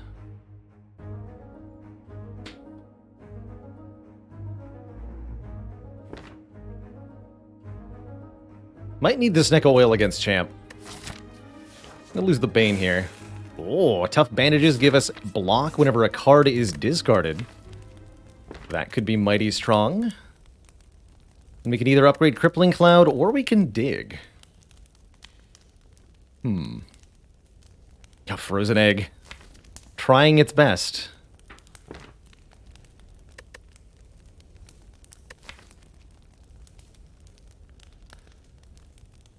We could upgrade Leg Sweep, but we have so much weaken, it's really not going to matter that much. I think I'm going to dig.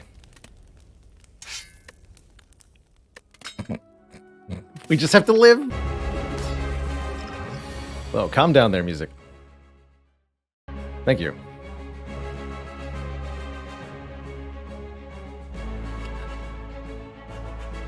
All right, Paper Crane, you're up. Make it 10. All right, Golden Champ, stack as much poison as we can, then get him below half HP. I don't think it's going to be enough, though, quite honestly. I don't really see this successfully ending for us, although maybe Paper Crane can do something magical. I kind of doubt it.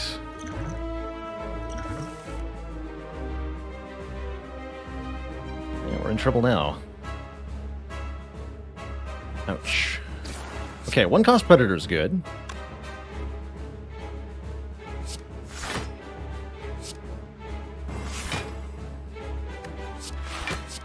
Everything else is pretty bad here. Kind of had to use that, though. Not a lot of option that I was given.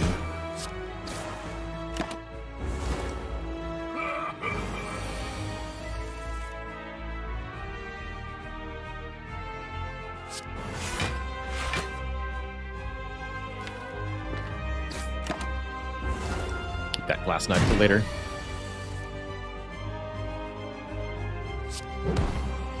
Please. The fact that Bouncing Flask's 3 cost is not good, let's just say.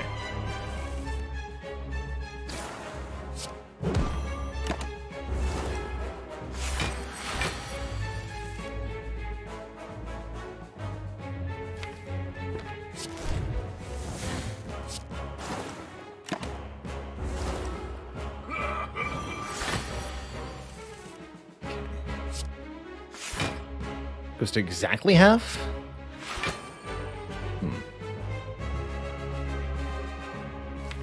Probably better to Bouncing Flask Poison Stab here.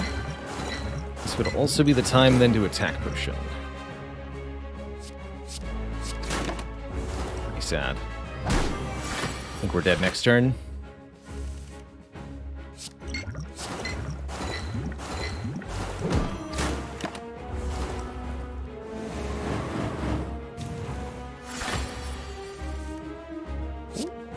No weaken though? Yeah, we're super dead.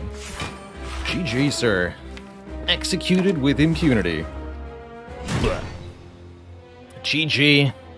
This one was pretty tough. Finding the early frozen egg and then not one single takeable power in all of Act 2 definitely held us back. We got 1, 2, 3, 4 useless relics in Act 2 also. Oof. Oof. That did not go well. To say we really failed to power up during the Act 2, just in general. We had essentially the same deck that we had at the end of Act 1, I mean, plus Leg Sweep, and 4 energy per turn, but we didn't meaningfully get stronger in any other way, and it just wasn't enough. GG. GG. That's tough. That's really tough. That would just all of, yeah. All of that. 1 footwork, 1 well-aid plans, those could have made such a big difference for us. 1 catalyst, 1 fumes. Oh well. And yes, runs like this, they happen to us all. Even me. Especially me.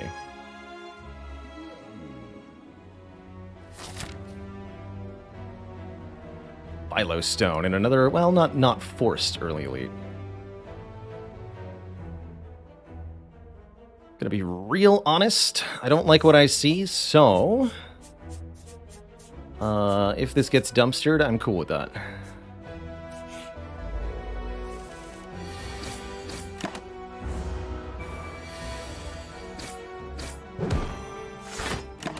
Direct boss? Okay, Guardian. Guardian with +1 strength is a little scary, but not too bad. Not as bad as Hexaghost would be. Strength Potion's great for that first elite. Do I add a finisher? Let's give it a try. Gonna need a Blade Dance to go with, though. I actually want this order.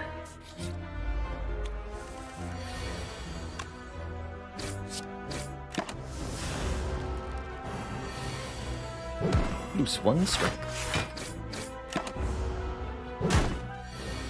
Come on, Blade Dance. I'll take a quick slash. Deal 8 to draw a card. Draw 1 card a lot more valuable on bonus energy here. More likely to interact with the finisher than the Sucker Punch will be. And sure, I'll take some health loss to get 2 random upgrades. We upgrade 1 strike and finisher. That's going to be bonus damage, helping us get through this first elite fight a little bit more easily. I will transform a card as well. We're fighting Guardian. Transform a strike. You know, I've got finisher. I'll transform 1 defend into a Wraith form. Okay. Well, that seems good. It seems exceedingly good.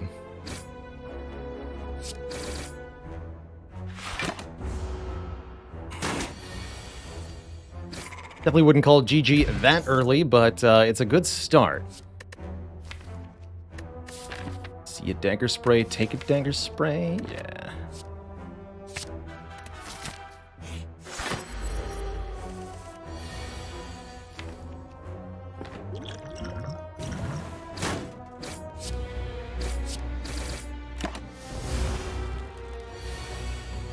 Perfect timing. What an OP Wraith form.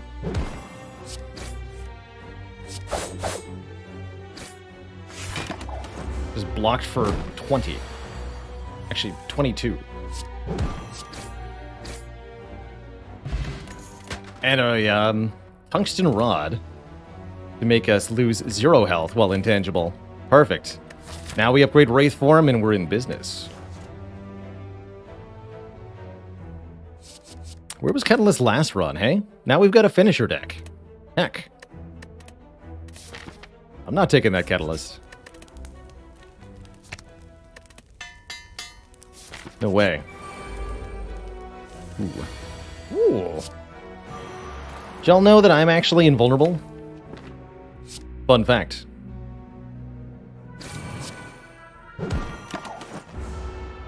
Boop.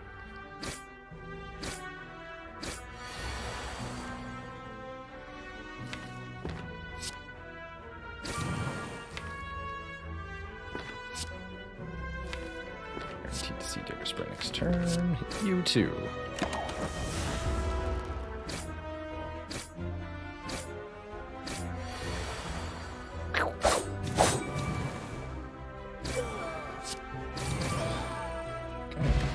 Good fight.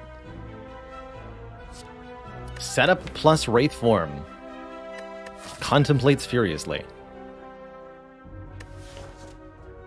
Don't think so. Almost tankable, though. Almost. Mummy Hand is excellent.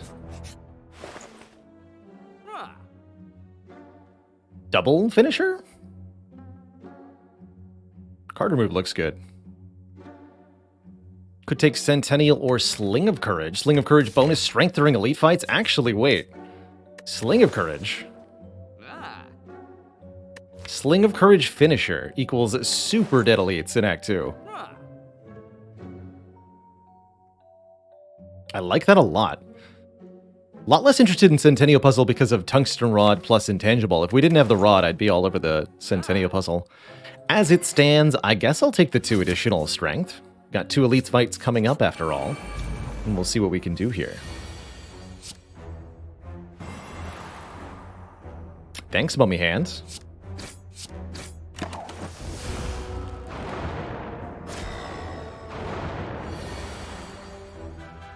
Ooh, yeah.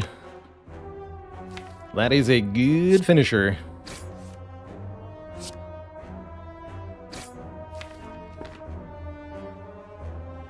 We want to distribute it like the following.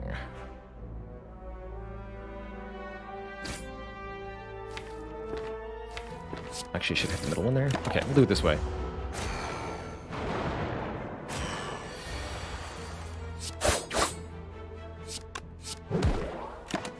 I'm just patting the rod.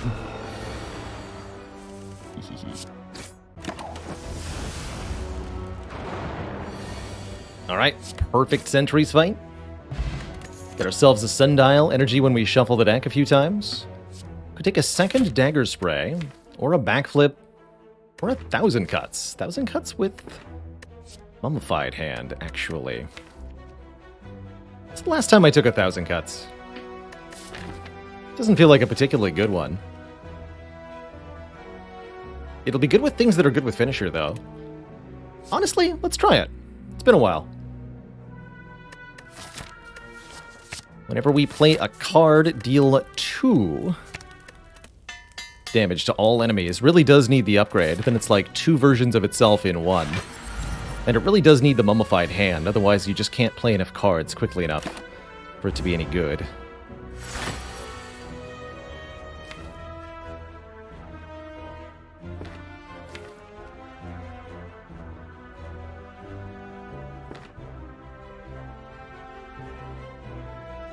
One more turn.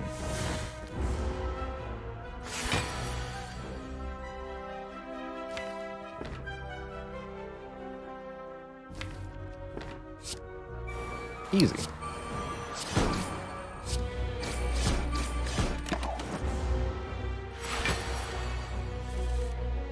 How does he do it?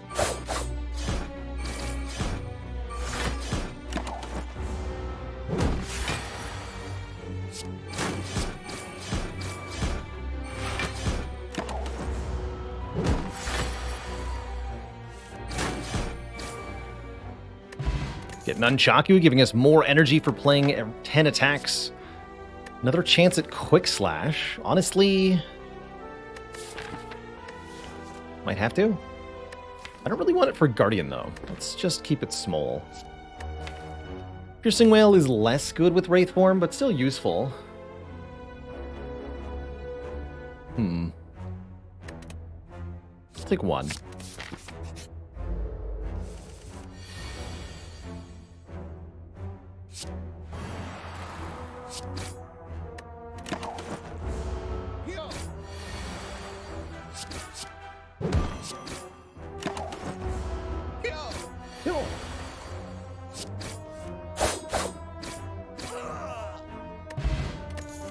There's some attacks. 3 shivs. Great on a finisher turn. Great with 1,000 cuts. I won't be taking any of these, though. And we get to either upgrade a card or rest before Guardian. Upgrading Neutralize is pretty good. I think resting is also very good, as I do expect to take some damage to this fight. I'm gonna rest. We don't want to play the Wraith Form too early in this combat, or we're going to lose all of our dexterity, which is pretty unacceptable.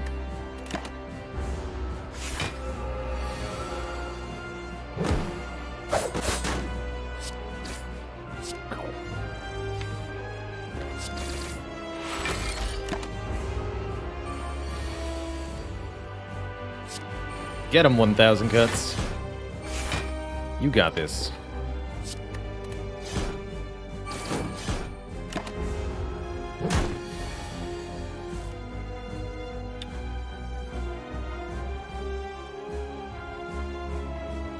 That's a pretty good Wraith Form. Especially if I also employ the Cunning Potion on this turn. The Crab Lord, thank you so much for 13 months of support. Greetings once again.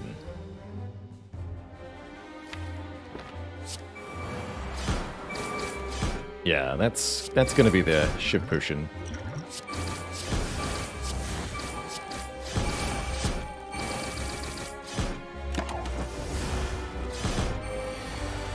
Beautiful. Piercing Wail.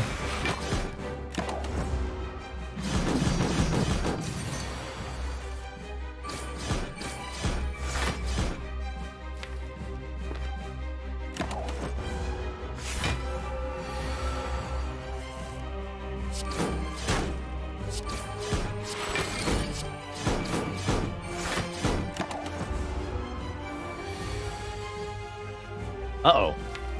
But my face. Oh.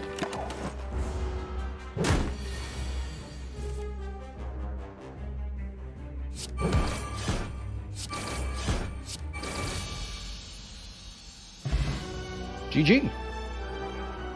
That's why I rested. You could see that if had that fight needed to go any longer, we would have taken way more damage. But thankfully, we're done. Tools of Trade works with the Mummified Hand, but what about an Alchemize for potion generation? Or a Glass Knife to just be good damage? I think I'll take an Alchemize. Let me create a random potion once per combat. And heck, it's Pyramid versus Snecko-Eye. Gotta be Pyramid with Wraith Form, Piercing Wail, and Finisher. We no longer discard our hand at the end of the turn then. But Snecko Wraith Form is also pretty decent.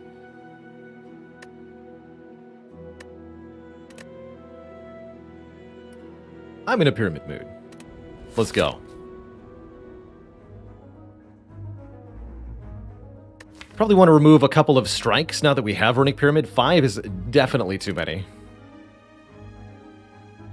Maybe we can do that later in the act. Actually, not afraid of elites here. You think that I can do this? Twitch chat? Maybe not with, without bag of preparation, you know?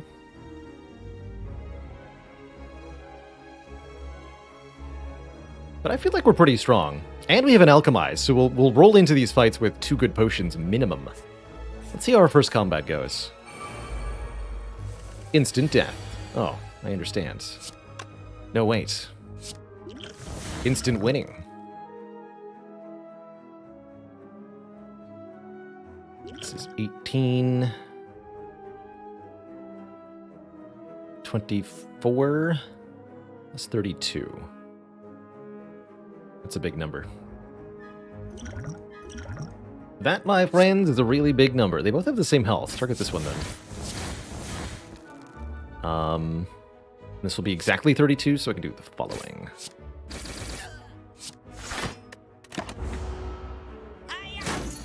Hi-ya. To you too, bud.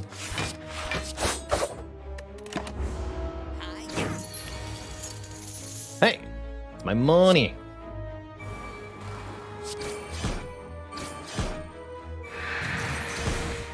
And my health. Ow.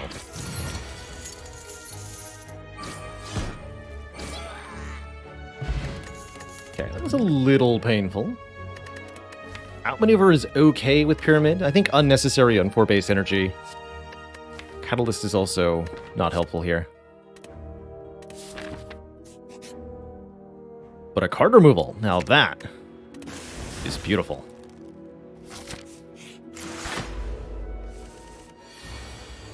Uh-oh. Ah! These are not helpful. Help!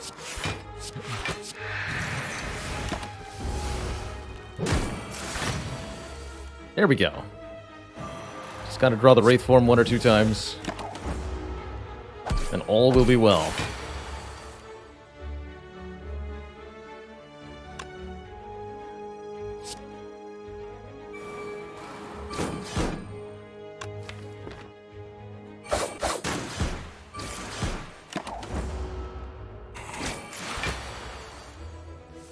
Get him.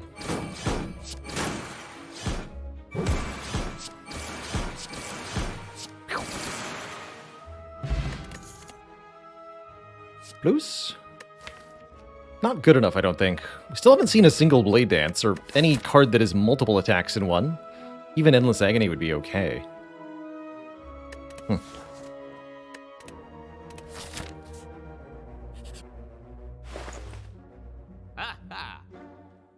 Cloak and Dagger doesn't count.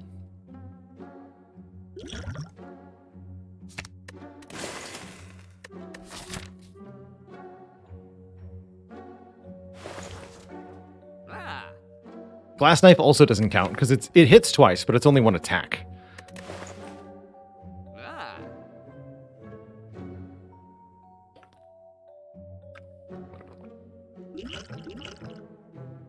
I think I might take the regen potion here.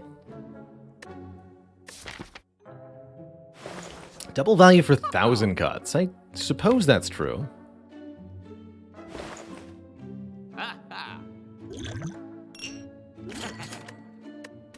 But not true enough. Or something. Ah!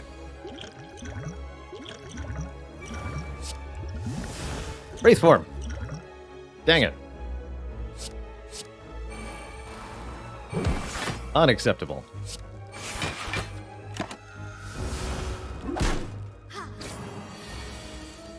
So rude.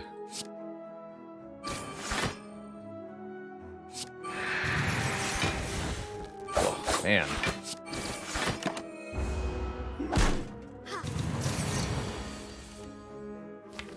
Need to bottle this Wraith form.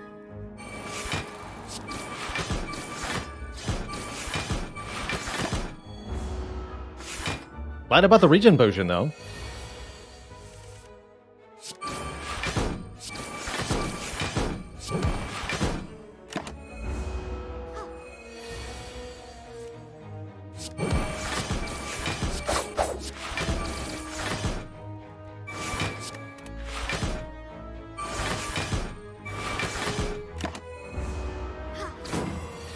Let the Nunchaku stay on 9. Ooh, gamble or a second upgraded Piercing Wail. That's a tough choice. I have said it before, and I suppose I'll say it again. If you have Runic Pyramid, take every Piercing Wail you see. That said, Calculated Gamble, really nice. Suppose I'll let the free upgrade make my choice for me here. And I think we're capable. I'm going to start. First up, the 3 slavers. And I'm invincible. Easy. 1,000 cuts will help a lot in this fight. And there it is. Thank you for showing up. I think we want to kill the middle one first to stop all the wounds from being added. Vulnerable won't matter as much here. Hey there, Arthur.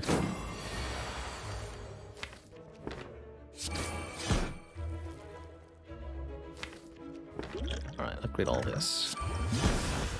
Skill potion, you say? Okay, that means there's only 6 wounds, which means we can't have our hand get clogged with them, thankfully. But we do have to block, quote-unquote, the old-fashioned way on this turn.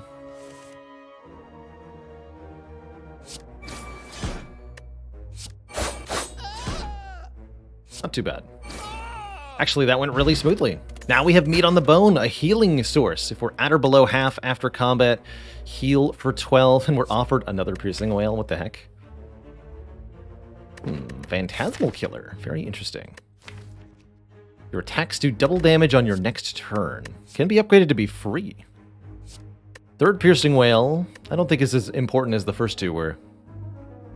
I'm going to try this Phantasmal Killer. I think Phantasmal Killer is overall exceptional with Runic Pyramid. Especially upgraded.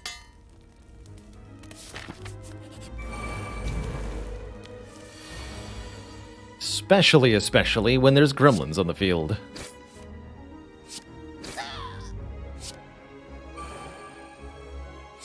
Block, keep the neutralize in hand. Double your damage. Double your fun.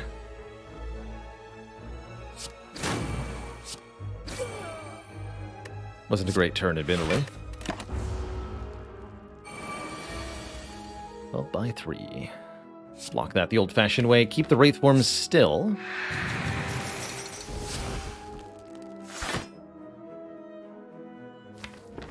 Let's the Alchemize for the moment.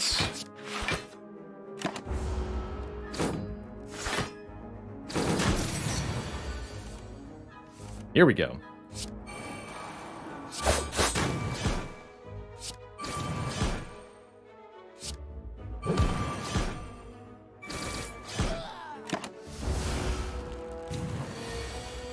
$17 times 3. How about you don't, sir?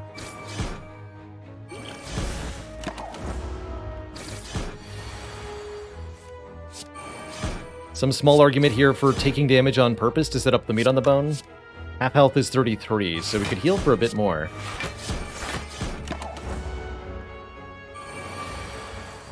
Double damage.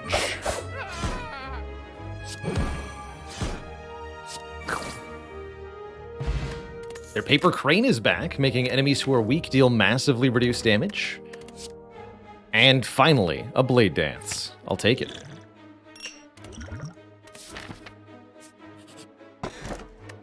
And the boot. I won't take it.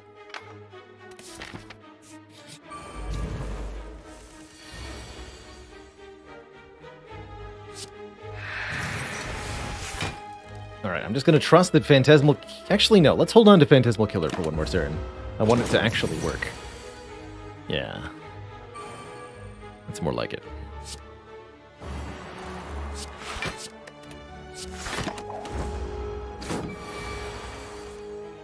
Get him.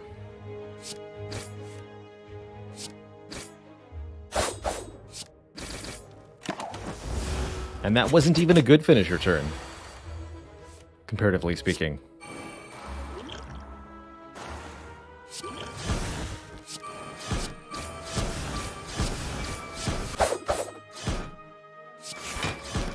GG. After image, 1 block per card? With Mummy Hand? Maybe a little redundant with Wraith Form plus Tungsten Rod, though.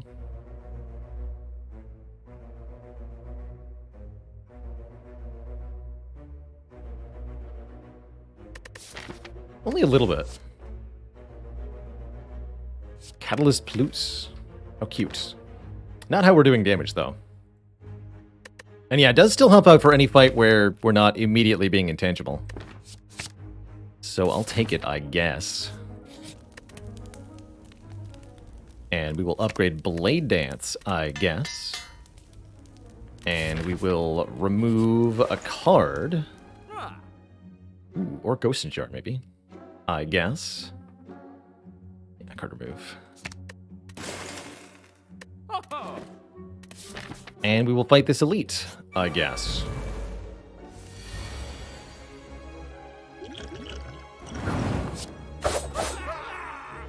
I love their noises. They're so cute. Hey!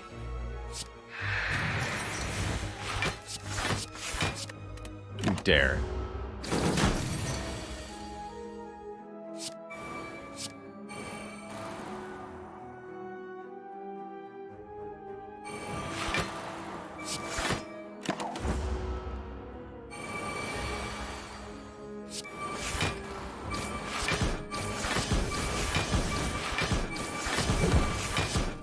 $20 times 6.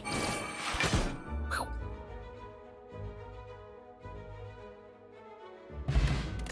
Get a pocket watch. Not a whole lot of use with a runic pyramid, but it's got its utility.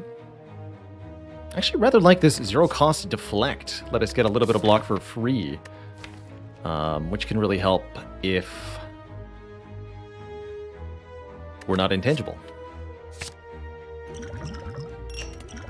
Take that Entropic Brew as well. This is fine. Got meat on the bone. Maybe should have played 1,000 Cuts, though.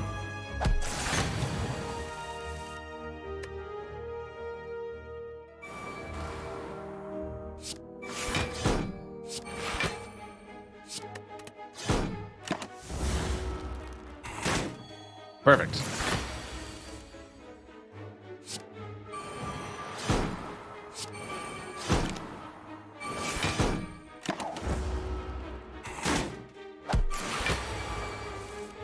This is...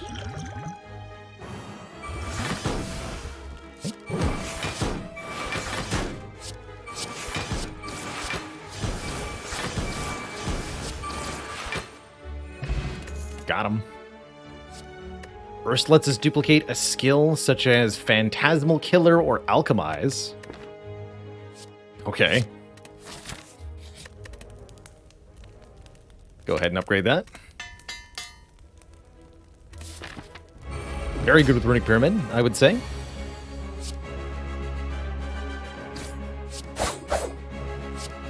We actually get to use the Pocket Watch on turn 1 here. Play 3 cards, and then draw up to a full hand.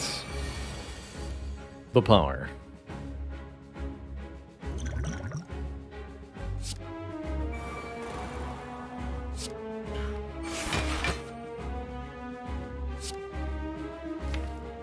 They're stealing 1,000 Cuts Phantasmal Killer. Awkward.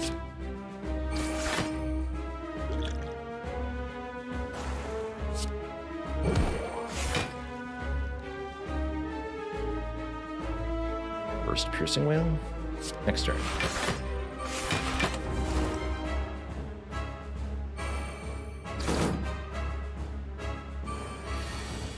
Or perhaps even later than that.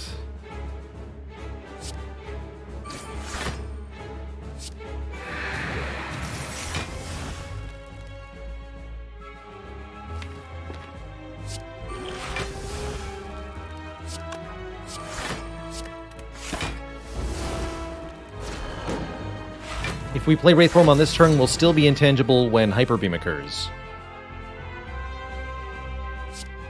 So I'm probably going to do that. Actually, I can just burst the Piercing Whale. Hold on.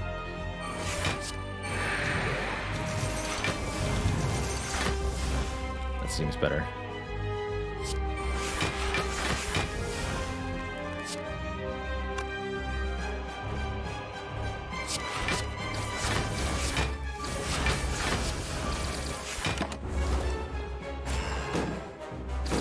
Damage in there too.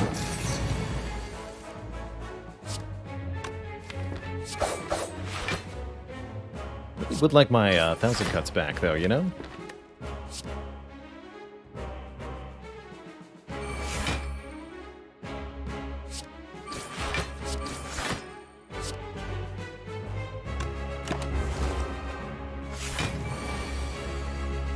$59, how about $35? Way more manageable, wouldn't you say?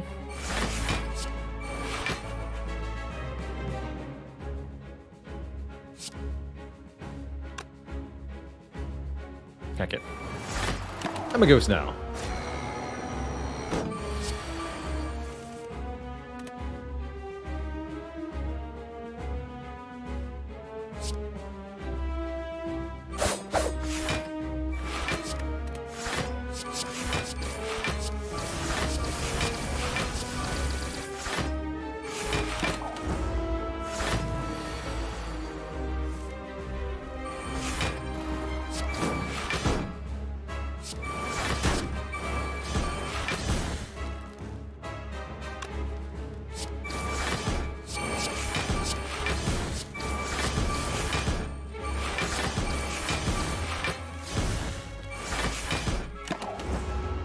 Keep 2 of these for finisher. Next turn, heck.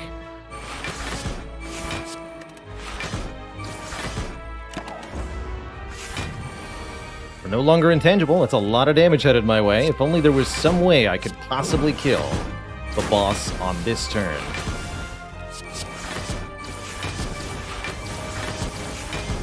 Oh, hey. 16 times 8, anybody?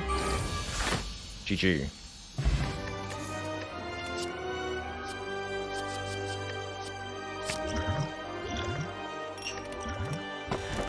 Double your Wraith form, double your fun. 3 attacks do more damage. That actually seems really good. Also take Busted Crown for less card rewards but more energy, or Astrolabe, transform, upgrade 3 cards, probably strike, defend, defend. But I'll take a Wristblade. Any attack costing 0 deals 4 additional damage. That includes anything discounted by the Mummified Hand. And that 4 damage bonus is going to get multiplied by the Phantasmal Killer damage bonus, too.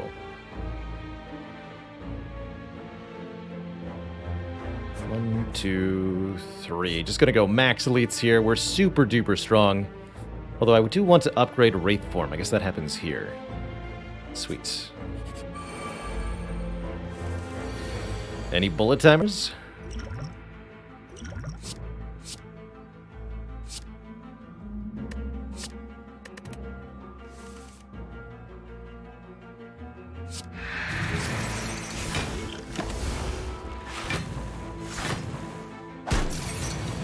And yes, zero cost finisher does work the way you want it to.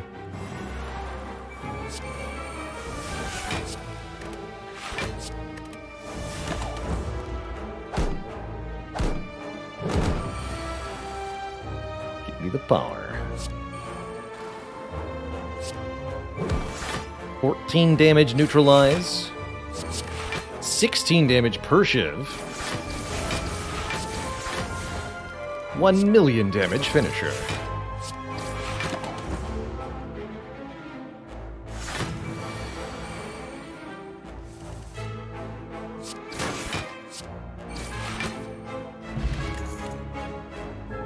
Slice does base 10 damage, but we don't need a slice. Rather just have another blade dance. The deflect deals 4 additional damage as well, my god. The power.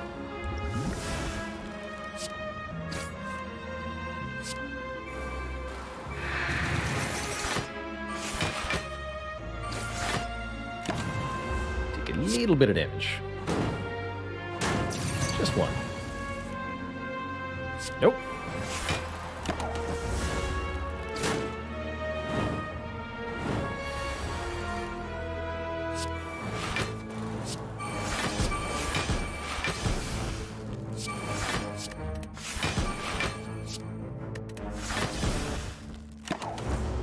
Giant House Key, thank you so much for the whole year of support. Much love to you.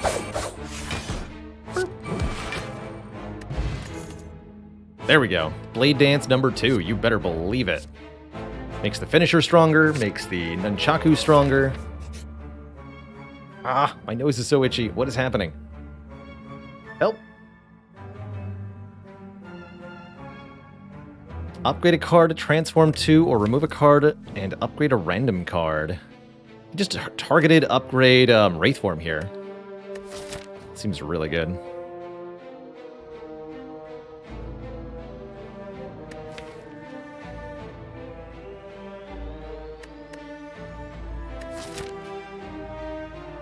Transforming 2 starter cards is also rather tempting. Go with the Wraith form upgrade, though.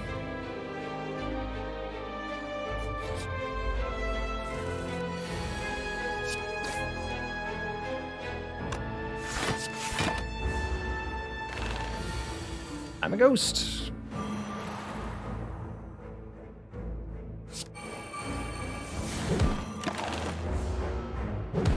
Can't hurt ghosts, dummy.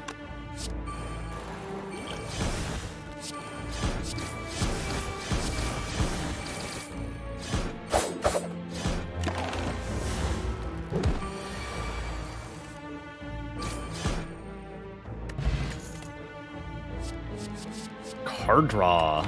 Beautiful. I think I like the acro a lot more than the prepared. It is a net gain of cards, which we desperately need.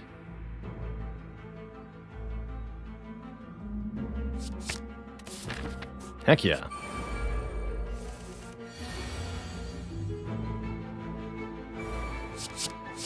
Transient's kind of spooky.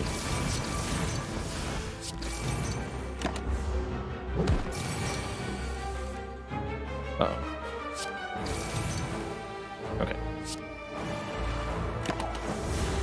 You can just be intangible for 6 turns, actually. Transient is not very spooky.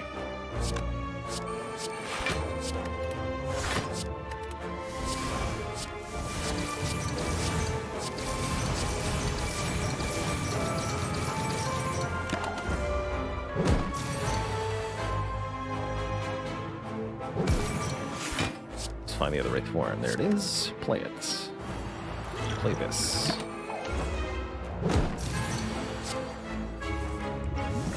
Double Ancient Potion.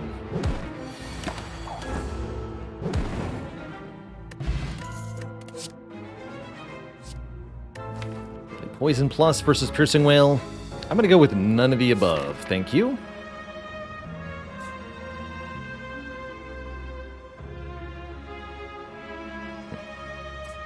Just barely missing a Tiny Chest doing something. Let's run.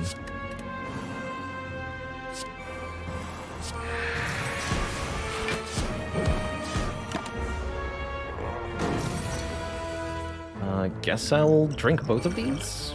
Burst the Alchemize, get 2 better potions. Kind of. Never mind.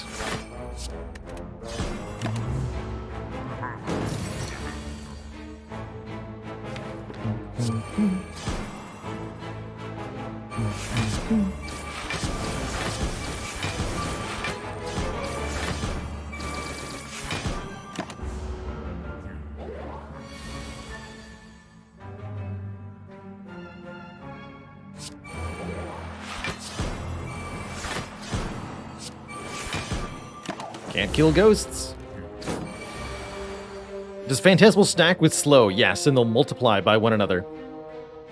Very, very strong.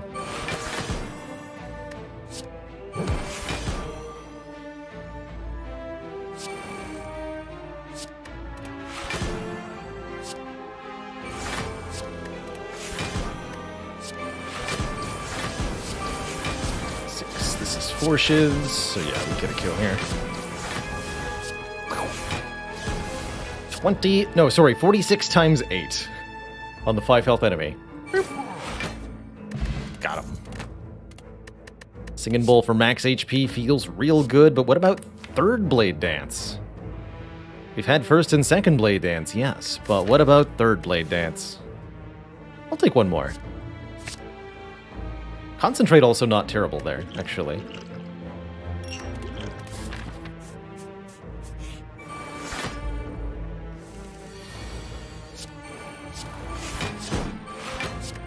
Pocket watch, draw me some cards, please.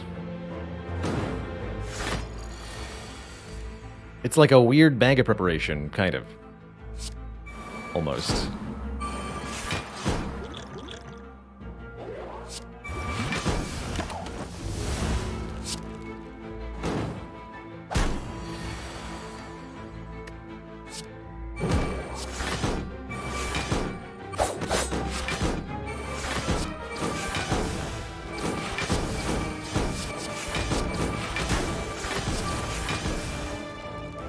Didn't even get a finisher. Sucker Punch Plus with Paper Crane? That's gonna be a yes. That's gonna be a yes from me. We might not be able to Wraith Form on every single turn. For turns where you can't, there's Sucker Punch.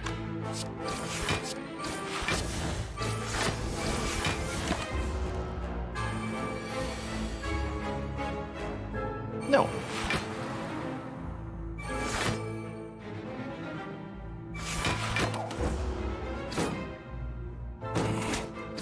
Two more cards this turn from Pocket Watch.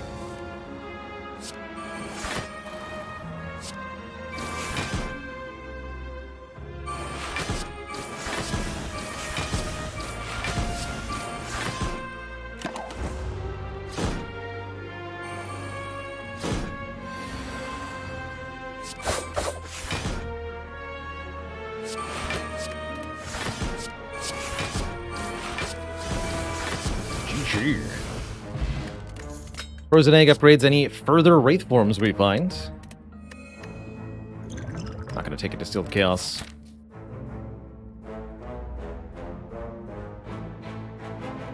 Would I rather start with a deck that has 25 Blade Dances or 5 Strikes and 5 Defends? 25 Blade Dances. That might be too many Blade Dances.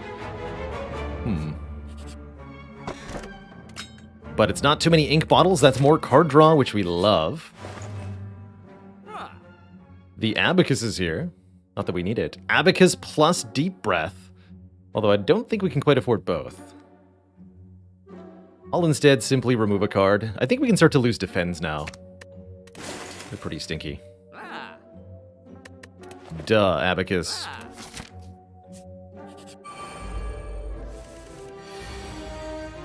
Uh-oh. Ah! Okay, there we go.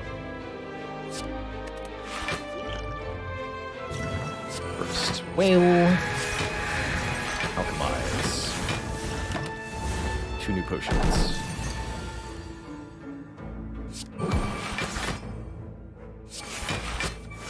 Nice multi-attack. Nerd.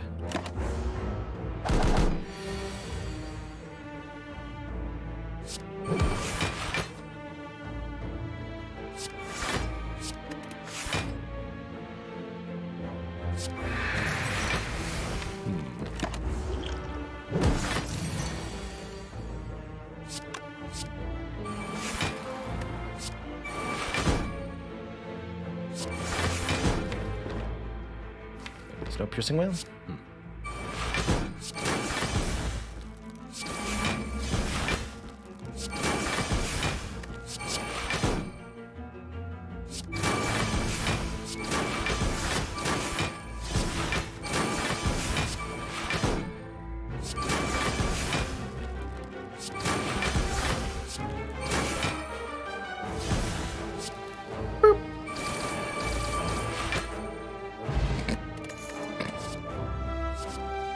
This one says plus on it. I think we're okay. Take the second acrobatics. Actually, wait, concentrate lets me do stuff like burst the blade dance? Okay, I will take a concentrate. Concentrate also lets me use the pocket watch meaningfully. I like it.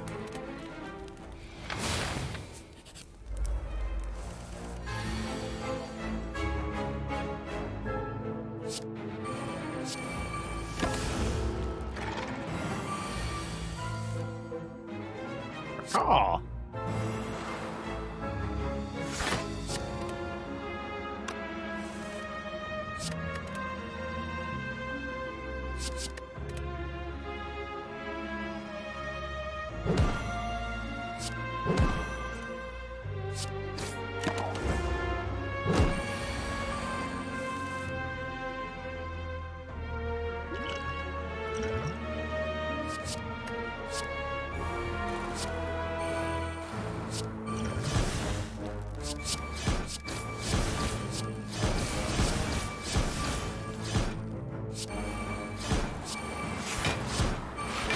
Yep.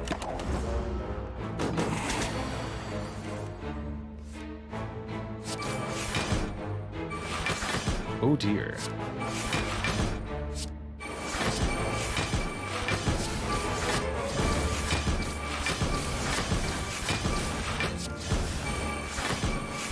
That's a lot of shivs, man.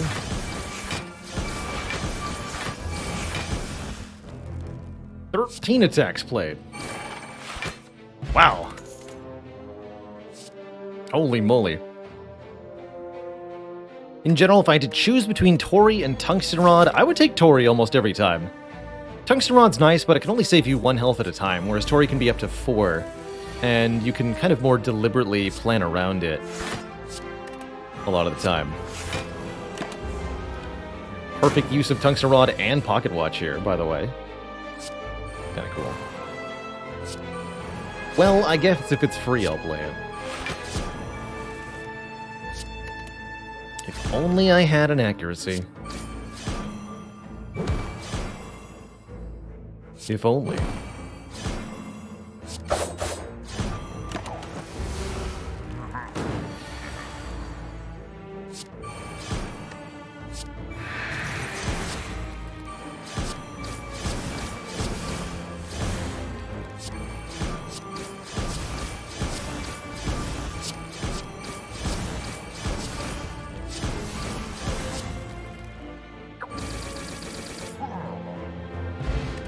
Dingja! Whenever we discard a card from our hand, deal 3 to a random enemy. Could try to take a finale here. Feels a little redundant. Just take some max health. 6 health off that bowl so far. Upgrade a Blade Dance? Upgrade the Alchemize? Upgrade the Alchemize. Don't really have hand space for the upgraded Blade Dances anyway. Unless a turn like this occurs.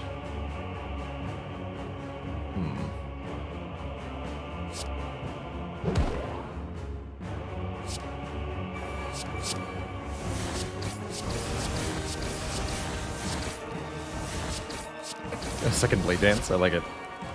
Just draw cards off the ink bottle, it's fine. Easy. Ow.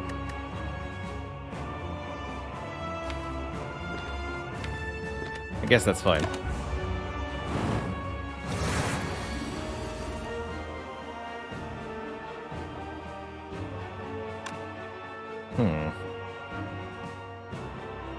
Is in fact not fine.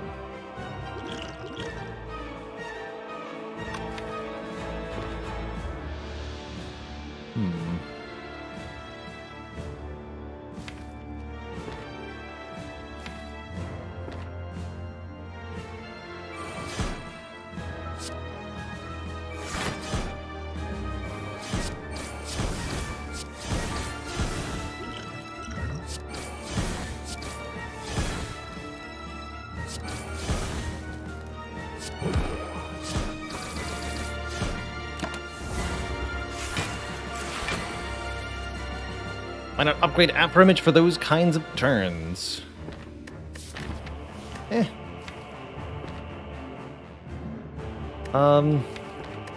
really doesn't help that much, I don't think.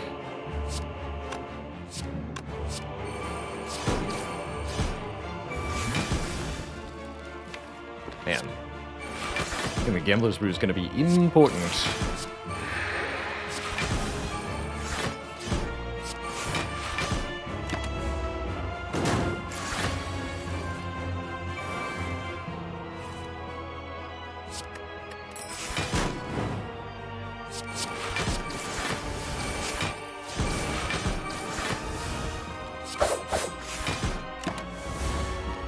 Might be a good upgrade for Act 4, perhaps. It's also never required, really.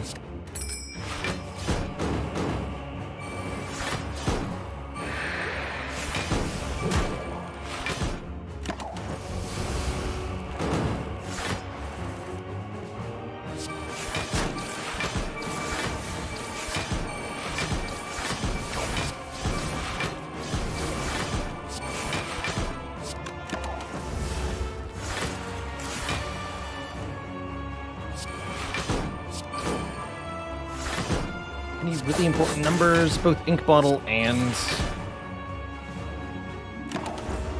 frozen egg are kind of important.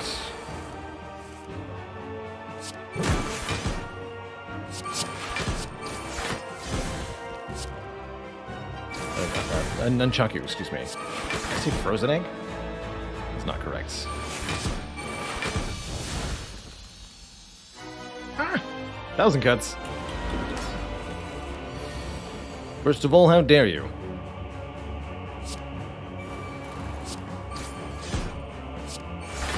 Okay, Time Slug, definitely a challenge for this deck.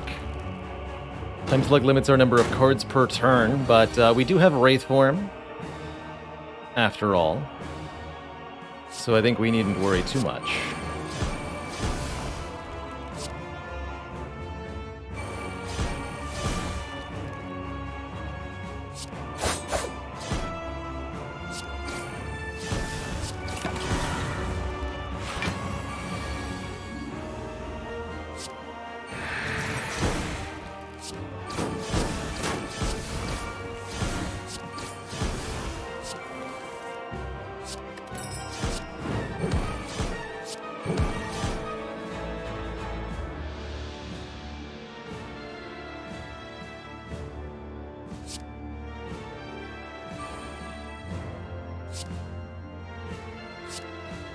Three more.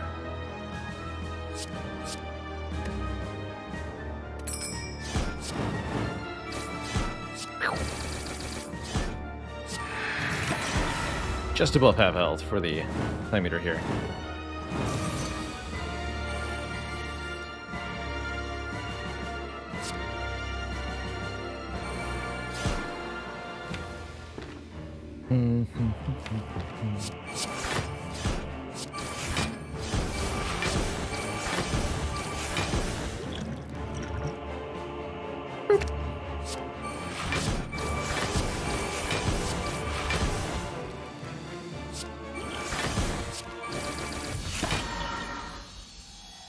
GG. Two thump, a deep pulsing dread. Could be felt throughout the room. Is this the heart of the Spire, the source of this very dead time meter? GG. Wristblade, too good against the slug there, boosting all the shivs without having to play any more cards. Did a really good job for us. 63 out of 72. Just gonna take the hit points. Sleep our way to full HP. And do we head a fourth Blade Dance, or do we remove a card? I think I just remove a card. See you later, defend.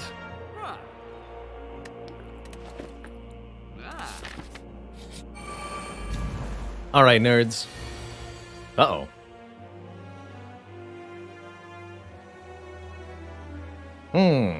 That's not good.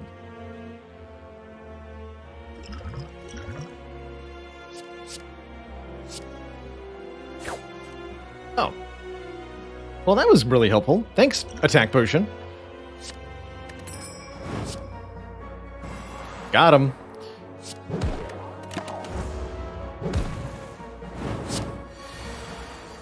Easy every time. Frickin' betcha, man.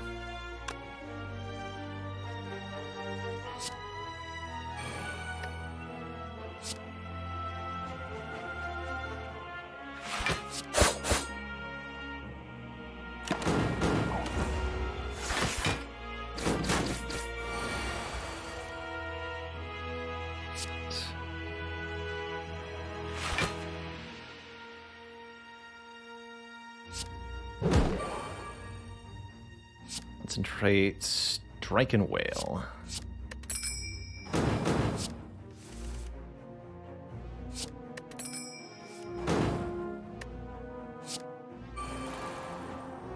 is free. Strike is free.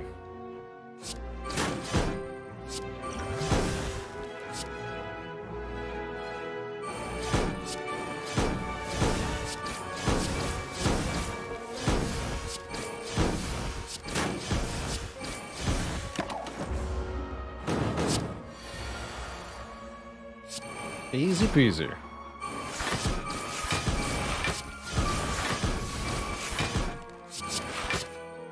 Oh, the sundial ink bottle interaction hype. Spicy.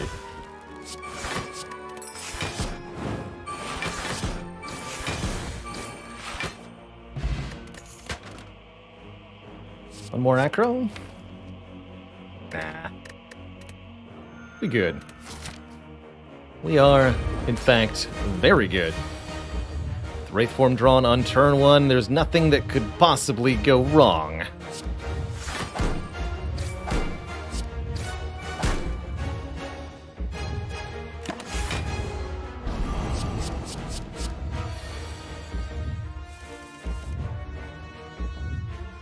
Okay, I can use Piercing Will to block this. Could think about Gambler's Brew, no need to, though.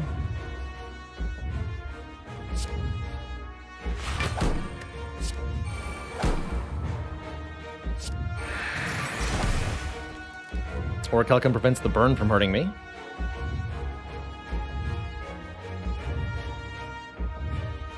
Could play Wraith form for free now, or we could wait one more turn. I think we might as well wait a turn.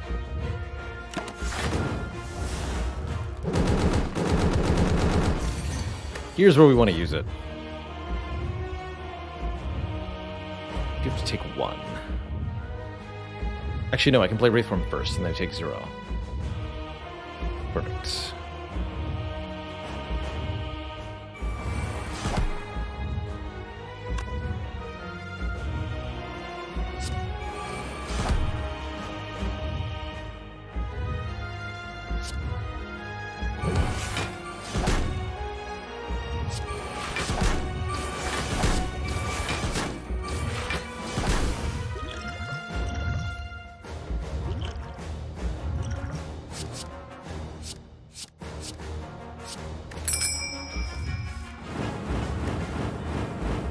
We're gonna burst Phantasmal Killer Alchemize here.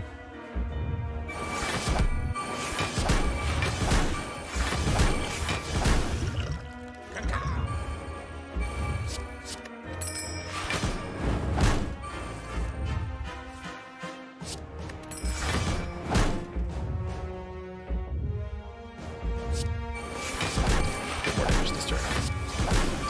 Caw-caw!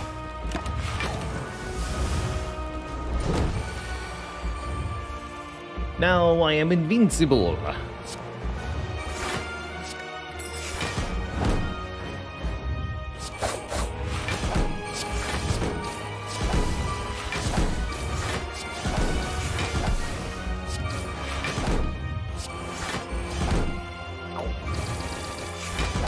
Flat 200 damage on that turn. Beautiful stuff. And again.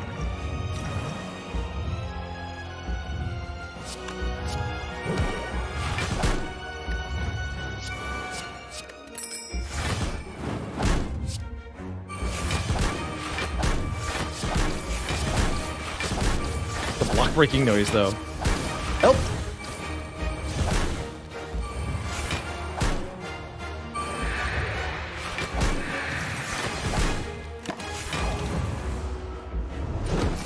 Pocket Watch drew actually quite a lot of cards this run.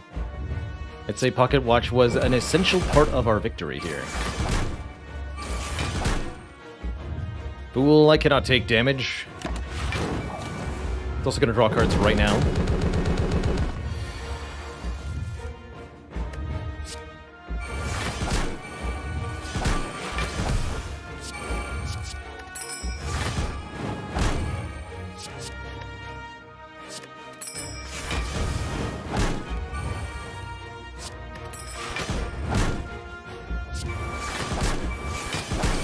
GG, Mr. Hart.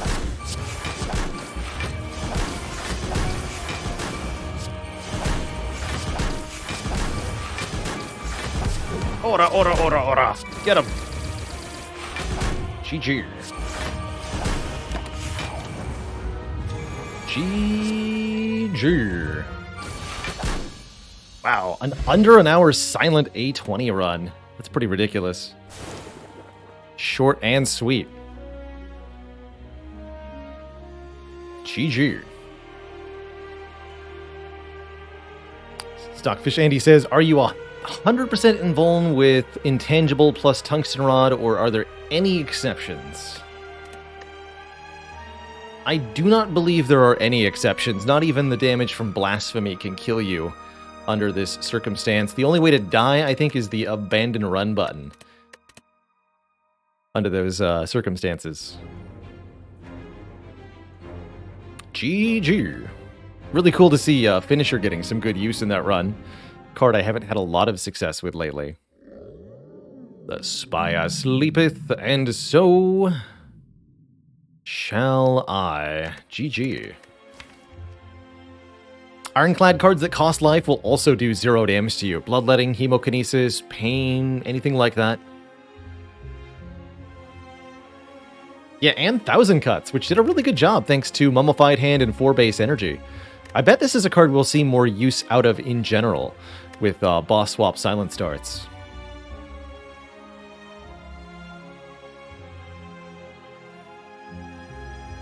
It's pretty cool. That is pretty cool.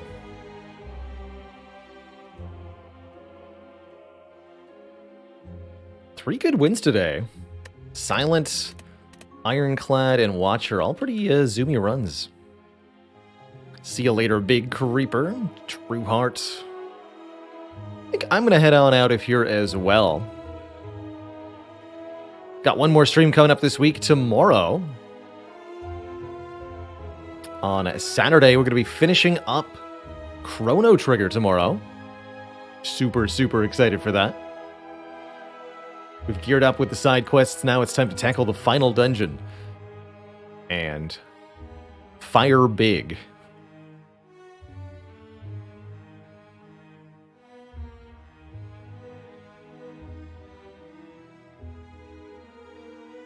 So that's pretty exciting. If you haven't, don't forget to vote in this month's game vote. Help me pick a new game to play during March on stream. That'll be coming up later. But for today, that's all I've got. We will be back very, very soon. Hope to see you all there. Have a lovely one, folks. Ta-ta for now. And until then, see you later. Toodaloo. Bye-bye.